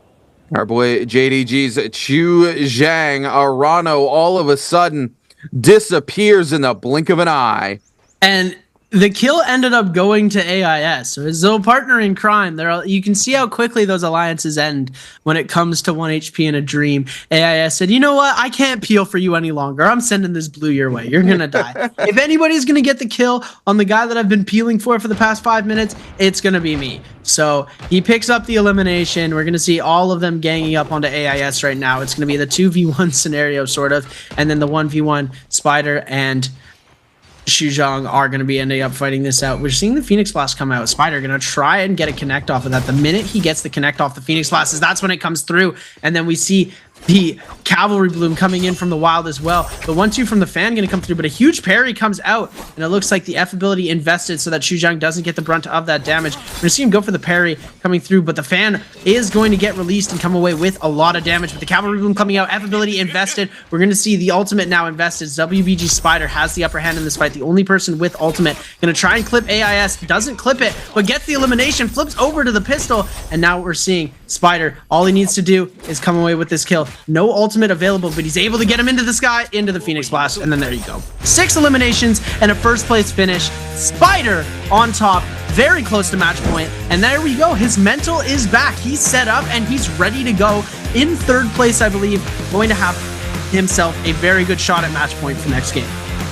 Look, this is exactly what I talked about, right? It was WBG Spider needed to bounce back between games 3 and 4 if he was going to do it. He had a good game 3. He's sitting much better. His mental, you can see it on his face. He's feeling himself right now.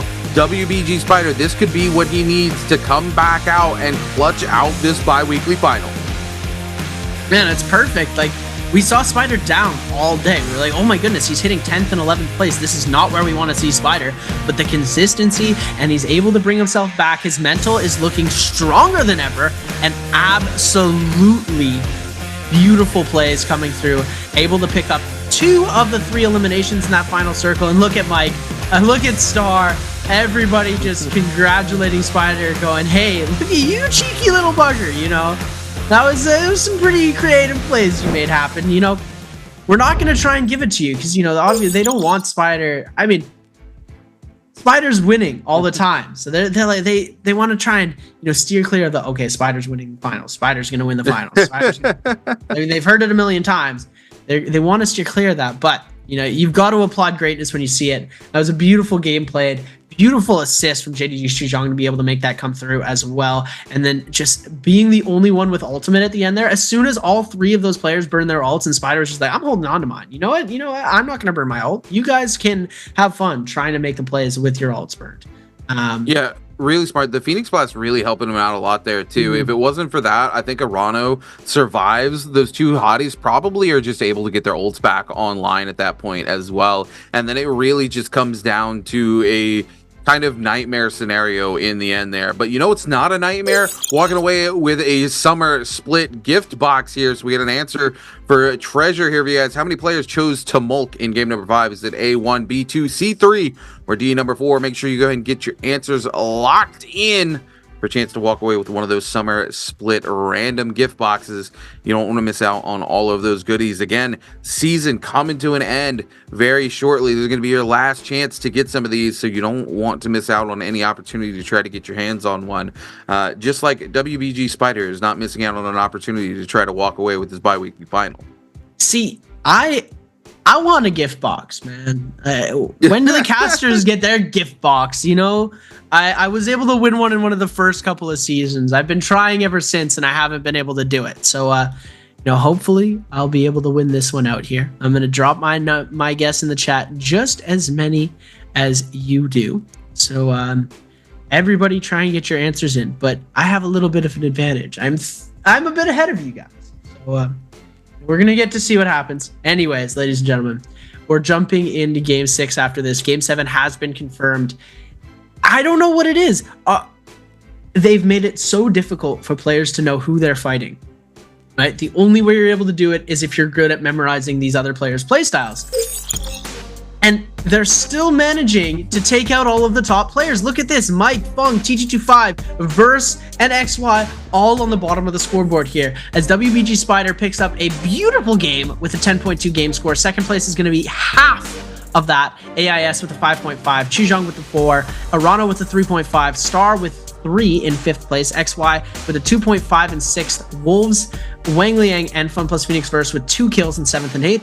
9th place is going to go to Frostivus with a 1.5. TG25 going to be 1. Fong with 0.5. Fong is just having a terrible day.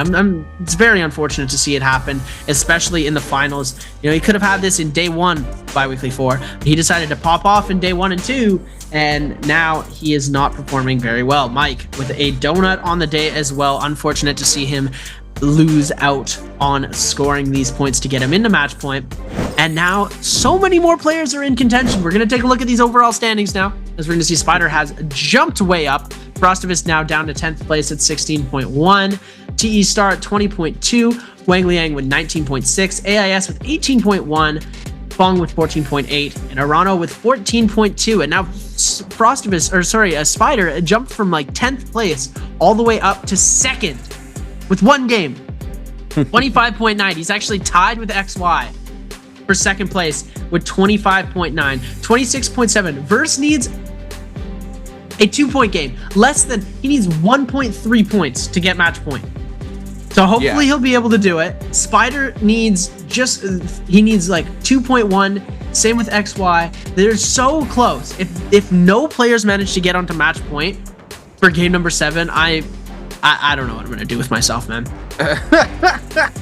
Look, I can't remember the last time we went to 8 games in solos. Solos very rarely does this happen. So, you know, we are confirmed game 7, not confirmed game 8 just yet. There should definitely be a couple players on to match point in this next game. I mean, very, very crazy to watch like everybody in the top standings to just like be eliminated back to back to back to back this game. Speaking of watching that happen, we're going to take a look here at the replays here, brought to you by Thunderbolt. JDG's Chuzhang getting picked up early by TE Star. EWG's Arano cleaning up T225 early here as well. Look at T25. He's just like, man, come on.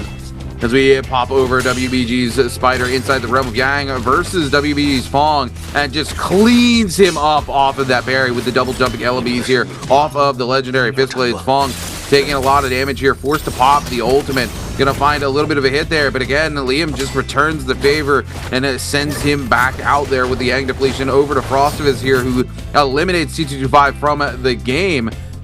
XY here, we also see Mike going out early, not happy about that performance at all. Over to Fun Plus Phoenix's Verse here, who was able to get the elimination there onto XY, but not able to secure the Soul Bloom for himself, and that costing him the game there as Wang Liang just griefs him the rest of the way out. Deals AIS, and then in the end here, Spider there with the Phoenix Blast coming in, and then it trades the end of this fight here on to Chuzhang. Chuzhang, no place to go, gets picked up. Aerial into the Phoenix Blast as Spider picks up his 6th elimination. First place finish, and the MVP there for game number 5. It's going to be a Liam MVP. Taking a look at the Liam MVP board, 6 eliminations, 7 parries, 29,000 damage, Phoenix Blast and Burst Arrow in hand, Longsword doing most of the damage, Fist Blades coming in a close second, Full Sword with 1,500 damage, and we've got Slow Shot, Sunwing Shot, Fire Arrow, Target Lock, and the damage reduction Jades coming in for an added bonus of his stats. Yeah, what a game for WBG. Spider, his 11th MVP of the season. This is the Spider we know and love.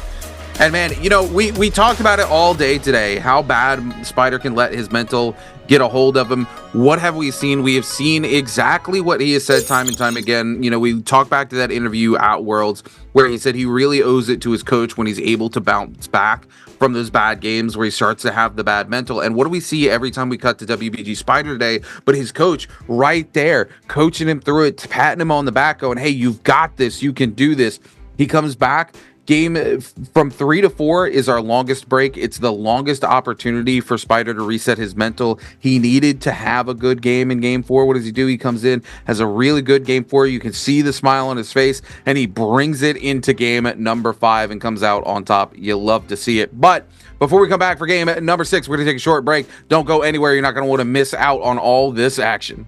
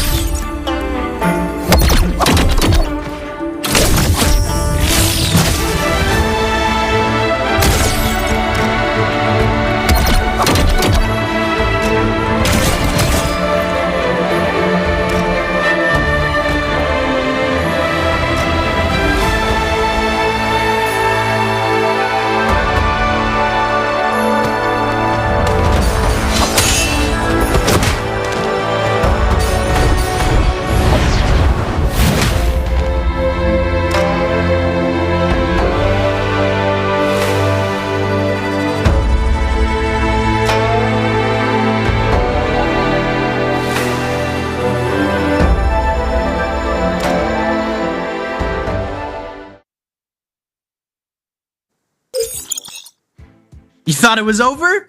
No, no, no. Welcome back to the ladies and gentlemen. Welcome back to the NARAKA BLADEPOINT Pro League. I'm your host, Caster Seb. We are far from over because our top players, our top scoring players, they seem to just not want to cross that match point threshold. Everybody just staying a few points away. So we're going to be jumping into game number 6 with a confirmed game 7 and a possible game number 8. Hopefully, we will be seeing this come into final fruition. We've still got chances for lots of these players. It is still almost anyone's game. Arano starting to show up at game number 5. Players are starting to come through from the bottom of the leaderboard and really show up. And I don't know why they wait till the very end to do it. Because, you know, they let these people get a lead, and then they're like, okay, at the very end, and we play this out every single time. I don't think there's letting anybody do anything in the NBPL. I know. Yeah, you're talking about playing into the greatest players to ever play the game, Seb. Ain't nobody letting anybody do anything. It's the nature of the beast. Every once in a while, every once in a blue moon, we get a solos finals like this where everybody is just so hungry, and what happens is like everybody kind of gets a little bit of an opportunity to shine, and because of that the points get split out. We also had 2 games today where like the top end tied and they weren't able to get that kill multiplier. Missing out on that kill multiplier also reduces the total number of points across lobbies as well. So that's how you end up in these situations where here we are heading into game 6, nobody's on match point yet, and there's so many people just like right there on the cusp of it. They're just touching the edge of it, and there's no way after this game that we don't have somebody on match point, at least a singular player. Time will tell if that means if we go to game number 8 where it ends in game number 7, but I just don't see any universe where that's not possible. I mean, somebody needs 1.9 points. Like the odds of those 2 players not being across the threshold is crazy. Here's what's gonna happen. Okay, the top 6 players are gonna get. Don't you wish this on us, Seb? You no, absolutely not. You will not bring that into fruition. We will not cast a curse. These boys sitting at the top of the leaderboard right now, who've been working so hard all day. I will not allow it. They're not gonna on get my 0 points. broadcast. They're gonna get 0 points. Not on my broadcast, Seb. Okay. Yeah. Let's agree to share the broadcast, and then we'll decide what's going to be happening. But we're going to take a look at who's going to be picking their heroes first. It's going to be T225 and Verse going first. Last will be XY and Wang Liang. Frostivus is going to be on that 3rd round. Spider and Fong second. Mike and AIS 4th, and 5th will be Star and Arano. And we saw the Kylan game coming up from Frost. It wasn't the strongest game he's had so far, so hopefully we'll get to see a little bit more action coming through from our boy Frostivus. Is up first, Verse and T225. T225 going to be locking in the Liam, and Verse going to be locking in the Akos. First pick Akos is the 2nd time we've seen that today. And I believe just because this is our 6th game, so 7 and 8, these players are going to want to save their match point. Especially with Verse being so close to it, they want to save the match point for their strongest hero. Fong opting to go for his Kylan pick. Spider gonna be rocking the hottie. He's sit back and relax. He's kicked back and ready to go for this here. Chuzhang on the Justina. Frostivus, what are you gonna play? Nobody's banned out. You have free pick of whoever you want. You could burn a double pick on 6, but that means you have to play 7 and 8 different. Valda going to be coming out for our boy Frostivus here. Very, very interesting play to see if that's going to work, as AIS also going to be rocking the Valda. Having 2 Valdas in the lobby, isn't that crazy? The first hero to get banned out is Valda, and then Kylan shortly after. But Valda going to get banned out. Justina going to be our 2nd player banned out. Liam still available. Very interesting, as lots of these players have already burned their picks, so they aren't able to pick it even though it is available. Star still debating on who to go with. It looks like the Akos is going to come up for Star. Akos being the next hero banned out. Akos, Justina, and Valda are all banned. That is the weirdest thing here as we go into the last round selection. XY going to be going for the Tessa, and Tessa getting banned out. What is this ban? What are these bans? Kylan is the only meta hero banned right now. They had the chance to pick Liam and Hottie. My goodness. If we go to game number 8, we might get to see Tarka. Ooh. Faster. Ooh. Speaking of which, this is game number 6 that we're locking in here for ladies and gentlemen. We've just seen our hero picks, taking a look across the board here. So many players extremely close to that threshold. Time to tell if we actually do get a player who goes across the threshold as we head into game number 7. Taking a look at all of our abilities here. Frostivus with the F2 V2 on to Valda, as well as JLJS also on the F2 V2. We're going to see Spider here on the hottie with the F2 V2. Let's see if there's a V1 variation. No, the only hottie is going to be Spider. I apologize. I think we saw a V1 variation earlier today, but you don't typically see it, especially not into these lobbies. DRG's Fong on his second Kylan pick for the day, which means he's gonna have to play a different hero every single game going forward from here. Look at Xuzhong. Look at his F. He's gonna be rocking that F1, on the Justina. I love to see it. It is the optimal F. I have to say, getting shield back is great, especially if you're as good of a neutral player as some of these guys are. Having a no combo break F, it is dangerous in situations, but if you're able to just dash an F and get that freeze, the amount of time that you're able to just take a second, relax, gain your stamina back, gain your shield back, I believe it is the optimal F for this situation here, and hopefully it'll be able to come into fruition, as DRG's Fung has made happen a lot of times before. As we're seeing, most of these players are stacked in a line throughout the middle of the map. Closer to the eastern side, these gold zones are going to be covered by the likes of Alliance and OUG. On the other side, closer to that north middle side of the map, like directly north, just below the castle, we are going to see a couple of these players right by Eventide Temple. As we do see KLA and Arano going for these Fireflies here. As it looks like TG25 was able to get himself his ultimate first. It looks like Arano unable to get his full ult. We're going to see it go off as he gets the other bloom. Oh my goodness. He grabs the Fireflies again. The 1-2 coming in from Frostivus. Going to get parried out here. F going to get invested now, trying to bring this back around. Has the dual blades out first. Is going to get another huge parry off. Frostivus not having a great start to the game here. Another huge parry going to come through, but allowing Frostivus to escape here, as Verse is going to try and keep giving chase here. You're going to see the gold or the focus scale rush going to come through, but Frostivus is going to get eliminated. Mike coming away with the elimination. Now Verse trying to make something happen, but is going to get hit with the jump LMB, and Mike coming away with 2 eliminations right off the rip onto Frostivus and Verse. Verse in a very tough spot, already going out with 0 eliminations on the board. EWG's Arano trying to make something happen on to KLA's TG25. TG25, a player who is in contention for match point. Arano is going to try and get the freeze off, has another one available, is going to be able to get himself another Firefly to give himself an extra couple of dashes here, as we are going to see the full charge coming through into the F ability from KLA's T225 to bring it back around. 55% on the ult for Arano right now. So he is going to try and go for a bit of a heal. Goes for the overhold. The Clank is going to come out. KLA's T225 very, very low, and it's anyone's game. Whoever hits this first is going to be able to come away with it. They are going to have them go for some pots, and it looks like Arano was able to get an armor swap off really quickly and prevents the kill, and Arano picks up the elimination on the TG25, and Mike is the only player in the top right now who has been able to come away with any sort of elimination. Spider trying to make something happen on a TE Star. Star, 20.2 points. Spider very, very close to being able to get that match point, but he needs to pick up this off-spawn kill.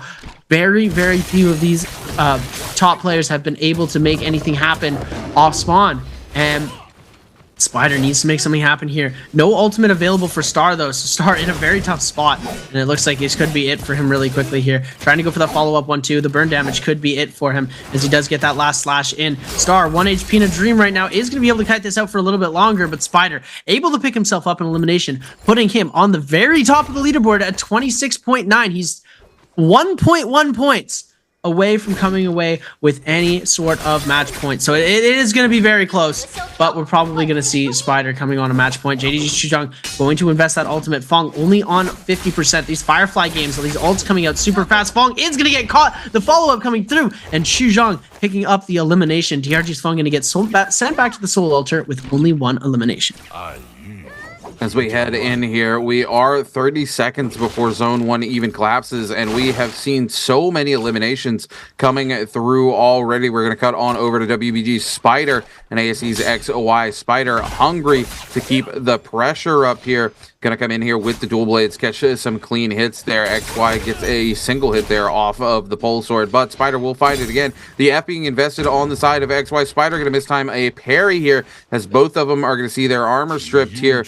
XY trying to break away here, looks for the scale rush. Spider waits for the cancel there and follows up with some big damage. The ult gonna come in. Spider able to just tap dodge away with the iframes and pick up another elimination. Is now literally 0.1 points away from breaking across the threshold. As we pop over to Wolves, Wang Liang versus Alliance's Frostivus.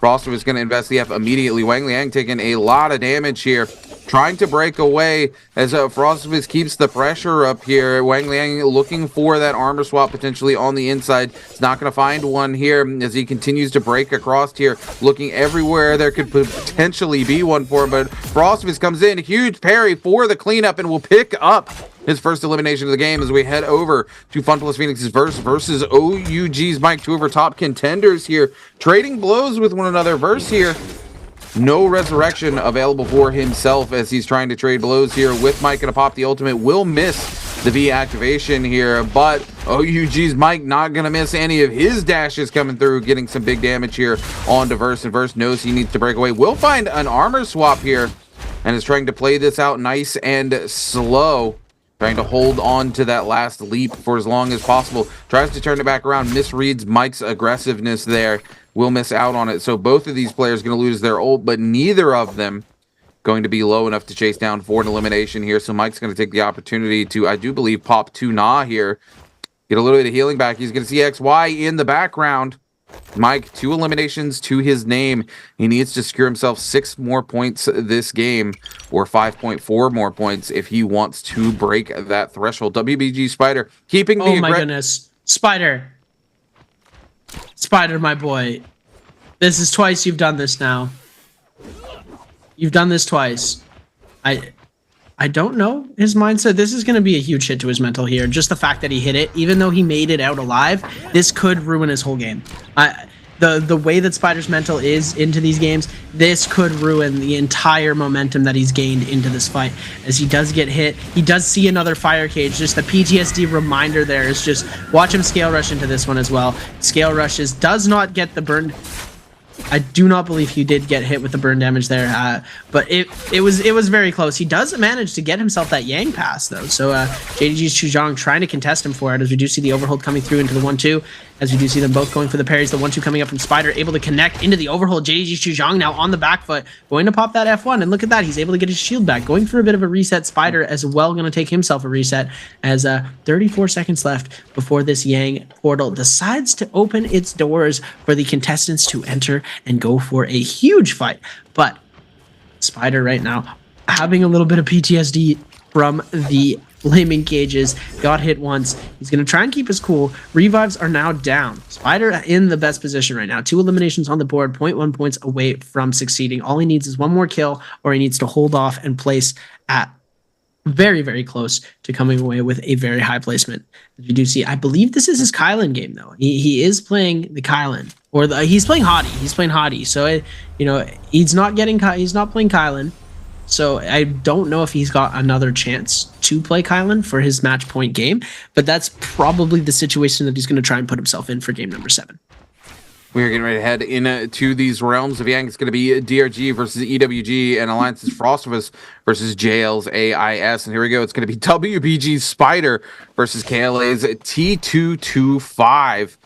And this, the classic matchup. Again, the last time we saw this, Spider was just able to get into T225's head, make him afraid to throw the blues after double parrying legendary weapons out of his hand and come out on top. So will T225 be able to come out of this with a better game here? He's going to get parried again, but he's on Liam this time, so he's got the F. Comes in, gets the parry here on to Spider, takes his fan away from him, gets the follow-up damage here. T225 not afraid to throw those blues or those parries as he starts to clean clock here on WBG Spider. Spider, though, going to catch him out there with the grapple re-extension into the wall, and oh my goodness, T225 just disappears. Spider onto the hottie hold here, now giving chase here. T225 is going to have to play this out perfectly if he wants to make a comeback here. He looked like he was doing really well, and then Spider finds 1 intro into the fight and completely flips the script. There we go, T225 able to break away here, but Spider still with plenty of time left on the ult here is able to come through. Doesn't look like he's able to get the burn tick in. T225 needs to take control of this neutral, get some big damage out. He's able to get a pot off. Spider going to cancel 1 there, looking to make something happen. Goes in there. We're going to see him come down with the scale rush into the clank. Spider trying to break away here, looking for the scale rush down onto T225. Waits for it, is able to come down, gets a little bit of damage. T225 though, holding on, goes into the overhold. Spider takes so much damage. This is gonna be it. T225 is able to come out on top. Spider's gonna be 0.1 point away from coming away with the match point. Oh my goodness, the juggle downhill from Fun Plus Phoenix's verse on a JDG Chuzhang, hitting him with a jumping RMB to be able to finish off a lot of that damage. And the toothpicking from Fun Plus Phoenix's verse down the hill, putting him onto 28 points, or 20. He's on 27.7. He's so close. 27.9. Spider needs an elimination and a Soul Bloom to cure his Yang depletion. This is going to be a difficult task for him here. Frostivus and Arano as well, both on Yang depletion. You see JL's AIS, who does have Vermilion's Birdmite, going to be facing off against Frostivus here. Purple armor in hand, tries to go for the parry. Overhold is going to connect as Frostivus able to get the damage output on to AIS with the purple fan in hand, is going to try and go for it again. AIS doing a great job of kiting here. The 1-2 going to come out, able to hit the 1-2 the second time, into the overhold, into another overhold, into a third overhold, but the ultimate is going to get invested now. Both of these players on the Valda. So this is going to be an interesting one to see how these spears are going to get thrown. Tries to go for the parry. The overhold is going to come out here. Ultimate coming up from Frostivus now. Going to be able to dodge that out. Both of these players doing a great job of kiting each other's ultimates out, but very low HP. AIS going to be in a lot of trouble. Holds it out, and there we go. Frostivus extremely close to being able to come away with this elimination here. He's got one spear left. He's going to try and throw it. Does not catch AIS, but AIS now forced to try and kite this out. Both have abilities available. Goes over to the longsword, able to get the elimination, and Frostivus back into the game. AIS sent to the Soul Altar with his Vermilion's Birdmite. Frostivus switching over to that purple longsword just in time. DRG's Fung now taking a lot of damage. Fun Plus Phoenix's verse is ready for this fight, and he comes away with the kill and 28 points. Two players now have passed the match point threshold. We do see Verse and Spider both on 28 plus points. XY and KLA are going to be the next two players to do it. Yeah, Verse here, super happy about this sort of event. Spider, though, still needing to get himself a Soul Bloom to keep this particular game alive. KLA is T225 on the receiving end of some pain here from Verse. Verse popping the F here, trying to step away, wants to get away from that dagger. Huge scale rush from KLA's T225 with the follow-up there onto the longsword. T225 risking it all here, wants nothing to do with the follow-up, but he does still have that Vermilion Birdmite, so even if he gets eliminated here, he's not out of the lobby just yet. The ult going to be coming in from XY here. T225, no place to go. The cannon shot going to come in and clean it up, but T225, again, with that Vermilion, still going to keep his game alive here as we see Verse coming in here onto XY. XY here needs one elimination to go above the threshold here. Could he find it here on Verse? Time will tell, but it looks like Verse gonna step away. Let's go back to WBG Spider here with 1:30 left remaining on the Yang depletion. Looking for that elimination that he needs. He's gonna find TE Star. I do believe he's got himself a bounty here onto Star. This is the elimination. He's got to go for it. Star trying to get away. Spider with a mass parry, though. This is all Spider needs to keep the game alive. Coming in, Star just not able to take control, even with the ult going. Spider's just dominating this fight. TE Star, who had an incredible start to the day, forced into the zone here, looking for an armor swap, and Spider just walking away from it, able to get through the leap here. We see the re-leap, the F coming in. Spider knows this Star going to end very shortly. Star trying to get to the no ult zone to keep Spider from being able to use his ult into this fight. The no ult zone going to be invested, and Spider says, I don't care. I'm going to win on neutral. Run those ones, ladies and gentlemen. Here we go. Spider with the 1-2. They're both going for these overholds. Huge parry coming out, and Spider going to be forced to pop that F ability now. And Star in a lot of trouble. Tries to go for that F1 or F2 to come out. We're going to see the Hong Sword movement coming through. Trying to see if he can get Prio off. He doesn't manage to get that LMB. Gets the follow-up slash as he's 1 HP in a dream. Jump LMB, but the Clank is going to come out, and TE Star going to come away with the elimination. Spider is on match point, so he has succeeded in getting himself up into the top of the game here. Mike going to get a super huge parry. He's going to flip over to the fan of Frostivus that we saw take from him here. Purple fan in hand is going to try and make something happen with it. Frostivus doing a good job of dodging, trying to get the back parry off onto that. They're going to see him going for that LMB prio with the longsword. Both of these players onto the longsword now. Pistol shot going to come up from Mike. Mike able to get a beautiful scale rush up on the top, trying to go for the 1.0 into the jumping LMB. Frostivus trying to make something happen, but the ultimate from the Kylan just super strong. High output into damage, but right now we still have that ultimate online from the Valda, so we could see it coming out in a beautiful way right here. Mike going to try and get these slashes off, is taking more damage than he's gaining. Very, very low on HP. Frostivus can ult right now. All he needs to do is get that ultimate off, and now Mike in a whole lot of trouble here. If he's able to dodge out these slashes, we are going to see the ultimate getting dropped down for both of these players. You see the slash come through. Mike doing a beautiful job at kiting out all of this Valda ultimate here, as you see him miss most of it, but Mike getting a huge parry now, and Frostivus 1 HP in a dream. It's going to be very difficult for him to come back from this here. You do see trying to get the prio off, but he doesn't get it, and the 1.0, the LMB, is going to come away with the elimination. As we flip over to Fun Plus Phoenix and JL's AIS. AIS taking up so much damage, does have 2 spear throws left, uses one of them. Very little timer left on the ultimate, but he's going to be caught into prio, won't be able to throw that last ult slash. Ultimate HP is going to be taken away from him here. Clank going to come in off of the Hong Sword into the Longsword here, as JD Fun Plus Phoenix's verse trying to come through with that overhold damage. AIS trying to make something happen, goes for the follow-up, doesn't connect with it, into the 1-2, able to deal damage onto the 1-2, but the jump LMB going to come through from verse. So much damage coming through, as we do see the scale rush come through. Nobody getting prio off the scale rush. The 1-2 coming through, dealing some damage.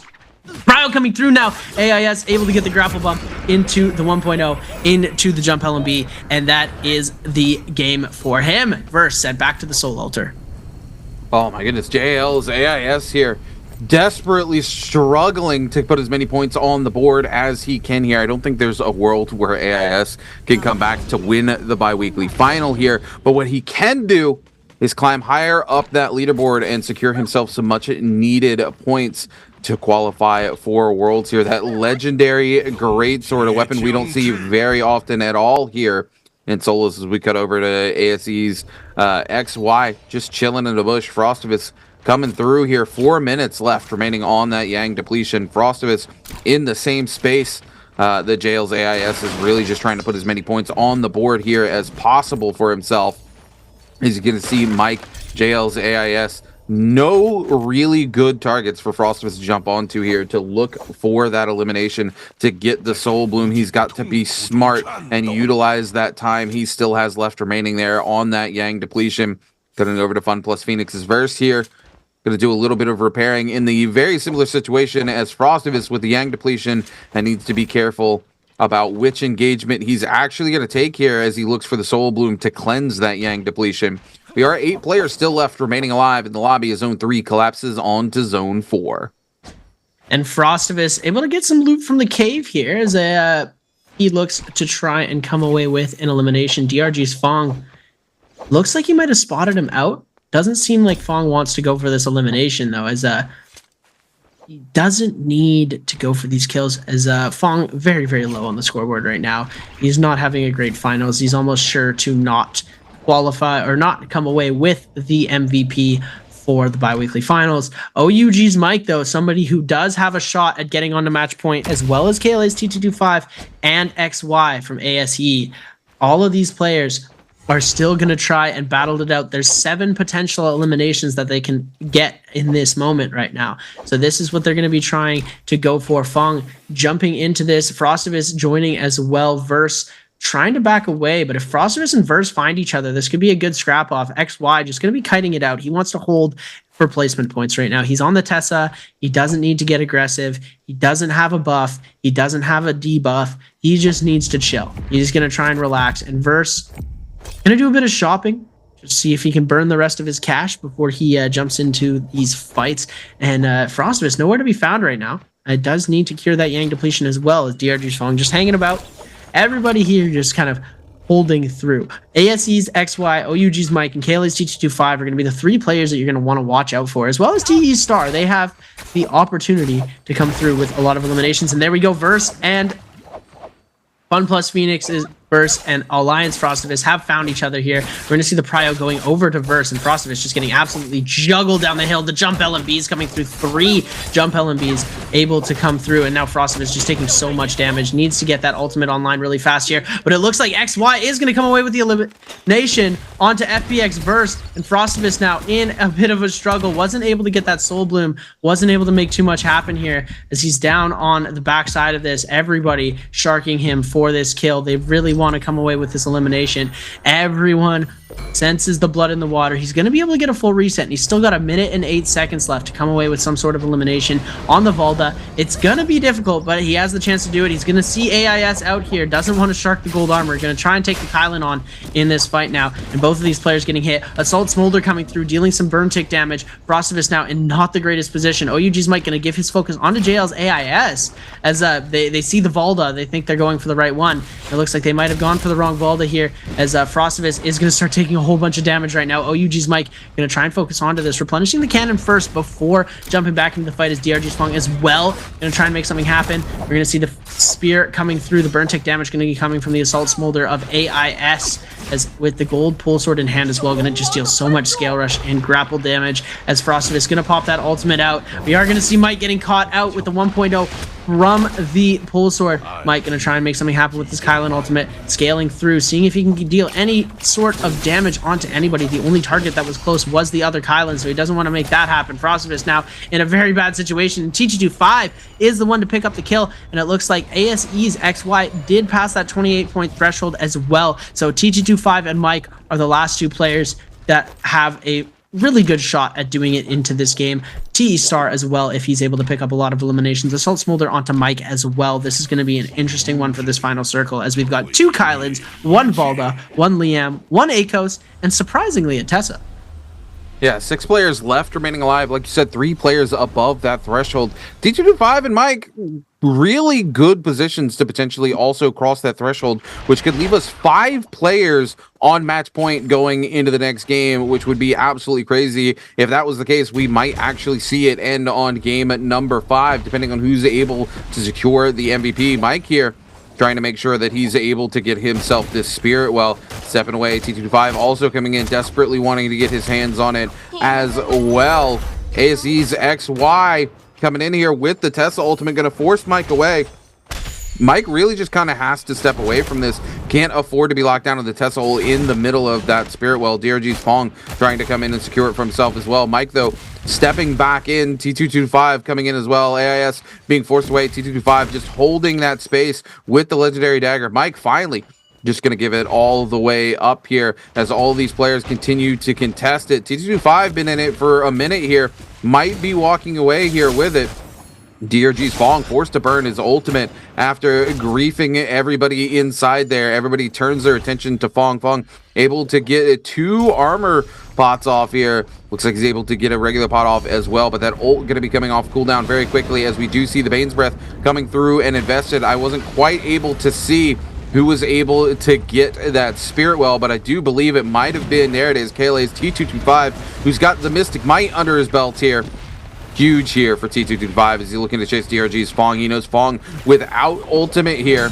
T225 in a really good position. He's got the backup armor and goodies to fall back onto as well. Fong caught out in the zone here. Tessa ult coming through will connect on to Fong. The bow shot's going to come through as well. T225 just needs to set himself up for a good follow-up here. Gets huge damage with the bow shot onto Fong, but Fong going to clear out of that. The Bane's Breath coming through, almost connecting onto DRG's Fong. T225 going to not secure it. It's actually going to be TE Star with a cannon shot, who's able to clutch it up here. Star going to 2 eliminations. Jail's AIS up top using 2 Na, as we are down to 5 players left remaining alive. Zone 5 going to collapse onto Zone 6 here in the next 6 seconds. That final Bane's Breath gonna go away just before the zone starts to collapse here, as T225 starts to come in here on the fight between OUG's Mike and Jail's AIS. Taking a look now, Mike losing so much HP from this meteor cannon shots coming from KLA's T225.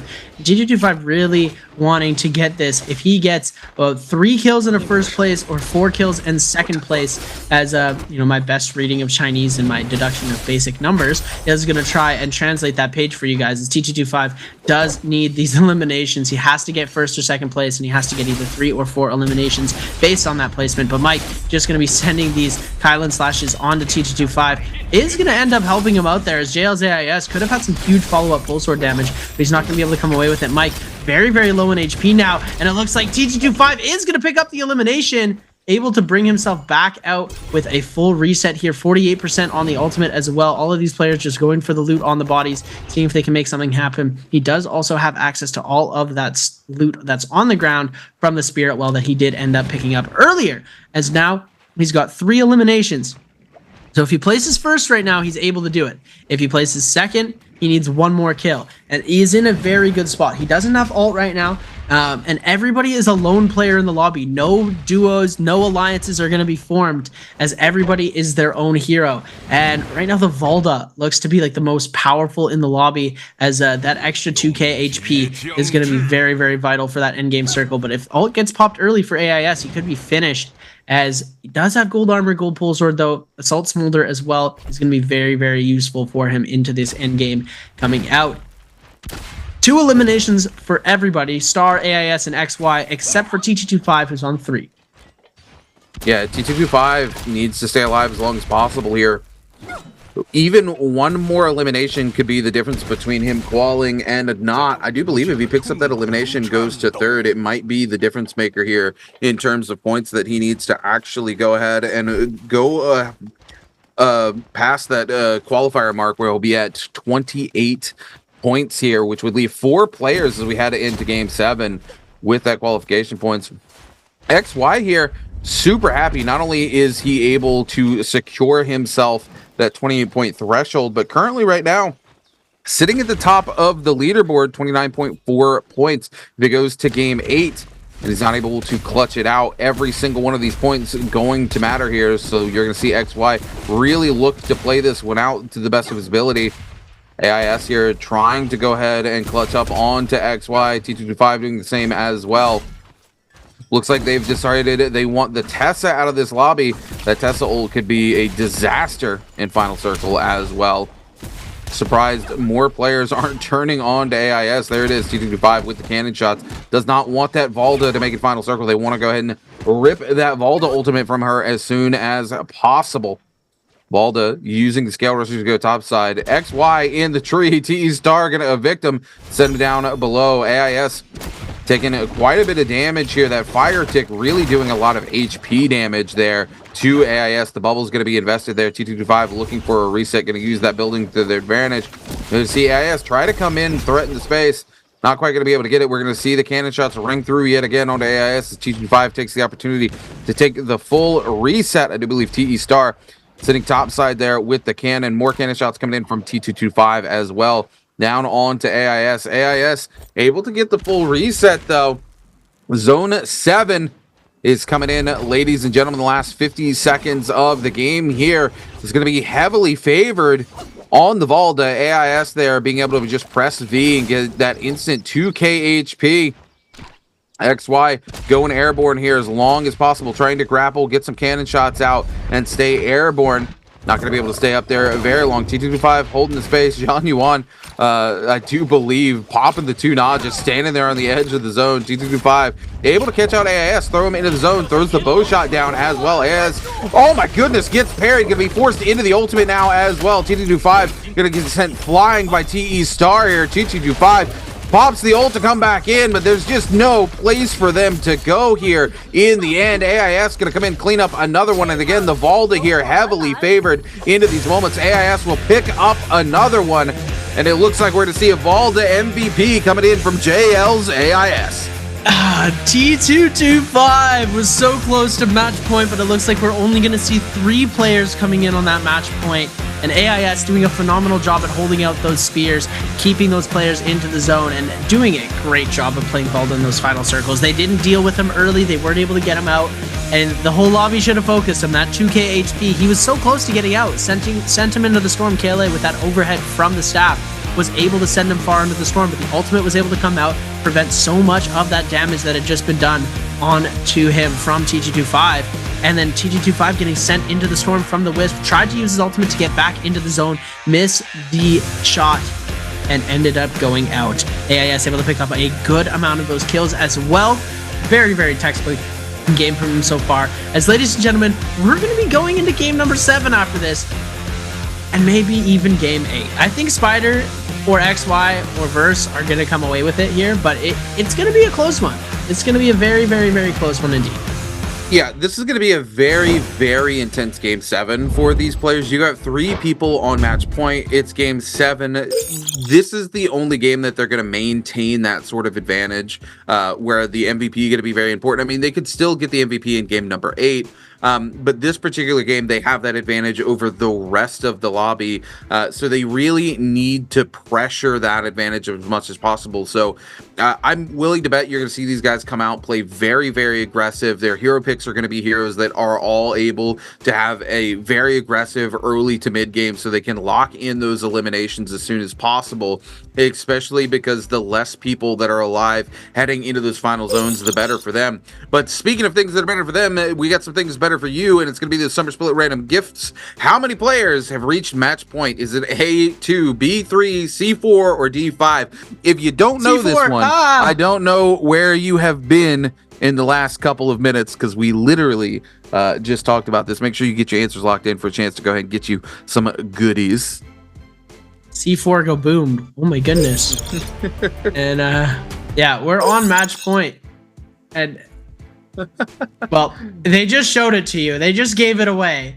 So we do see how many players are on match point. Get your answers in quick. Everybody knows the answer already. It's okay. It's okay. It's fine. Yeah. All that matters is you time it right with when Nbpl, NARAKA, Twitch takes the screenshot. And if you're watching on YouTube or if you're watching on TikTok, I got a NARAKA BLADEPOINT Pro League on my TikTok For You page the other day, which is pretty cool. If you're watching on those sites, please hop over to Twitch to answer the question. We will not be giving any prizes away if you are on another platform. So come watch on Twitch. We love to have you here. We love to say what's up. We can't really say what's up if we're on Twitch or on YouTube or TikTok. So come and say hi. Oh my goodness. Wherever you're watching the NBPL, we're happy to have you here, but we're going to take a quick look at the scoreboard before we get ready to hop into game number 6. Of course, AIS here with the 4 eliminations and a first place finish for game score of 7.8. ASE XY with 3 eliminations for a game score of 5. TT25 also with 3 for 4.5. Mike and Fong with 3 each, going to be going out with a game score of 4 apiece. What a game this one is. We're going to have 3 players heading on in there on that match point above that 28-point threshold as we ready to head in game number 7. Like I said, this game 7 going to be a very intense game. Very intense indeed. It's going to be very, very, very, very, very, very, very, very, very, very intense with these players. And since there's only 3, the entire lobby is going to be very, like, chasing these players, sharking them down, trying to make sure that the players who are on match point do not get MVP, because then they do not have a chance at coming away with a higher score. They don't get that extra game. So hopefully we'll see either XY Verse or Spider be able to come away with the victory. But TT25, AIS, and Mike are very, very close into this game. So it could go either way. It could go any way possible. We have no clue what is going to happen, and that is why we are choosing and we are playing this next game. If it goes to game 8, I don't know what I'm going to do. This is just absolutely insane if we're going to see game 8 come through. But look, I mean, we've seen it before, but I mean, these 3 players, very, very strong players. It's going to be a challenge for them to eliminate these players into game number 7. But speaking of a challenge, we're going to take a look here at our game number 6 highlights brought to you by Thunderbolt. Mike here cleaning up multiple eliminations right here off the rip with that staff. Catches out both of Verse and Frostivus there and cleans up 2 very quick eliminations that they're getting. Arano picking up 1 there onto T225. Chu Zhang coming in with a huge freeze onto DRG's Fong for the free cleanup. WBG Spider here into Zhang Yuan, and look at the perfect tap dodge, just completely avoids the ultimate there as we see Verse coming in here as well on to JDG's Chu Zhang, and Chu Zhang just no place to go. The Verse cleans up XY coming in here. This was the elimination he needed, the one that sent him over the edge as we pop over to JL's AIS here with a very clean cleanup here on to Fun plus Phoenix's Verse inside the realm of Yang. Cannon shots, musket shots coming in across the map to clean up elimination after elimination this game. Kaylee's 2225 comes in, picks one up onto OUG's Mike. Mike not happy about it, but T225 needed that elimination if he was going to get the threshold. Unfortunately, he doesn't make it, and he greased Mike out. And then AIS here in the end, of course, on the Valda. They let the Valda get the heal off. This is never what you want to do, and AIS just cleans up elimination after elimination. And AIS textbook finish there, able to dodge through all of the extra damage that was coming through, and the fact that he's got 2k HP on the Valda V2 is just unfairness that has come through and led this Valda to be the MVP. He had Phoenix Blast and we didn't even see him pull out a longsword. Assault Smolder was one of the big weapons that he used for his Soul Jades in this game. Tuna as well, we saw him hitting that Tuna in the middle of the end circle there. 4 kills, 13,000 damage, so not a super impressive game, but one that was able to put him up in contention for match point next game. So if we go to game 8, he's got a chance. He's at 25.9 right now, and we do have a very good shot at seeing him take it away if game 8 comes out. But if Spider-Verse or XY hits it, that is going to be our game 7 at the very end of this game here. Ladies and gentlemen, we finished our standard 6 games. We're going into overtime right now. This is the overdrive. These players have one last chance to put it all on the line. They're going to try and take Spider, XY, and Verse out as fast as possible, try and get them double eliminated before anything is able to put them ahead. They're going to try and prevent them from getting kills. They're going to try and steal all of their scaling at the start of the game. They're going to make sure that they do not become victorious in this game, because then their run's over and the finals have fully formed and our winner will be decided. I'm going to tell you, the way these guys have been playing today, that is going to be a very tall order for this lobby. But before we come back and lock in for game number 7, we're going to take a short break. So don't go anywhere. You're not going to want to miss the explosive action in game number 7.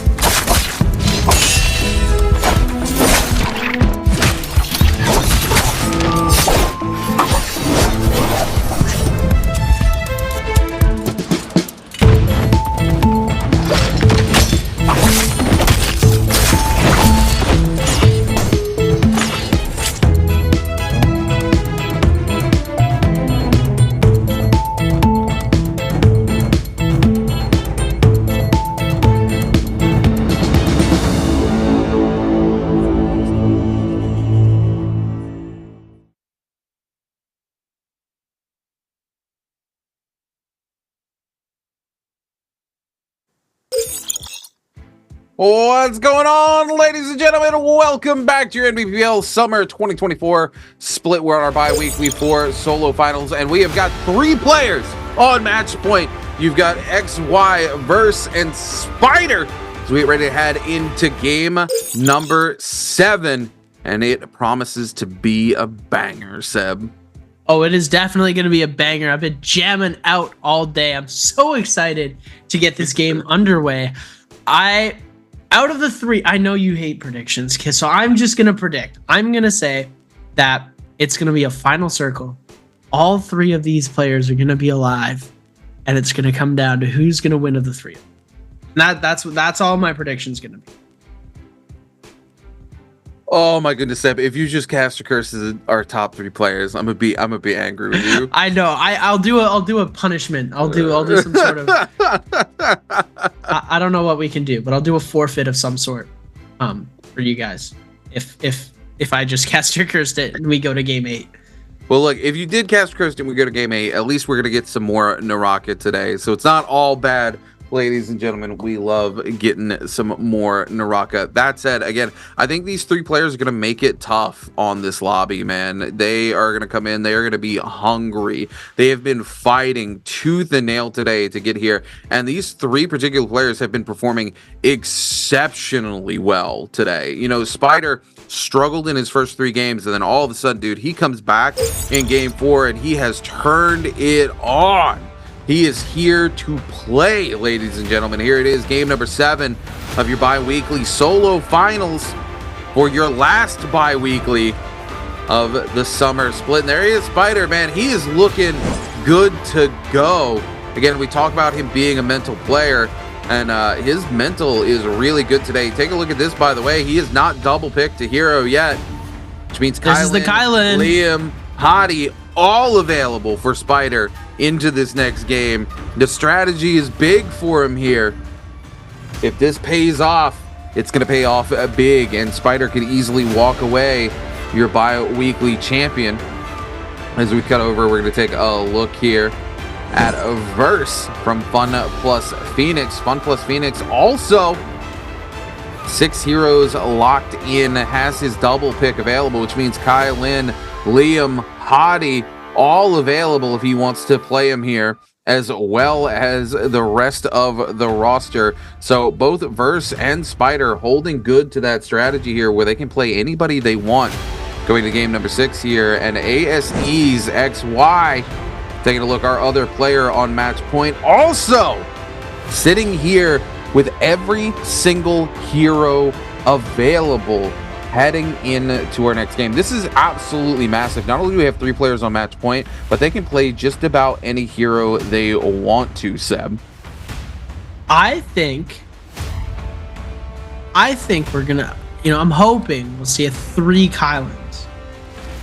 Wouldn't that be great if we got to see 3 Kylans coming through? Because I believe everybody else has double picked their Kylan already, so I'm not 100% sure how this is going to work. We're going to get to see our game selections of who's going to be picking first. So the first person to pick out of the 3, oh my goodness, they're all on last round selection. So XY at the end, and Verse, XY has the upper hand, and Verse and Spider, they're not going to let a Kylan go through.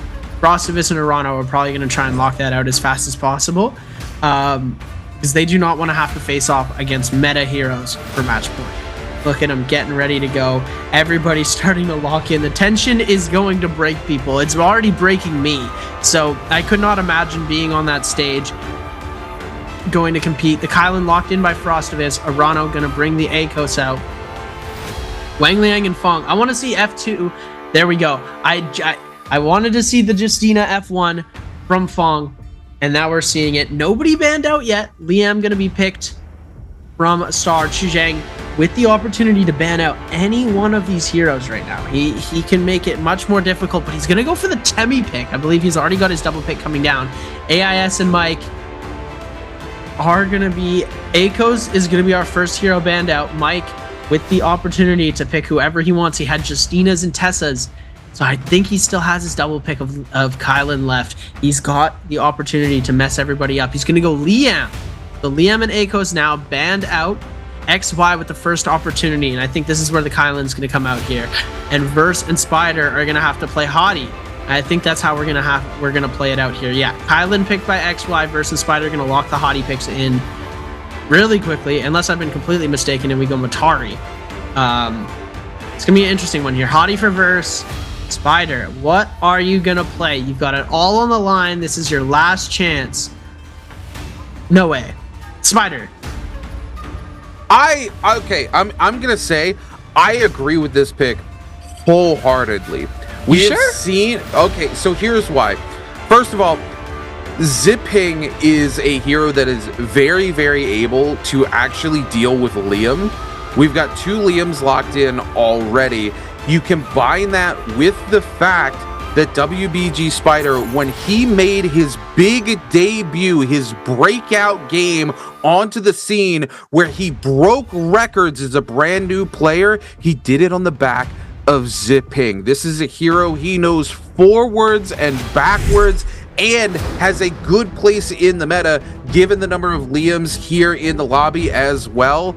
I think this is an excellent choice for WBG Spider, and I hate Zipping.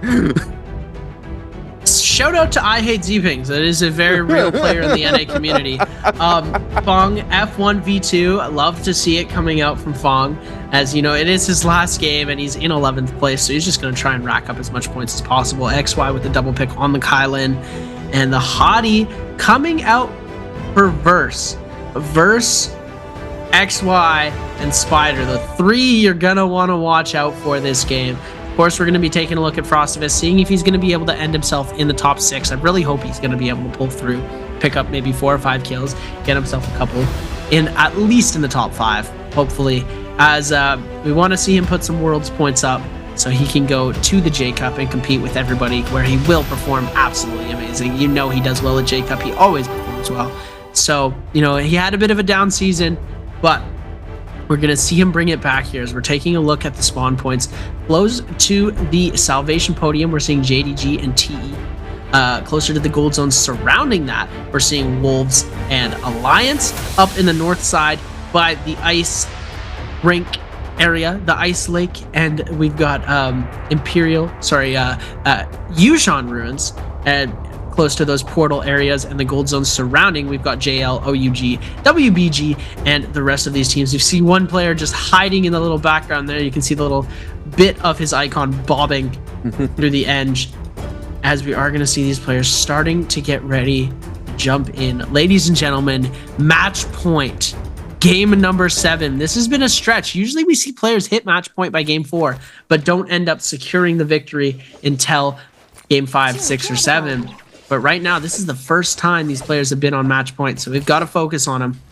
Verse and Spider already going up against each other here, as it looks like Spider going to be facing off with a little bit of a disadvantage. The 1-2 going to come out, trying to go for the overhold here. We do see the LMB into, or RMB into jumping LMB. So you see 1-2 coming out from Verse here, trying to come through. LMB Prio going to get given to Verse into the grapple bump extension, into the 1.0 focus, into the repeating crossbow. Spider in a bad spot now. Needs to try and kite out. 6 seconds left on the cooldown for his F ability. He's going to be doing a good job of kiting out here, but we do see Verse very waiting in the wings here, trying to make something happen. Able to use that F to gain a little bit of health and shield back. The LMB catch into jump LMB is going to come through. The overhold from Spider, you're going to see him just still trying to scale away. Verse trying to go for a bit of an uppercut action here, as we see Spider just jumping into the buildings. We're going to see the armor swap coming out now. Spider able to get a scale rush into an armor swap. Now Verse on the back foot of this fight. F ability invested. Spider going to try and see if he can make something happen here, but it looks like these players are just running away.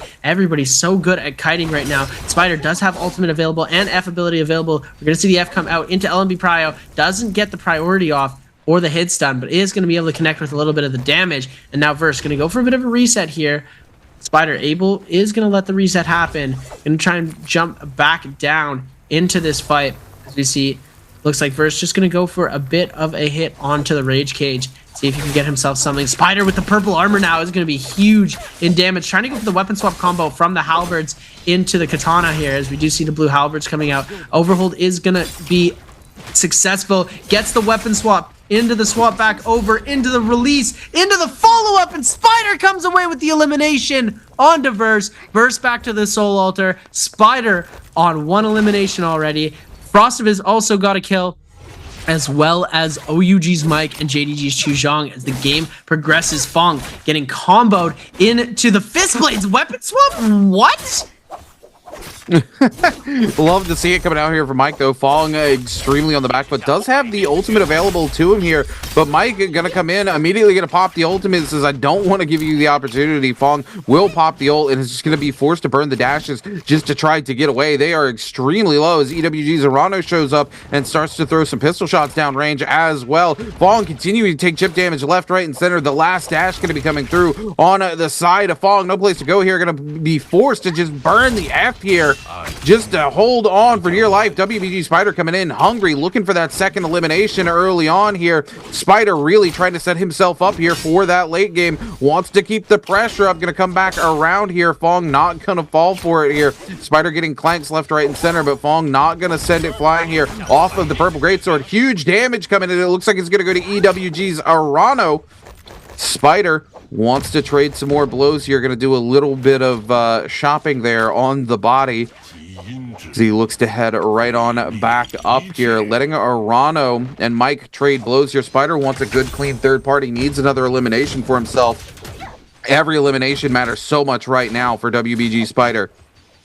He needs to put up these early to mid-game eliminations here on the zipping pick, and then just try to go play for heal off if he can in the very end. Spider still just waiting for the good opportunity into the fight. Arano going to pop the F there. Mike with the armor stripped, trying to slip away, but Spider going to come back in. We're going to see the re-grapple come back through from Mike. We're going to see Spider come in here, able to get the R&B off, with the parry coming in from Mike. Mike going to find the armor swap into the carousel there with the huge grapple follow-up. Spider, they're going to pop the F here. More than happy to keep trading this fight here. He's got that purple armor. That ult going to do a lot of work, as well as the F to get that armor reset back up. We're going to see the no ult zone invested here, as now it's going to go straight down to neutral. Arano versus OUG's Mike here. Arano with the fist blades, able to get a little bit of damage off before Mike invests the F here. Arano waiting to find another way in here with the fist blades. Mike going to take a lot of damage from the double jumping LB there off the fist blades. Mike going to go low. The F goes through, and Arano able to clean it up with the pistol shot in the last second. Now WBG Spider showing up. Spider unable to snake either of those eliminations out, unfortunately for himself here. Just going to pick the body here for some resources, and on back into the no ult zone while he looks for an opportunity to pressure this onto Arano. Going to do just a little bit of shopping before he decides to pressure anything, though. Unfortunately, this no ult zone making things difficult for some of these players. Spider taking some range shots here. Going to swap to the bow as JL's AS looks to come in here. Spider around the backside of the tree here, waiting for a good intro. The F going to come through. AS takes control here. Some huge damage coming in off of the Hong Sword. Spider not in a good place. Forced to pop the F here just to keep things alive. Able to get up and get away. The uppercut going to connect, actually, though. Spider's got to be careful about where he goes here. He cannot force himself into this no ult zone. Unfortunately, there it is. It's going to go in. So Spider going to take the full reset now. Another player coming back, though. ZIS, while mid ult gets his reset, and it looks like Verse is waiting in the wings as well, as we're going to see this come up. Spider will get this ticket, wants to go inside this realm of Yang and make something happen for himself. He is not happy. He is still only on one elimination. Yeah, Arano picked game 7 to say, you know what, I'm gonna pop off. I played not the greatest the entire day, and decides to make game 7 the game that he's gonna MVP. Whereas Spider almost able to pick up be on 3 eliminations, whereas we did not see him come away with any of those kill steals, and it looks like nobody contesting the realm of Yangs anymore, as they really don't want to be a person to get caught out and getting eliminated early off of this Realm of Yang portal fight, as these players are starting to fight for the pass. It looks like ASE's XY and Fun Plus Phoenix's Verse going to be ending up near the same Realm of Yang, as looks like he's just going to hide this out right now. They do have a very limited amount of time before the Yang portals are going to start to open here, as the charges are coming through. Purple Nunchucks versus Blue Nunchucks. Verse trying to make something happen, but Verse just getting absolutely decimated right now. XY does have the pass, so he's going to be able to hold on to it. Looks like he's going to end up just jumping himself into that Realm of Yang, and Verse going to back out go for a reset and try and pick up some kills into this mid game. ASE's XY versus EWG's Arano. Arano has been off to a tear at the start of this game, so we are going to see some crazy stuff going on. Spider going to be facing off against Frostivus in the other realm. Yang. Here we go. XY here trying to get in here with the nunchucks, but the pistol shot's going to come through and wipe away at least one bar of his armor here. Zarano still looking for a way into the fight. They're going to trade pistol shots. Arano, though, still ahead here as both of them take chip damage here. That purple armor doing him a lot of favors. The ult going to be immediately invested here by EWG's Arano. As Jean Yuan here takes a lot of damage. The V will connect. We're going to need to see XY pop that ultimate soon. He does pop the F. He's looking for the opportunity to take a little bit of a reset here, but he's not going to give him much of an opportunity to do it. The ult going to be invested here. He waits as long as possible here so he can try to get some big damage out here onto Arano. Waiting for Arano to show face here. Will go in. Huge damage coming in here from XY on to EWG's Arano. He's got another dash available. Will go through. He's going to find another one on as well. And oh my goodness. And there it is, ladies and gentlemen. XY secures himself his first elimination of the game as we cut over to WBG Spider versus Frostivus. Frostivus, no HP and a dream. Spider here with that ult going here. Frostivus, though, coming in with a dagger. Oh my goodness. Spider goes down. Holy Christmas! Frostivus turns it around with the quickness. I believe it's Halloween, the next holiday that's actually coming up. But Fun Plus Phoenix's verse going to be coming through with the dual blades right now. Purple dual blades in hand, trying to focus the attention onto OUG's Mike. Everybody trying to catch him out right now. So it looks like JL's AIS and WBG Spiders, the ones on Yang depletion right now. And Spider being on Yang is not the greatest scenario to be in here as well. And it looks like nobody else has been able to pick up enough kills to pass that threshold for match point.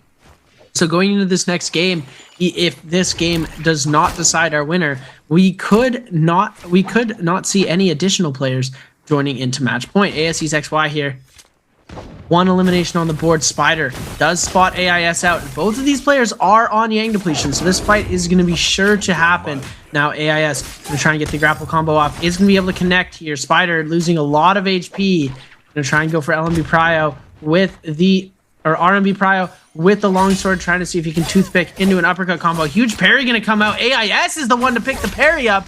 Spider in a very dangerous situation. Mortal Defiance already procced for him. This is a bad spot. You do not want to be here. He's able to turn the fight around a little bit, and now Fun Plus Phoenix's verse going to try and come in. Spider able to kite this out really quickly, though. Is going to be able to get around, but now KLA's T225 hot in pursuit, and Spider could be getting taken out pretty quickly here. Oh my goodness, no way. Spider's going to go down. Spider's going to go out. Fun Plus Phoenix's versus gets the kill. Oh my goodness. I cast her curse. I'm sorry, ladies and gentlemen. This is not the ideal situation. EWG's Arano also going to get eliminated. DRG's Fong picking up an elimination. Frostivus on 2 kills as well. Does have that Vermilion's Birdmite, could get active. As we do see a verse now with 1 elimination, XY as well with 1 elimination. The leaders of the lobby right now are Funk and Frostivus, as Funk picking up his 3rd elimination, taking out XY from his Vermilion's Birdmite. So Frostivus as well is going to go down to Wolves Wang Liang. Fong in first place right now with 3 eliminations on the board. As we are going to see AIS getting fully eliminated. Now KLA's T225 trying to make something happen. Both of them in a bit of a tough spot as T225, no ultimate available. Neither does Verse, but very low HP. Huge parry going to come out there. And Verse almost coming away with the elimination, but the F ability going to save him. And the 1-2 going to come through. Verse able to pick up the elimination. Soul Bloom is going to go to Mike, though. Mike is going to try and give aggression onto this fight. And it looks like he's ready to come away with this elimination. Mike is going to end up backing off, though, letting Verse go for a bit of a heal.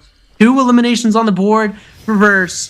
Fong still in the lead with a 3.5 right now. The plus, so you see the points that they've had before going into this game, and then the points after on the plus side are the points that they have currently for this game. So the leader at 3.5 is Fong.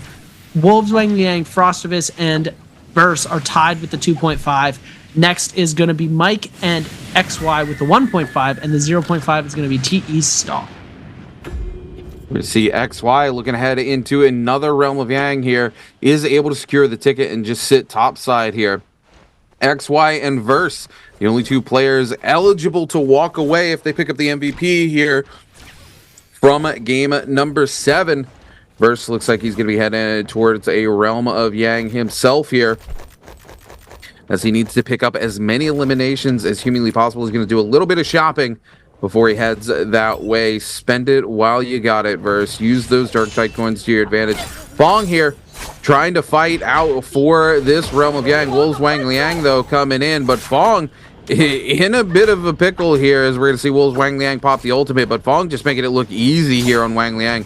Wang Liang burning the ultimate here too, while he doesn't have the pass. A very tight situation for himself here. He will catch that spear, though, off onto Fong, and Fong now with the ultimate trying to break away, misses the spear back from Wang Liang. Wang Liang going to take a lot of damage here. That ultimate going to be ending. It needs to be very careful. Fong trying to come in. He's going to take the portal here, so he gets the reset, and it's going to leave Wang Liang on the outside there.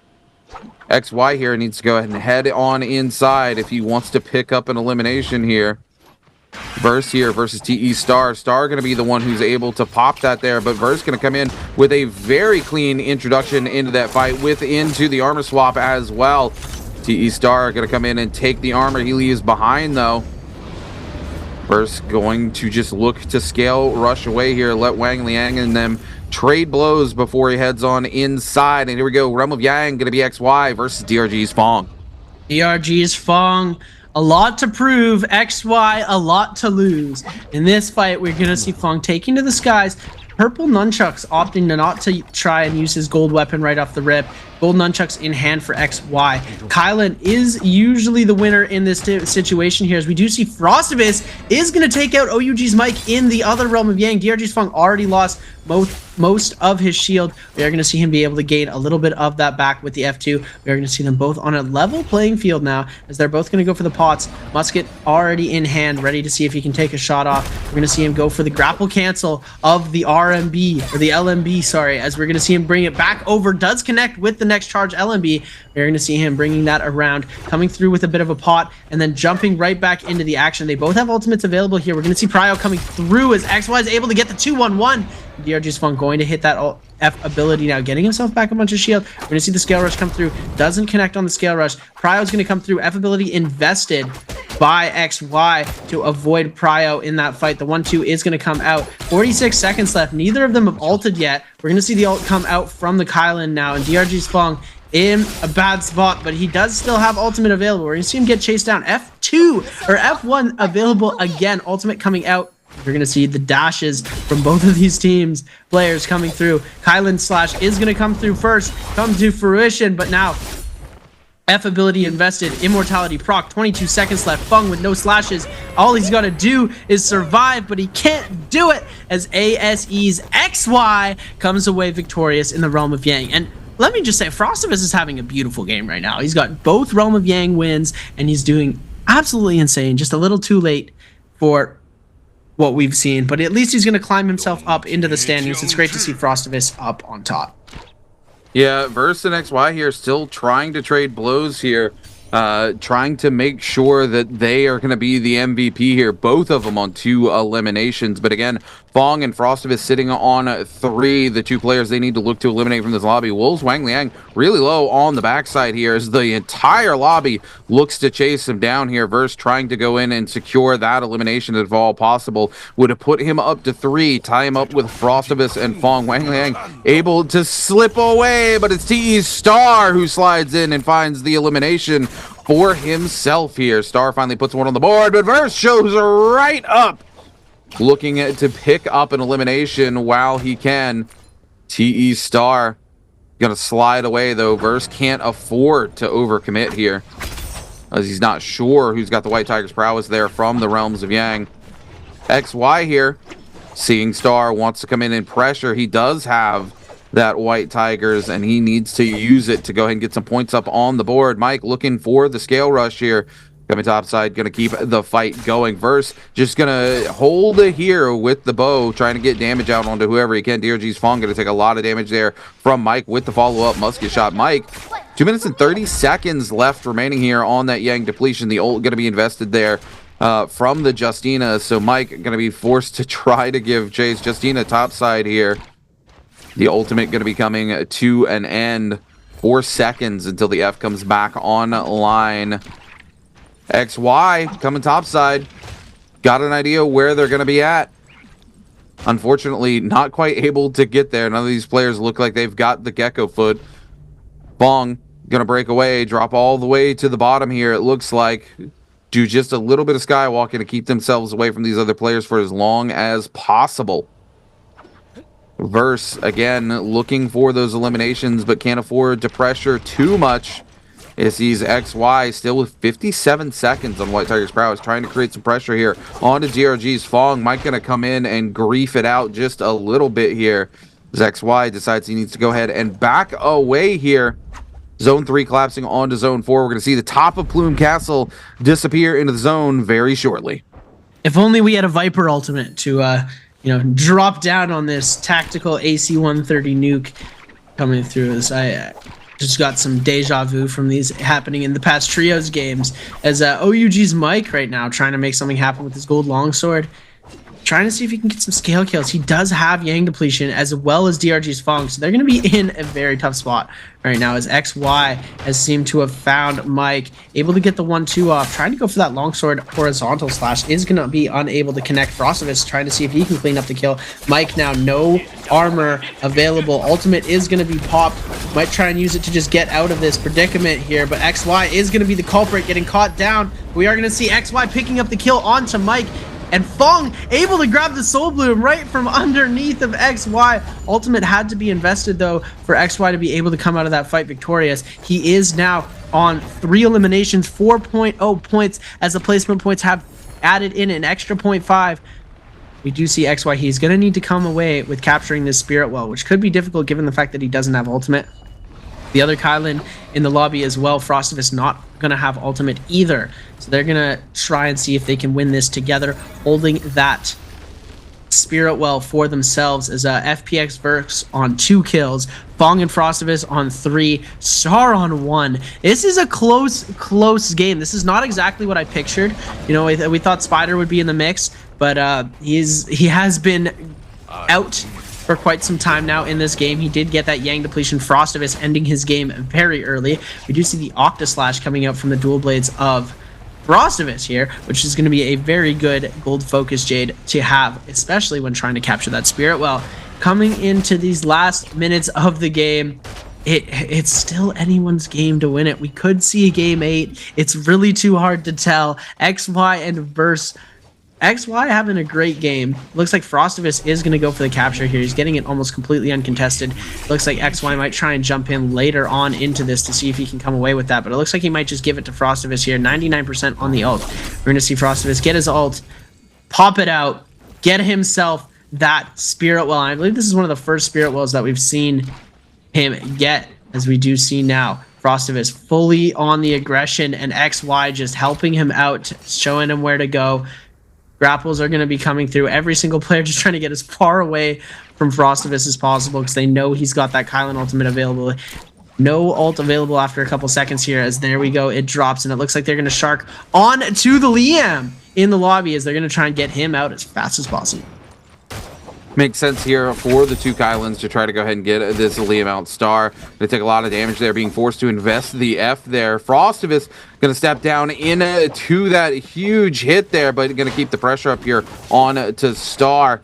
He knows he's got a little bit of backup here. The grapple is going to keep coming through. Star just trying to break away, keep his game alive here. Does not want to be the target of the lobby, but unfortunately currently is. Frostivus coming in here with those legendary dual blades, absolutely cooking, as we're going to see Verse come through as well, looking to get into the fray here. Star taking a lot of damage, trying to break away, hoping the target of the lobby has changed on to somebody else, but it really has not. XY coming in. Star feeling forced to go ahead and burn the ultimate there, I do believe, as we're going to see that late game Bane's Breath getting ready to come through, the last Bane's Breath of the game. Star on the ult burn here has got 1 activation left, trying to break away. There's the activation on to Frostivus. Unfortunately, he's not going to get a lot of value out of it. Frostivus, DRG's Fong, all still hanging here. Frostivus with a huge parry on to Fong. Dragon's Rush into Negen's Might. The follow-up, Buntless Phoenix's Verse trading some bow shots there on to Frostivus as well, as we see all these players break away. Star, no ultimate here, and Frostivus knows it, wants to keep that pressure up, does not want to give Star the chance to reset here. Star with the parry, though, will take away that spear from Frostivus. Frostivus gotta be careful here as the pressure continues to come through. Verse on the top side, Frostivus gonna step away from it, trying to make sure this Bane doesn't come in. XY nearby as well, trying to turn on to Frostivus, sees that he's gone low. The alliance between the Kylans breaking down here. XY, I think he was just trying to peel for him and then ended up accidentally hitting him in the face. We're gonna see the musket shot coming in here from XY. Frostivus on the backside here does still have that armor swap to fall back into. GRG's Fong gonna be the player gonna go low this time around as the rest of the lobby looks to turn their attention here on to Fong. Frostivus gonna keep the pressure up. 5 players left remaining in this lobby. It is still literally anybody's game. It could end here or it could go to game number 8. Time is gonna tell. DRG's Fong going so low. Who's gonna pick up the elimination? Is it gonna be Verse? Is it gonna be XY? Is it gonna be Frostivus? XY up here with the musket, trying to secure the elimination. Verse down below as well, trying to pick it up for himself. We see some range shots come out and connect onto XY. Is going to force XY to take a reset here. He's trying to protect Fung at all costs here. He's sending these bow shots to the other way. Like, get down, Mr. President. Absolute insanity is going on with the 3 players on 3 kills, 1 player on 2, and TE Star on 1 elimination. Star no ult, Fong no ult. Both Kylans have ultimate, both Kylans have gold armor. This is stacked on the side of the Kylans, but it's a 3v2. The Kylans are still they are the only 2 that are both the same hero, but they are against 3 other people. So if what Verse was trying to do was band the off-meta heroes together to try and rally and defeat the Kylans, as protecting Fong for dear life right there, as we do see the meter dump coming through, but the F1 is going to be invested to gain himself back some of that shield. XY now trying to make something happen with the meter dump. He's lost so much of that gold armor. This is not the greatest spot you want to be in, but Fong now getting caught out. The Octaslash coming through for the peel. XY now in a lot of trouble. They're all trying to come away with the elimination onto Fong. And this is where it's going to get sticky, as there we go. We see the Kylan slashes coming through. Frostivus comes away with the elimination, though. The kill steal from Frost, putting Frost to 4 eliminations and 5.5 points in this game. And this is all coming down to the wire here, as ASE's XY not looking to be in the very good position right now. He's going to see if he can get a Kylan slash off before the ult goes down. He's not going to be able to hit it. We're going to see him go for that meter dump. He's got very little meter left. Frostivus is going to do a bit of peeling for him here. He's going to try and bring that Octaslash out, but he's able to kite around. And XY just able to back away from this. And Verse just hungry for this elimination. And TE Star comes away and steals the kill. No, my goodness. Verse is the only one to be able to clutch this out. If Verse is able to get both eliminations with the first place finish, he'll be able to come through. Or he just needs 1 with the first place finish, I believe. And he'll be able to beat out Frostivus. But if Frostivus gets another kill, it could be done for him here. So this is a very sticky situation. Watch TE Star come away with the MVP here. I feel like it's something that's bound to happen. Verse is on the hottie, so it is the more optimal pick for this final circle, especially since there is not that much terrain for these players to hide on. Hottie will be able to fly into the skies. We're seeing the Dragon's Rush come out. Star trying to make something happen, as we see the martial artist Jade as well coming through there, as trying to make something happen. Both of these players with the martial art Jade. Frostivus in the back end taking a lot of pot shots from Verse. Huge parry going to come out. Star is going to end up getting hit with the parry. We do see the Heartstopper kick coming out as well from him, trying to do an extra bonus attack into that Dragon's Rush, getting the silence as well. Meter dump coming through, trying to make something happen, but that Octaslash just doing so much peel for him there. The gold focus is very scary to try and fight against, as now Frostivus and Star going at it. We're seeing an Assassin's Lunge come through from Frostivus. Verse able to do a great job of just kiting this out here, and Verse needs the win here. He's only got 2 eliminations. Tries to go for the jump parry. Isn't going to connect here. We're going to see the overhold come through. The F ability is going to be invested now. He's going to be in a lot of trouble. No F on that attack. Now, Frostivus taking a lot of damage. Kylan ult still available, though, as we are going to see the overhead slash come through. Now, Kylan ult's going to be invested pretty quickly here. Huge parry going to come out. Tries to send the punish damage over to Verse. Parry going to come through as well. Not going to be able to connect, though, as we're going to see now. Taking to the skies is going to be Fun plus Phoenix's Verse, and now he needs to get this kill onto Frostivus. Frostivus. He needs to get the kill, and so you're going to see him take to the skies. TE Star gets the kill onto Frost, and now it's 3 kills for Star, 2 kills for Verse. Verse needs this elimination. Otherwise, he's not going to be able to seal the deal. And there's 4 seconds left. Does he get the kill? But TE Star! No! Oh my god! Oh, Verse, my... Oh, ladies and gentlemen, we're going to game 8. Oh my goodness. Shot. I thought Verse had it. I thought he clutched that out. It looked like he hit TE Star there, but I guess the cannon shot still goes through. Oh my goodness. No. Oh, we're calculating, ladies and gentlemen. We don't know if Verse might have had enough points to beat out TE Star. We're going to see who came away with the MVP. I do believe that it is going to be TE Star because Star... There's no way Star goes to 4 eliminations in the first place finish. There's no way Verse. Yeah. Oh, ladies and gentlemen. Yeah. Oh my goodness. We just got the confirmation. Crazy last second. I need a slow-mo replay of that because he is charged up in the V2 when he comes in there, and I thought he makes the connection there onto TE Star, but I guess the cannon shot hits the ground beforehand and does enough damage for the zone tick to clean up the elimination. So congratulations to TE Star for an MVP here in game number 7.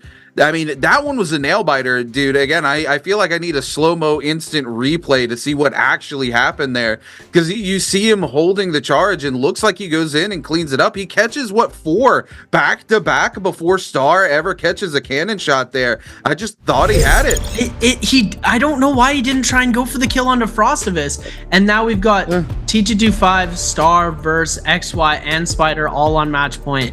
And we've got one more game coming through. Oh my goodness. Verse, you sold my boy. If he goes for the kill onto Frostivus, picks up that elimination, and then tries to go for the kill, I feel like there's a chance that he wins that. And oh my goodness, it's wow. Wow, guys. We're going to game 8. Absolutely crazy. Shout out Duncan. It's getting oogly. Oh, ladies and gentlemen, I'm at a loss of words right now. We're gonna play so long the J team is gonna become a team again. Like this is just so crazy that we're running into this right now. And of course, we got to bring it down to the wire. It's the last bi-weekly split. Like, how else would you want this to be played? Would you want it to end on game 4? No, that's anticlimactic. We're bringing you to the very end, and then you know what's gonna happen? Spider's just gonna win. Because that's always what he does. Oh my goodness. Don't wish that on us. Come on. I want it to be a nail biter all the way in, but there is TE Star with 4 eliminations, does pick up the MVP there for a game score of 7.8. XY, if he had been able to secure one more elimination in the end there and take first place, it would have all come down to XY walking away the MVP. But it is TE Star with a game score of 7.8, Frostivus with a game score of 5.5, and ASE's XY with a game score of 4.5 as we get ready to head into game number 8. TE Star picking up an MVP for himself. And Frostivus getting the 5.5. It's not a bad place to be. Of course, it's not the best place he wants to be, but he's able to put a few more points up onto the board. So hopefully he'll be maybe 8th, 9th place instead of down in 11th and 10th. So, we'll see. We'll be running it back up. But now we've got 5 players on match point. We're going to game 8. Frostivus in 8th place right now at 24.1. Fong, Chuzhang, Wang Liang, Arano, and AIS, and Frostivus. These guys are not going to have a chance to come away victorious unless they do something absolutely insane. Get a 20-point game and decide, that they're going to pop off. Is a possibility, but most likely we're going to see one of our players on match point. We've got 5 players on match point. So 6th place, OUG's Mike not going to be eligible for match point. So he needs to get more points than every single player if he wants to come away victorious. 35.4 would be his base threshold he'd have to beat, and the fact that ASE's XY is going to probably get a few more kills in this game is going to make it even more difficult for him to come away victorious. This is going to be a tough one, ladies and gentlemen. It's between T225, Spider Star versus an XY, and XY used his double pick. Burst didn't, I don't believe, and Spider was playing Z-Ping. So Spider is going to have the chance now to play Kylan and just decimate the lobby. We might get to see some Tarkas though, like you said. So I'm excited to see how we're going to pick. We're going to take a look at our replays first, where I'm already in game 8 in my head.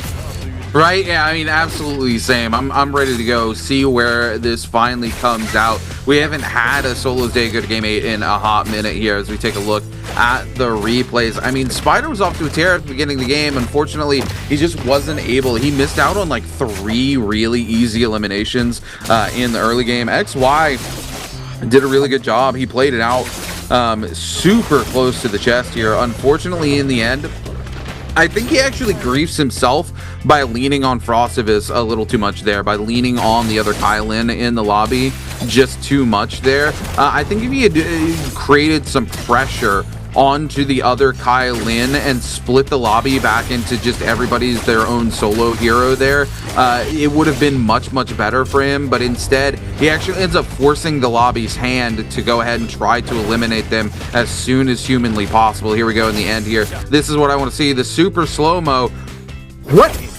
What healed him there? Wait, was he able to get a Soul Bloom there in the end? I think he just tap dodged away, and I don't know. No, if he had, like, advance heal or he healed there. Hi, Liam. I think Liam. I no. Maybe. I don't know. That was super tight. I need to go back and watch that in slow-mo, quite honestly, because that is insane. But TE Star here with the 6th MVP of the season, 10,000 damage, 4 eliminations, Phoenix Blast, Heartstopper Kick, Tuna, Rupture Gale, Quick Charge, and Sap. That Sap Soul Jade been putting in absolute work today for these players. But we got a quick question for those of you watching from home here for a chance to get another Summer Split Box. How many kills did OUG's Mike get in game number 7? Is it A1, B2, C3, or D4? D4. I was hoping to get some C4. You know, just blow this game right up. Oh my goodness. But I'm not even sure the answer. You know, my guess is as good as yours right now, ladies and gentlemen. We are absolutely cooked. And we are going into game number 8. It is going to be a very fun one to end this bi-weekly finals out with 8 games. It's just so poetic, as we are going to be taking a look at who's going to be playing what. We're going to get the whole rotation going again.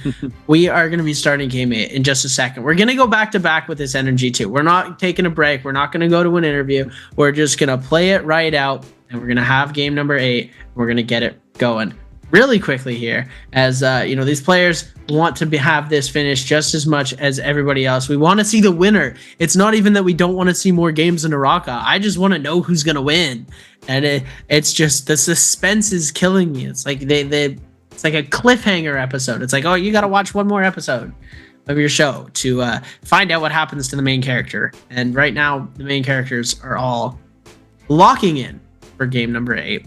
Every single person in NARAKA, all of the players in the Nbpl, they've all got that main character energy.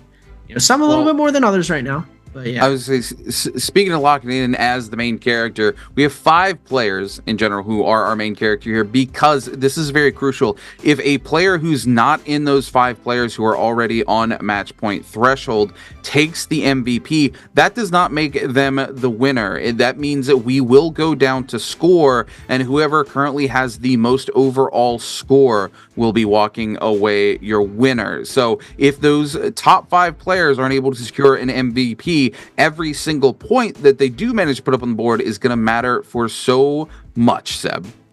Yeah, it is going to matter a whole lot more than it would in the other scenarios. So yeah, it's going to be difficult for the players in the bottom 6 to be able to actually put themselves into a position where they're going to be able to score, if that makes sense. As you know, they need to put up way more points because they can't just MVP. It's not going to be good enough for them. They need to MVP, and also they need to score more points than whoever is on match point. So 35 points is the threshold, and some of these players are only on 15, 16 points. So it's very, very difficult to make happen. Not totally impossible, but it is very, very, very difficult. As we're probably going to see our match point players taking it to the end. You know, who knows? But if it comes down to it, ASE's XY has the most amount of points right now by a huge margin. So he will probably be the one to come away victorious. And ladies and gentlemen, match point players: Star, Spider, T225, Verse, and XY. 35, 33, 31, 29, 28. So they're all pretty close in points. But XY still at the top. It's anybody's game between these 5 players. They've got a chance at coming away the victors of BIWEEK4 finals. And it has been a long road to get here. We've played a lot of NARAKA, and we're ready for one more game. These players' fingers must be so tired. Mentals must be so wrecked. But we've got the coaches here helping them out, getting them set up and back ready so that they can continue to compete into this game and come through with some crazy plays. T225 taking a look at these other 2 players. These are the new ones, as we're seeing. Look at FPX Verse. So close, yet so far away. Now forced to make every single ground back up again for this game. Bi-weekly finals, game number 8. Wow, what a time and what a play. Yeah, I'm ready to go ahead and get locked in. I want to see these hero selections. T225, every hero is still available to him here. He has not double played yet today. As we get into game number 8, that's absolutely crazy to me, Seb, that some of these players still holding on to that double pick to be available for him. And T225 just finally over the threshold, so might have been a smart decision for him. Verse here, though, could have clutched it out in this last game, but still has double pick available to him as we head into game number 8 here. I do believe he was kind of forced into taking Hottie in this last game, though, with Kylan being banned out before it gets to him. So, Verse going to be in a very, very interesting position here. WBG Spider in a very similar position here. 7 games, 7 heroes played, which means double pick also still available to WBG Spider as we wait for game number 8 to get underway here. See his coach going through his notebook there. And 8 games in is just like, it's gonna be a crazy one. Look at that. Star is not gonna be able to play. He's gonna go either Justina or Tessa, I believe, would be his next picks in the meta, because the Liam's played twice and all of his other heroes played once. He might try to do something funky, but I doubt we'll get to see that. Maybe from these bottom players, since Fong is in the bottom, you know, there's a chance we might get to see a little monk action going on, but you never know. But you know, hopefully we'll get to see something fun coming out from the bottom players, and hopefully we'll get to see some crazy plays coming out from the players in contention for match point, as we're gonna get to take a look really quickly here. I've got ants in my pants right now. I'm jumping around. I might even stand up for this game. And so yeah, we're getting intense, ladies and gentlemen. Like I can feel the tension. There's nobody else around me right now. I'm looking at a computer screen, but it is tense in my building right now. Everyone can feel the energy roaming through. Rune, I know you feel the energy right now. I know that everybody is just ready for this game. Arano and Wang Liang getting to pick first, Chuzhang and Fong second. It's going to be an interesting one as we go into these hero selections. Wang Liang and Arano. Don't know how many heroes they've locked. They haven't shown us their hero picks. I believe Wang Liang's already used his double pick, so we're going to see Wang Liang on the Zai. You know, that's an interesting one coming out here. I forgot about Zai being a viable hero into these games. So we'll see Zai coming through from Wang Liang. Arano going to be on the Tessa. Chuzhang on the Kylan. Fong on the Akos. Nothing fun coming out from... Well, Akos is still fun. Brostovic is going to be on the Matari. AIS on the Hottie. Nobody banned out yet. Is XY and Mike. We're going to see XY on the Justina. Mike going to be on the Akos. Akos now banned out. Verse and Star, two of our match point players, are going to be Valda for Star.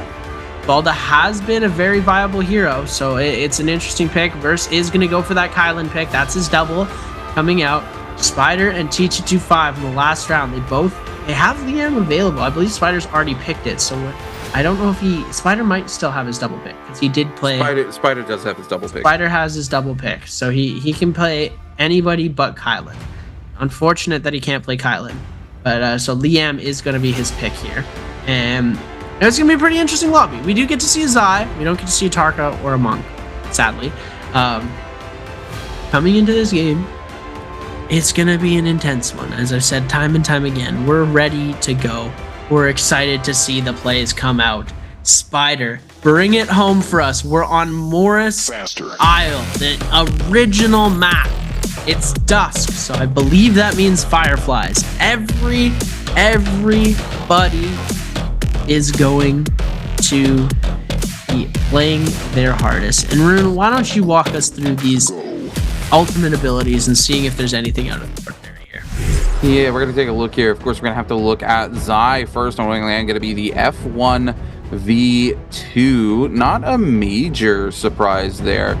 We will see who is on their double pick. It's going to be Verse Spider and T225, as well as Mike and Chu Zhang. Star down here, going to be playing the F2 V2. No big surprise there. Not really seeing any major variations here. I will say, surprised to see Fong on the F1 on Akos, as the F2 has been much more favored from these Akos picks. As you can see, OG's Mike will be rocking the F2 V2 on his Akos selection as well. John Yuan going to be on the F2 V1 for their Justina pick as well. And everything else, pretty much exactly what you'd expect to be seeing coming here from these players on the pro stage as we get ready to head into this game number 8. I know everybody's ready for this game to be underway, so we can find out who's going to be crowned champion here for your 4th bi-weekly of the summer split solos. As we take a look, we come back to where it all started here on Morris Isle, and this is very classic Morris Isle spawn. No gold zone there in Celestra, in the very middle of the map. Celestra being where everybody tends to head after taking their early fights and securing a couple of wins here. And what do we see? We see a big circle of players spawning everywhere around Celestra, but down in Celestra. So many of these players are going to take these early game fights and then look to pressure into Celestra to be able to use it to not only potentially secure some eliminations, but also have that option to scale rush away and try to break some ankles if things go wrong for them. Yeah, and those Celestra fights, those are definitely the trickier fights that we see coming through because of the movement that these players have. Every single player has goated movement in this game. Some more goated than others, but every single player, when you get to the Nbpl level, your movement is on point. So hopefully we'll get to see some cool stuff coming through as we're going to see the first Firefly battle going on. Spider able to get himself 71% on his ultimate right now, going for that next Firefly spot, is going to be able to pick it up here, going for the loot now. He doesn't have any weapons in hand, going to be able to get himself a dual halberds and a katana right away. So this weapon swap combo could come out pretty strong. He wants to find himself armor before he engages on a Chu Zhang. Looks like he is going to back off pretty quickly here, going over to the other side where he's going to hit Bell and just try and see what's up. 5 players on match point, and all of these players already spawning pretty close to each other. Looks like Verse is hunting and ready for some action right now, as it looks like Kayla's T225 not wanting the smoke right away here. It looks like he is just trying to back off and loot up a little bit more. But we are going to see the 1-2 coming through into the charge. We're going to see the F ability getting invested from Verse. Going to try and make something happen with the scale rush, but the Liam F hasn't been invested, so he is not going to be able to get too much off of value if he hits a parry. Other than burning the F ability here, as they are going to be backing out here. Verse going to try and make something happen again. Goes for the overhead slam. Isn't going to connect. F still not up for him. Going to go and grab that blue spear away from him. Trying to go for that overhead bonk, as we're going to see T225 just going for a couple of uppercuts. Blue armor in the back end there. I don't know if there's much HP on the armor, so these players are going to opt to go for the grays for now, as DRG's Fung already picking up an elimination onto Frostivus here. During this, the overhead slam coming out into the 1-2. F ability now invested from Verse. Verse on the back end of this, getting caught out. JL's AIS already been eliminated, as well as OUG's Mike picking up his first elimination of the game. And you know, he's got a lot of ground to make up, but you know, the chances of him coming away with a 10-point game right now could be huge. Verse able to get a huge parry off into Pryo off of the F proc, and now going through with the carousel into the 2-on-1 weapon swap, as we're going to see Kaylee's TT25 is going to end up just backing off here, trying to go for a reset, but Verse still heavy in pursuit, gets the 1 into the 2. We're going to see him now backing off, trying to find himself an armor swap. Is unable to find it. CT25 going to try and go for a little bit of a cheeky play with the scale rush, unable to connect off of it. Finds himself the armor swap though. You're going to see him bring it around, the charge coming through from the RMB. You're going to see Verse now in ultimate, TT25 as well, popping that ult. He use it very well, able to back off. No damage coming through though, as we're going to see one more ultimate to be invested here, as he is going to use it to teleport back through, and now he's at the mercy of the Kylan, and there we go. We're going to see it come through. One more slash for him, as he's now in trouble though. Immortality proc going to come out, going to try and see if he can catch TT25, but he's unable to do it. Ultimate down, and TT25 is able to make it out of there alive. It looks like the misplays are real right now, as it looks like that flaming cage, he doesn't want to run into it, as we see TT25 jumping over. The reset does come out, and he goes for the fruit grab and decides to go for the reset here. These fights are so intense, nobody wanting to overcommit. ASE's XY though has picked himself up in eliminations. He is now in a pretty bad spot against OUG's Mike though, and does send himself back to the soul altar very quickly. Mike, 2 eliminations on the board. If Mike comes away with a 36 points finish and gets the MVP, I'm going to be blown away. As Kaylee's CT25 and Verse still fighting it out. Purple in hand now. Purple fan is going to be super huge damage coming through. Verse able to get the Pryo off, but the F ability going to be invested from TT25 to be able to come through and prevent a lot of that damage. The 1-2 going to come through, tries to go for the overhold. Parry is going to come out, so he's just going to cancel that, dash away, gets the overhold, gets the scale rush into the LMB, into the double uppercut, into the carousel, drops the carousel though. Verse 1 HP in a dream right now. Kaylee's CT25 still going to try and make the scale rush happen. The armor swap is going to come out from both of these players here. At every single time you think one of them is going to go down, they both get themselves an armor swap. Wolves Wang Liang already fully eliminated from the game right now, and now Kaylee's CT25 on the back foot of this fight, but Verse only one little bit of white armor left. It looks like TT25 is going to take Verse out, sending him to the soul altar. Verse, our second place player, no eliminations on the board so far. This is a very bad spot to be in right now. Well, they cut over to TE Star here. Looking to give chase to WBG Spider. Again, 5 players sitting there above the threshold. T225, WBG Spider, TE Star, OnePlus Phoenix Verse, and ASE's XY, as we see OUG's Mike. Trading blows with XY again. Mike's already killed XY once this game. If XY actually dies here, that will be it for XY. They will be back to the lobby, and they have got to hope and pray nobody else makes any points to catch up with them, as they are currently sitting on top of the leaderboard. And that would be a sad way to lose out here on becoming the bi-weekly champion, knowing you're sitting at the top of the leaderboard and having to watch the rest of this game play out without being able to do anything about it. Jean Yuan here on the white fan here, trying to use the movement here inside Celestra just to break some ankles. Mike gonna show up. Jean Yuan though able to break away. The Clank gonna come through. We're gonna see the F invested by Mike. Jean Yuan gonna be forced to pop the F as well. Gonna scale up, trying to break away. Scales back up inside again with the rescale rush here. Scale rush into scale rush. Mike not quite sure where XY has gone. They've been able to find an armor swap and a heal here. They need to cut silence here. They need to not let anybody know where they are. And XY breaks the ankles of OUG's Mike and slips away, lives to fight another day. So we get over to TE Star now, trading blows with DRG's Fong. Fong on the receiving end of the pain of these purple nunchucks. The F going to be invested there by DRG's Fong. Going to get a little bit of damage reduction there. TE Star, though, going to keep the pressure up here as we go to everybody's favorite ballista watch here, Tower Watch. TE Star forcing Fong away, though, as the zone comes in. Fong will find a set of blue armor here where somebody else previously was doing a little bit of shopping, likely WBG's Spider. Star now having to rip the armor yet again off of DRG's Fong, able to avoid the F there. Lots of damage coming out, and Spider just griefing the fight, sending bow shots left, right, and center there. Spider does not want to give up the Realm of Yang that he's got the ticket for. Hits Fong a second time with the bow shot.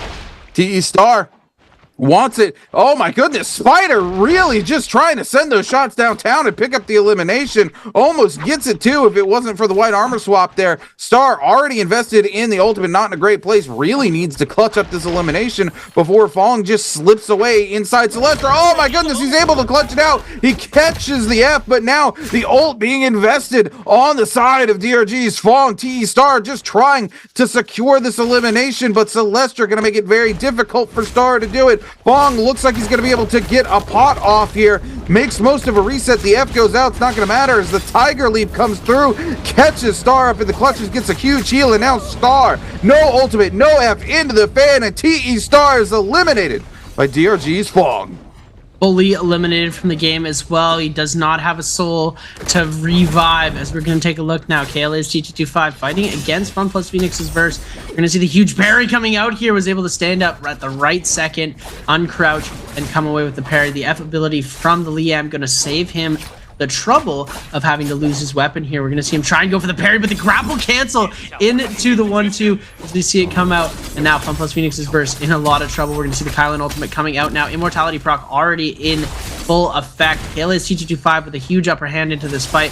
Verse needs to connect with these slashes. Misses one, is going to connect onto 2 here, and now is going to go out. TT25 picking up a beautiful elimination. Verse panicking right now, is going to be in a lot of trouble. As we're going to see EWG Arano versus ASE's XY. Arano here on the dagger going to come through, is able to secure the Tessa ultimate. XY on the wall here, taking a ton of damage. Again, XY in contention here, still in first place. Needs to hold on for dear life here if they want to walk away the champion here. Their odds are slowly dimming away here as the hottie gives chase. XY onto the side of the tower here. Knows they've got to break ankles here. Gonna wait for that hottie ult to go out, trying to get away there. Able to get the read to dash away. One hit here is all it's gonna take. And JL's AIS sends XY back to the lobby. 2 of your 5 players in contention on match point have already been eliminated. And 2 of them are also on Yang depletion, ladies and gentlemen. This is the kind of gameplay that we're so used to seeing. These top players crumbling under pressure right now. As it looks like they're making a few misplays, letting some of these players just absolutely decimate their HP bars. And that's what we're seeing happen. Verse is going to get hit with the grapple bomb. Mike, just a huge follow-up damage. Immortality already proc here. Very little HP has been gained back from this. He's going to be in a lot of trouble. It has started to gain back a lot of HP. Was able to connect the Kylan slash onto multiple players.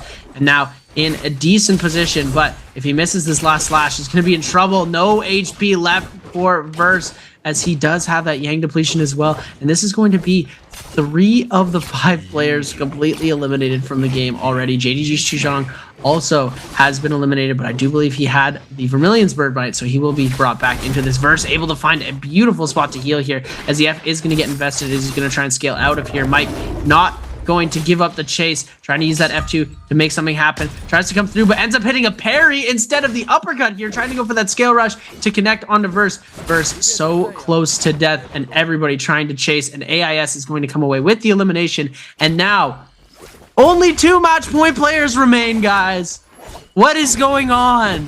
What is going on right now? This is absolutely insane. TG25 does have Vermilions. It's looking like it's all coming up for him. Spider, though, on Vermilions, on Yang depletion, wants to get this kill onto Fong. Fong trying to scale away right now is very close to death, as KLA's TT25 and WBG Spider are relentless in their chase. They're going to try and take it to the tower, but Spider doing a great job of just covering at where he's going to be. And now we're going to see Fong getting sent to the sky. No ultimate available, very low in HP. Spider able to come away with the kill, and the Soul Bloom does go to Spider here, so he is going to be okay. Coming back in, we still have 2 match point players alive, both with 3 eliminations on the board. Fong completely eliminated. Mike, 3 eliminations on the board as well, but Star, Verse, and XY selling their game the point of death, and now TG25 and Spider have it all on their shoulders. What a crazy turn of events. 3 of the players before second Yang immediately eliminated here in our 8th and final game of the day. T25, WBG Spider, a lot of feelings going on right now as we see XY right now out of this game, but still in first place. XY hoping and praying that somebody eliminates WBG Spider and T25, because if they do, it's going to be hard pressed for anybody to take away that first place from ASE's Jean Yuan. As we take it back here, we're going to take a look at the replay inside the realm of Yang. Spider versus JDG's Chu Zhang. We're going to see how Spider ended up losing the Yang here. Tries to go for the bow shot.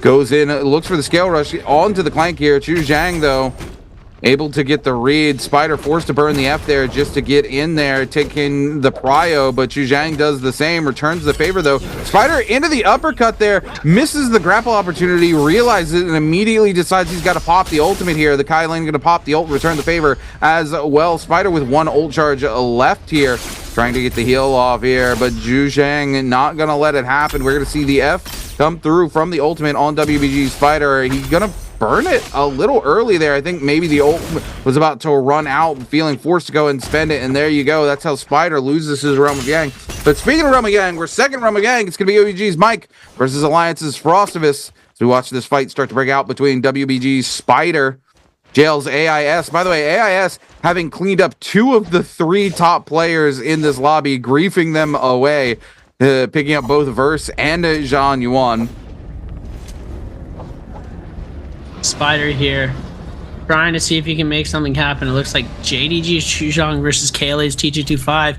KLA risking it for the biscuit right now. Going to try and see if he can pick up that 4th elimination that he so desperately needs. Looks like Frostivus did end up going out to Mike in the Realm of Yang. We saw it the other way around happening earlier in the day, but it looks like KLA's T225 able to get that connect off with the RMB. So you're going to see him coming through now with another RMB, trying to go for the grapple cancel here, seeing if he can go for the parry. F ability going to be invested from him here, trying to see if he can go from up top with the cannon shots, able to connect on 1. Jumping LMB is going to come through, but the 1-2 from Chuzhong is going to also come out, as now Chuzhong, winner of the first Realm of Yang against Spider, is going to be fighting for his life now, trying to make something happen. JL's AIS fully eliminated now. Only 6 players remaining into this game with 12 minutes left.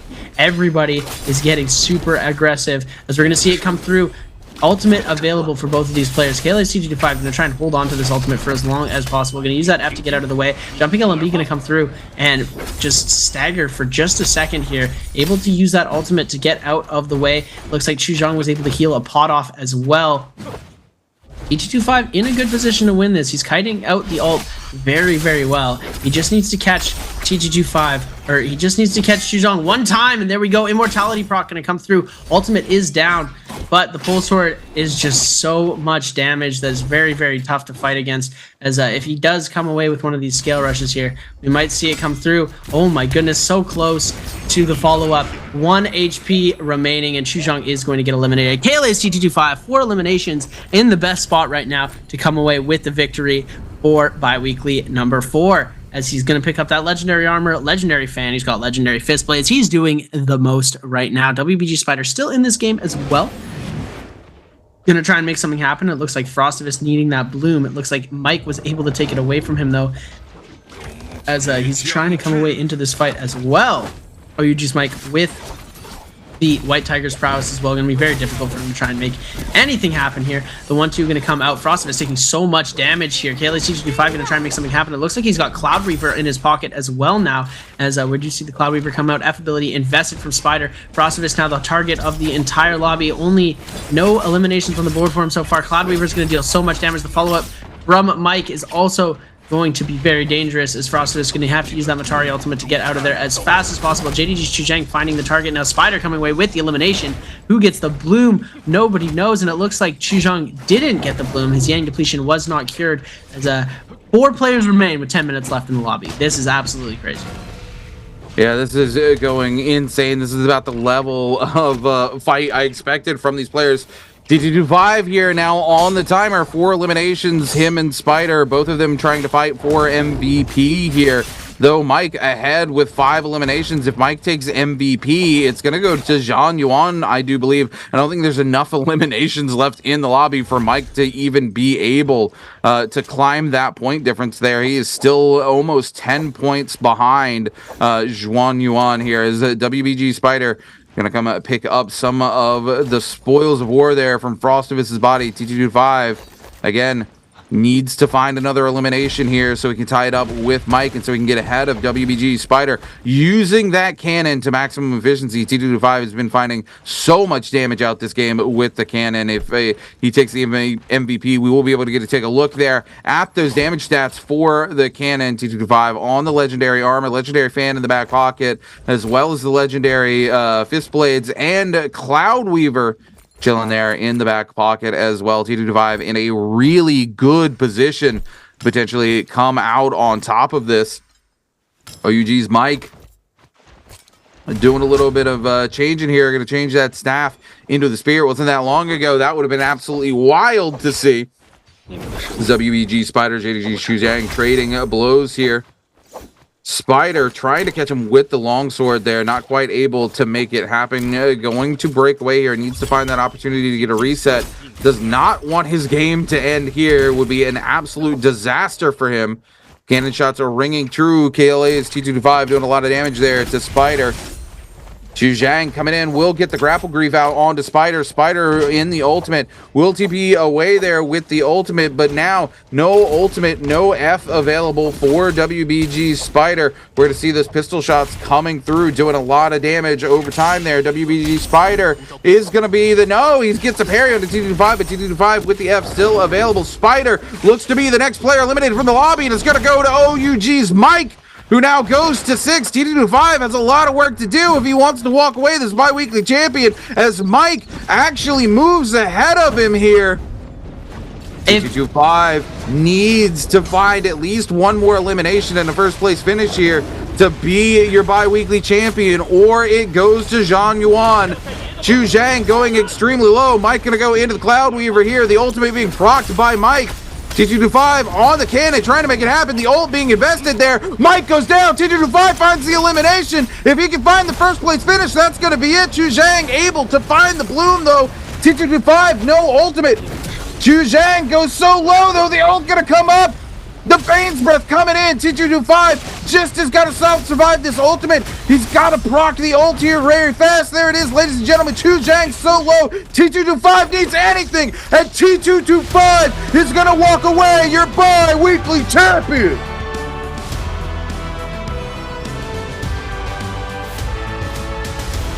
Absolutely insane here, ladies and gentlemen. KLA's T225. Mike, for a second, looked like if he would have gotten all 3 of those eliminations, because he got the pick on the Spider, he almost got the pick on the T225. 努力终有回报，本周的单排周决冠军是 KLA Summer Split, the fourth bi-weekly solo champion. He is KLA T225. 今天终于打破了魔咒，而且刚才啊，在台上 Today you finally break your curse. 终于等到了今天，先采访一下怎么样？ You got today. How do you feel now? 终于拿下了，最后再长舒那一口心中的这个闷气啊！ So at the last second, you finally relieved yourself. How's that feel? 终于等到这一天了。终于等到这一天了。 I think I finally 一直 did it. 都是在逆风飞行啊！可以看到今天包括是整场系列赛打下 You 来之后， know, 感 so 觉 for 今天 today's competition, 是不是一 you 度有点小 always 感 like 觉 not 可能没办法去问你这个冠军怎么样调整 on the top performance. How did you do the adjustment? 因为我那个昨天科目3挂了，然后就运气就变好了。 I think because I'm really lucky because yesterday my driving lessons didn't pass, so I'm lucky today. 还是怎么说啊？选吧，他科目3没过，我其实挺不满意的，我觉得过不了，有点笨。 Okay, this is the coach of KLA, and he said, I think because he didn't pass his driving lessons yesterday, I think it's not very good. But today is really surprised us a lot. 一直以来你是从手把手的，包括一直陪着他站到今天这个舞台的。 So we know T225 already came to KLA for a really long time. 怎么说呢？就是 How did you like 之 support 间 him 建立的关系是一种 that way? 相互信任的关系吧。然后 I think because we have a kind of 无条件相信他，我 relationship 把他送上节杯 like 第一次上场， we 然后到了 believe 今年这 each 2年 other. 下来，到了今年他开始心态有转变了。他 So 清楚地知道自己 especially 要 for 练习的东西 this 是什么，然 year, 后哪些 I 话 think 需要听 he 我的，哪 like 些话要 changed his 哪些 mind. 东西必须是自己要练的。 And 所以 he know what 今 to 年的 do 决赛 on the 处理 competition, 和 what he 和 have to 那个回旋镜处理 practice 就越来越 more. 好。 And he will 而且 do better and 其 better 实大家 on the 对 stage. 225的喜爱和对他的一个认知，总是感觉是差一口气，有点遗憾。今后 You know, 终于 for 打破了这个魔咒。 T225 我觉得此时 impressions 此 for 刻就 all 想 of us, 先把 we 这份荣 always 颁发 know 给属 he 于 may KLA T25 的 be 时刻。 the 当然的话，我 second 们 one. 本周的 But today, 烛龙卷轴 he break 包括我们 that. 的烛龙印，有请我们的工作人员 And 送上 we 来。 know 接下 he 来 got the 请 champion 打破 today. 魔咒的225去盖上属于你的冠军烙印。我相信此时此刻正在 So now, 收看我们 like 225本次周决以及守候到现在的所有的热爱永劫无限、染 Nbpl 的玩家朋友们，把 Open 掌声再 his 送给我们 champion 的冠军好 scroll 吗？ and print 哇 it.，真的是非常的不容易。这个冠军实至名归。来，有请 T25，先对着我们的镜头展示一下你的 We know 冠军 this 烛龙 champion 印。 for T225, he tried 龙头朝上 hard for such a long time. 来，对着 And 镜头 he 展 worth 示一下 it.。同样，有请我们的本周周决冠军 KLA T225盖上冠军烛龙印。来，卡教和你的爱徒一起站在我们的冠军卷轴前，一起看一下 Okay, 前方，让我们用 picture 镜头记录 time. 下这值得纪念的时刻。因为此时此刻特别的不容易，终于打破了这个魔咒，拿下了这个冠军。让我们再次恭喜2024 Nbpl 夏季赛第4双周单排周冠军 KLA T225。 Congratulations to KLA T225 to be the fourth BIWEEK4 solo champion. 好的，再次有请2位来到我们的台前。刚才台下很多坚守到现在支持你、为你加油打气的粉丝，一直以来啊，不管你科目3挂与不挂，都在支持你、为你加油。 So also today I have a lot 有什么话 of 送给自己的粉丝吗 T225's fans. What do you want to say to them? 箱子拿到手了。箱子拿到手了。那么同样，我相信很多 So 支持你的 I think you guys got the 玩 box. 家以及支持 boxes. KLA 俱乐部的粉丝都想问一下，这个小魔咒打破了，那下一个魔咒还会远吗？啊， Also, we 下一个 want 魔 to 咒 know 继续打破。 you 继续打破 already 来 break 给一下我们 this 的教练 curse. 卡教 What do you 谈一 think 下吧 about 今年包括 like 是后面 bowling 的一个 games? 规划和对 I think 自己的 I 爱 will 徒的一 break 个 another 期许 as well. 其实 And what's your 我们还是会 expectation 维 for 持我们原来的 T225 那 to 个 the 模 coach? 式，然后尽量在节杯发力。节杯发力，我们话先不说太晚。 I think I 更多的 just want 还是 him to 留 like 给我们的 maybe do T25 better in 去打 Jacob. 破一个一个的魔咒，去突破自我，获得更好的一个成绩。再次恭喜你！最后 And 评价一下 for 今天 this way, 这场竞技的所有选手。 we 尤其刚才 believe in 哇这真的是 T225 he 19 can 打这么 break 久 the curse 评价一下 one by 今天 one. 主场竞技的这其他的选手。 Also, what do you want to 我 say 觉得他们 to 都打挺好 all 的吧 the 就像 players today? 打轩辕，然后麦克、 I 蜘 think 蛛 they all did 都打挺好的 pretty 吧 well. Like 那么 Mike, like 啊 Spider, 都这 like 样都这样自 ASE, 己打的有点 Shuyan, 菜 like， 反正他 Verse. 第7把就可以结束了的，但他自己年轻 Especially, 嘛，可能 especially for 其实我觉 Verse, 得 I 这也 think 是作为 he 一个老大哥 may 的一个 end the game 对于 in the game 同样 7, but 场下的一个好 maybe a 兄 little 弟 bit 的一 unlucky. 个更多的场上经验的分享，怎么样？12次比赛拿下冠军。那么今天的话，我们要再次恭喜我们的 KLA 的 T225打破了心魔。打破了 Also, 这个魔咒 thanks to 拿下 all 这 the 个冠军 players 接下 who 来 gave 再 us 次享受一下属于 like 你的冠军舞台 wonderful 让我们恭喜 competition today, 2024 but we have to NBPL congratulations 单排 again 的第4双周 to 周冠军 KLA 2024 NBPL Summer Split, the fourth BIWEEK4 solo champion, KLA T225.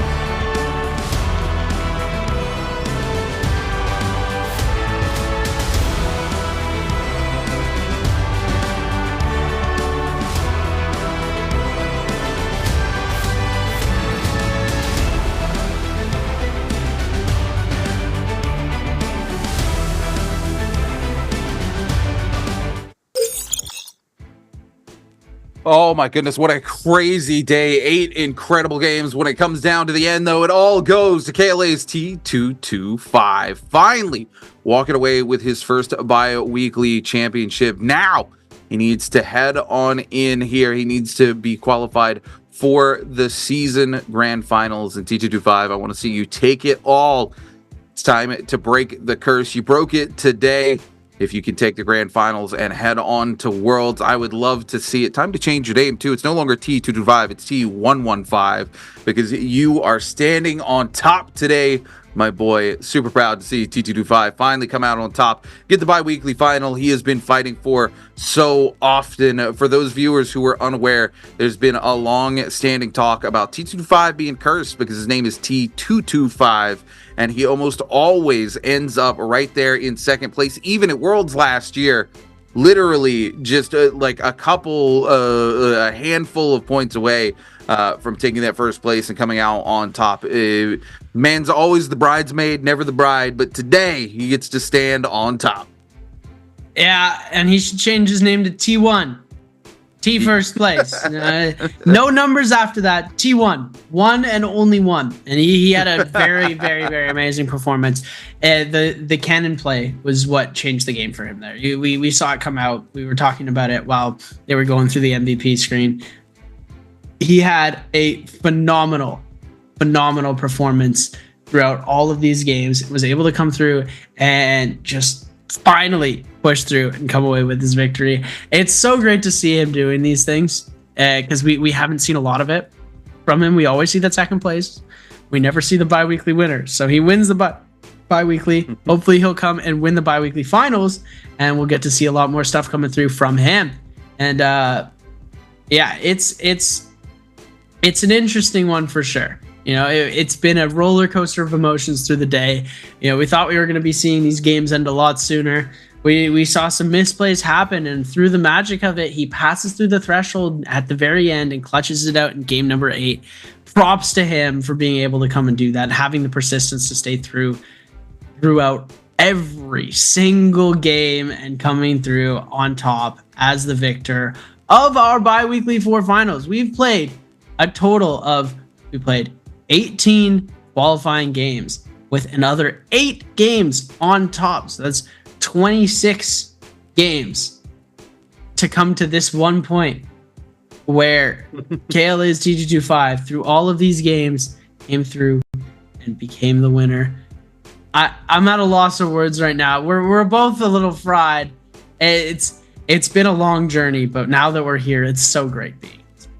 Yeah, absolutely love to see T225 finally coming out on top. I know everybody in chat is absolutely singing his praise. Look, T225, absolutely beloved name here in North America. The casters always trying to pat him on the back and tell him to keep going, make sure he keeps competing because he has got the skill to do it here. And, you know, in the final moments of this game, there's one point I want to break down in the Realm of Yang. There's a moment where he takes a huge risk to repair in the face of his opponent in that second Realm of Yang. And we talked about the risk he took just going into that Realm of Yang in general anyway, but he knew he needed those eliminations. He needed to keep the pressure up if he wanted to come out on top. And that moment, he has the wherewithal. He just says, I know the scale rush is coming. I'm gonna let it go. I'm risking it all for this repair. He gets it off on the cannon. He's able to come out on top because of it. The scale rush misses by just a hair. He's able to get those 2 cannon shots down range and clean up that Realm of Yang. That Realm of Yang, of course, giving him that white tiger's prowess that he comes out and puts to absolute work. He comes in, he cleans up elimination after elimination, and he does it against the best players. He does it against WBG Spider. He does it against OUG's Mike. He does it against every one of these players in this lobby. So there can be no question that our boy T225 absolutely earned this victory. He fought blood, sweat, and tears to make it here today, and I couldn't be prouder of him, Seb.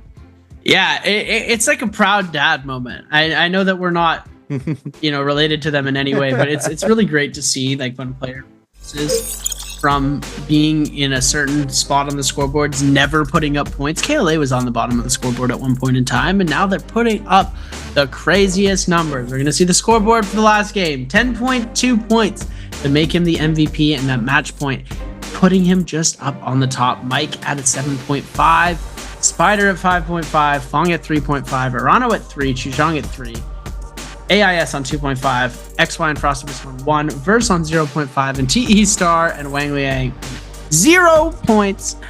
going into that last game. 8 games played, it'd be a very difficult spot for these players to come away with it. Yeah, this was crazy day of games. Love to see it coming in, and of course KLA T25 walking away, your bi-weekly champion. I don't know really what else there is to say. It's a momentous occasion. T225 has been working towards this all year. Like I said, always the bridesmaid, never the brides. As we take a look here, some of the replays brought to you by Thunderbolt WBG Spider here in the early game. I don't think we actually saw this fight. Man, what a bow shot there on the Chu Zhang, actually. Mike here with that early elimination on to XY. Fong coming in here on to Wolves, Wang Liang. T225 here in this fight. And I mean, this fight really sets the tempo for T225. This fight lasts for almost 4 minutes in the beginning of the game, and it's Verse he's able to come out on top of. And then we cut the mic here on to Frostivus. Poor Frostivus here just gets the work put onto him by OUG's mic as he's able to come through here and clutch it out. There we go. He lands the ultimate there. There's not a whole lot Frostivus can do after that, as the follow-up guaranteed there from the jumping ability. This is it, the moment, the repair. He waits it out, is able to get the repair off. I don't know any other player that would have waited that out, Seb. Yeah, it's definitely an interesting spot, and he's able to go through, get the repair, and the whole reason he wins the fight is because of the cannon shots. And we see it happen here again. The cannon damage, just so much extra coming through, and he's able to get the kill on a Chu Zhang. We see Mike cheering on his friend for the win here as he gets up and he wins the game. Absolute tear. As we're going to take a look at the final standings, in 12th place, Arano with only 2 points. Oh, these are the ranking points. Total points for 20.2 on the day. The ranking points getting 2. Wolves Wang Liang going to finish with 3. Frostivus with 3.5. Chu Zhang with 4. Bung with 4.5. AIS with 5. As we're going to take a look at the top of our leaderboard in just a second, is we like to simmer and just, soak all of this information in. There's a whole lot of numbers we're throwing at you, so you gotta really check this out, because when you're getting to the time of the day and look at that 10.2 MVP at the end is going to put KLA on to 9 ranking points, XY on to 8, Spider on to 7, Mike on to 6.5, Verse on to 6, Star on 5.5. As we're going to be closing this out, KLA's D225 finally getting a win under his belt. 9 ranking points is going to be huge going into these grand finals, giving him a very decent standing to play in the Nbpl grand finals here, as we're going to be seeing. And then we've got the LCQ last chance qualifier coming through as well. And then we also have a couple of other things that are going to be going on. So right now, total kills, Spider with 19 with 77,000 damage. The amount of T225 got more kills. He got 21 kills, but only 76,000 damage. Mike with 69,000 damage. XY with 66. Burst with 64. Frostivus with 59. Frostivus with 6th for damage. That's a good one to see. And here we go. KLA's T225, the solo winner of bi-week number 4.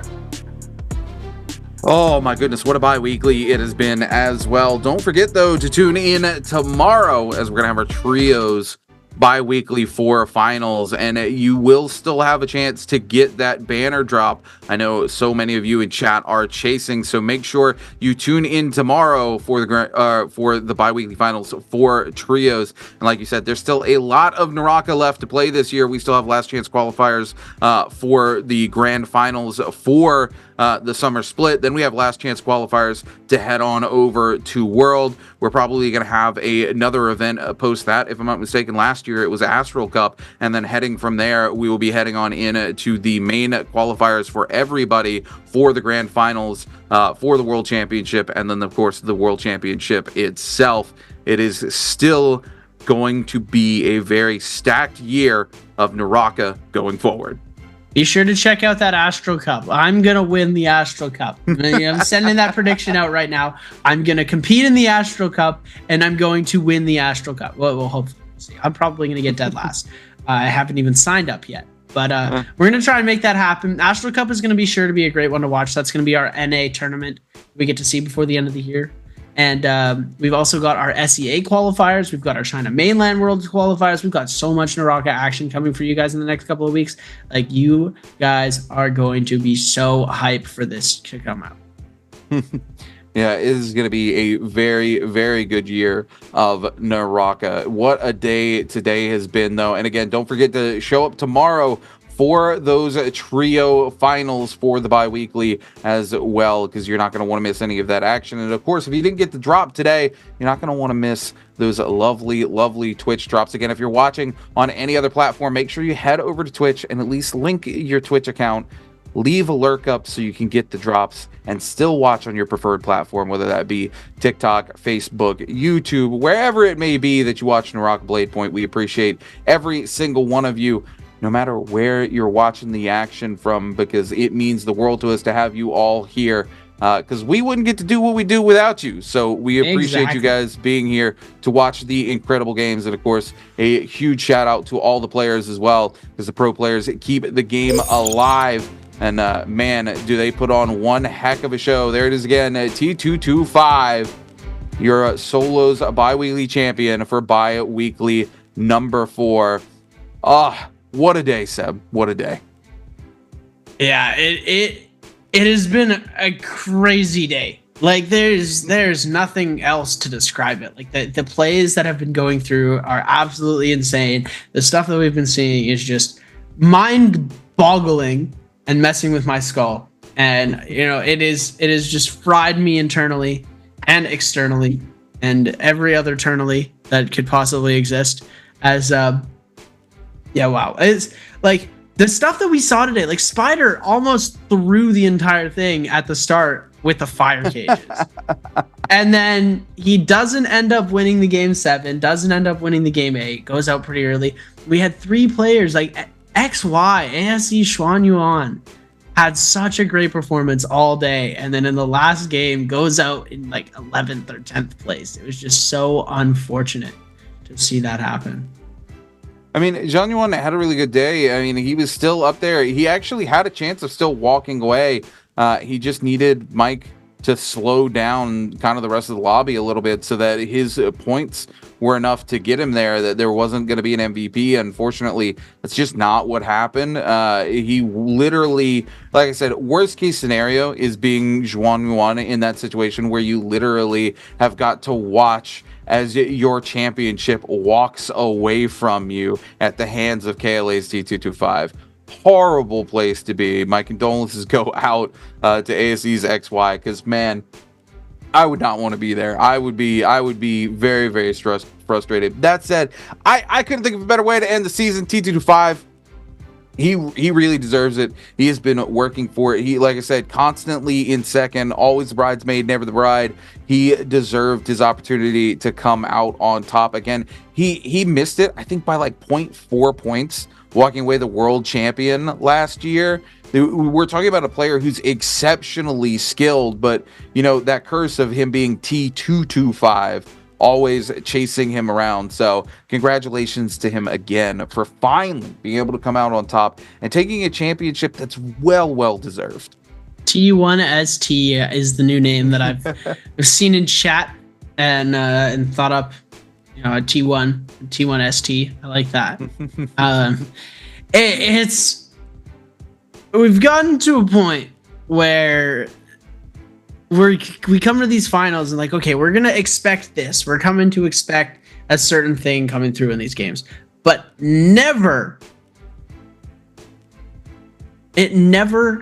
happens in the way that you're gonna think it happens. It just, the twists and turns, the amount of emotions that you get brought up from watching these, like the journey that you get taken on watching these games, like 8 games played. There's so much energy that comes through, the rise and fall of these players coming through. Like, Spider used to run away with every single finals, and now it's anybody's game. We're gonna take a look at his 78 total kills. Oh my goodness. Most of it coming from the nunchucks, fist blades, and the staff. Dual halberds, pole sword, and hung sword taking up the other bits. 300,000 damage with melee weapons.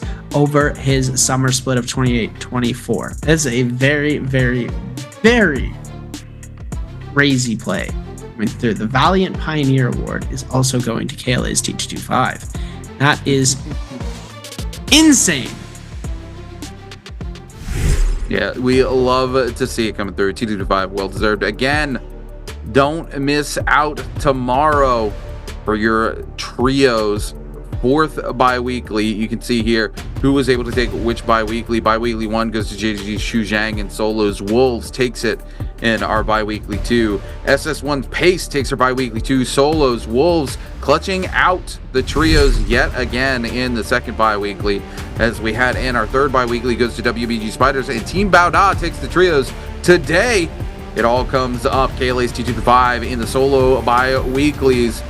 Will Wolves be able to come back out on top in the trios, or will another team clutch away the trios bi-weekly final? Time will tell. That time will be tomorrow. You're not gonna want to miss it, ladies and gentlemen. As we continue to take a look, you can see here as we head into November, the AS qualifier, the EU qualifier, NA qualifier will be taking on the 1st, 2nd, and 3rd solo grand finals and trios grand finals for our 4th season. It will be the 9th and 10th. And then we will have the Chinese mainland qualifier on the 14th, 15th, 16th, and 17th. So you're not going to want to miss any of that action.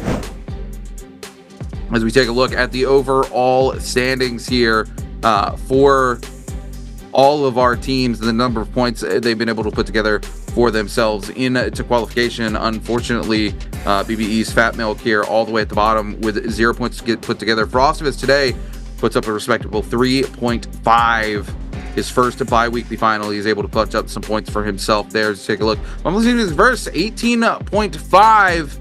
He doesn't come out the champion in any of these, but a respectable at least 4 points. He's here every single week. And again, KLA's T225 always sitting towards the top of that leaderboard, just not quite able to clutch it out. But today makes it happen. WBG Spider last week as well. And then, man, what a day today was. And you see KLA's T225, #1 in the season, the most points put together. This is a guy who's consistently putting points up on the board, consistently being here. And again, this is a championship well earned. As we take a look at the solo qualified teams, these are your solo guaranteed qualifiers going into the season grand final. At KLA, WBG, OUG, EWG, DRG, and ASE. And then we've got a couple more slots for these players who are going to try and come away with the last chance qualifiers. So out of these teams, out of these 12 teams, 6 more will be added to the tally. And doesn't matter what their placement was before, it only matters what they do in the LCQ. So it's giving Frostivus a chance to be able to make up for the season. You know, he had a great run in bi-weekly 4, but unfortunately his performance in bi-weeklies 1 through 3 wasn't able to make finals. So hopefully he'll get a little bit more going into it for that. And then the world's points will be added on after the LCQ and after the solo grand finals of the NBPL.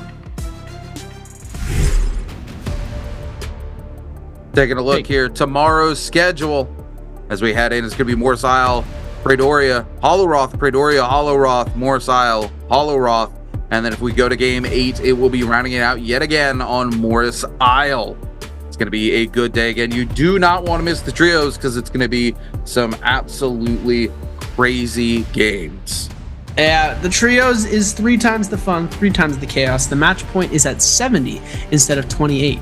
So they do make it a lot harder. And the trios games go absolutely insane. Everybody knows how crazy the trios are. There's 3 times the amount of people in the lobby. So you're going to have a tough time if you don't know what you're doing. But luckily, these NBPL players, they know exactly what they're doing. So they are going to be giving us the go-ahead pretty soon. For that, we're going to be seeing the finals kick off. And I'm super excited to watch that tomorrow as well. It's going to be great to see how fast they're going to be able to play their games, or if they're going to go to game 8 as well.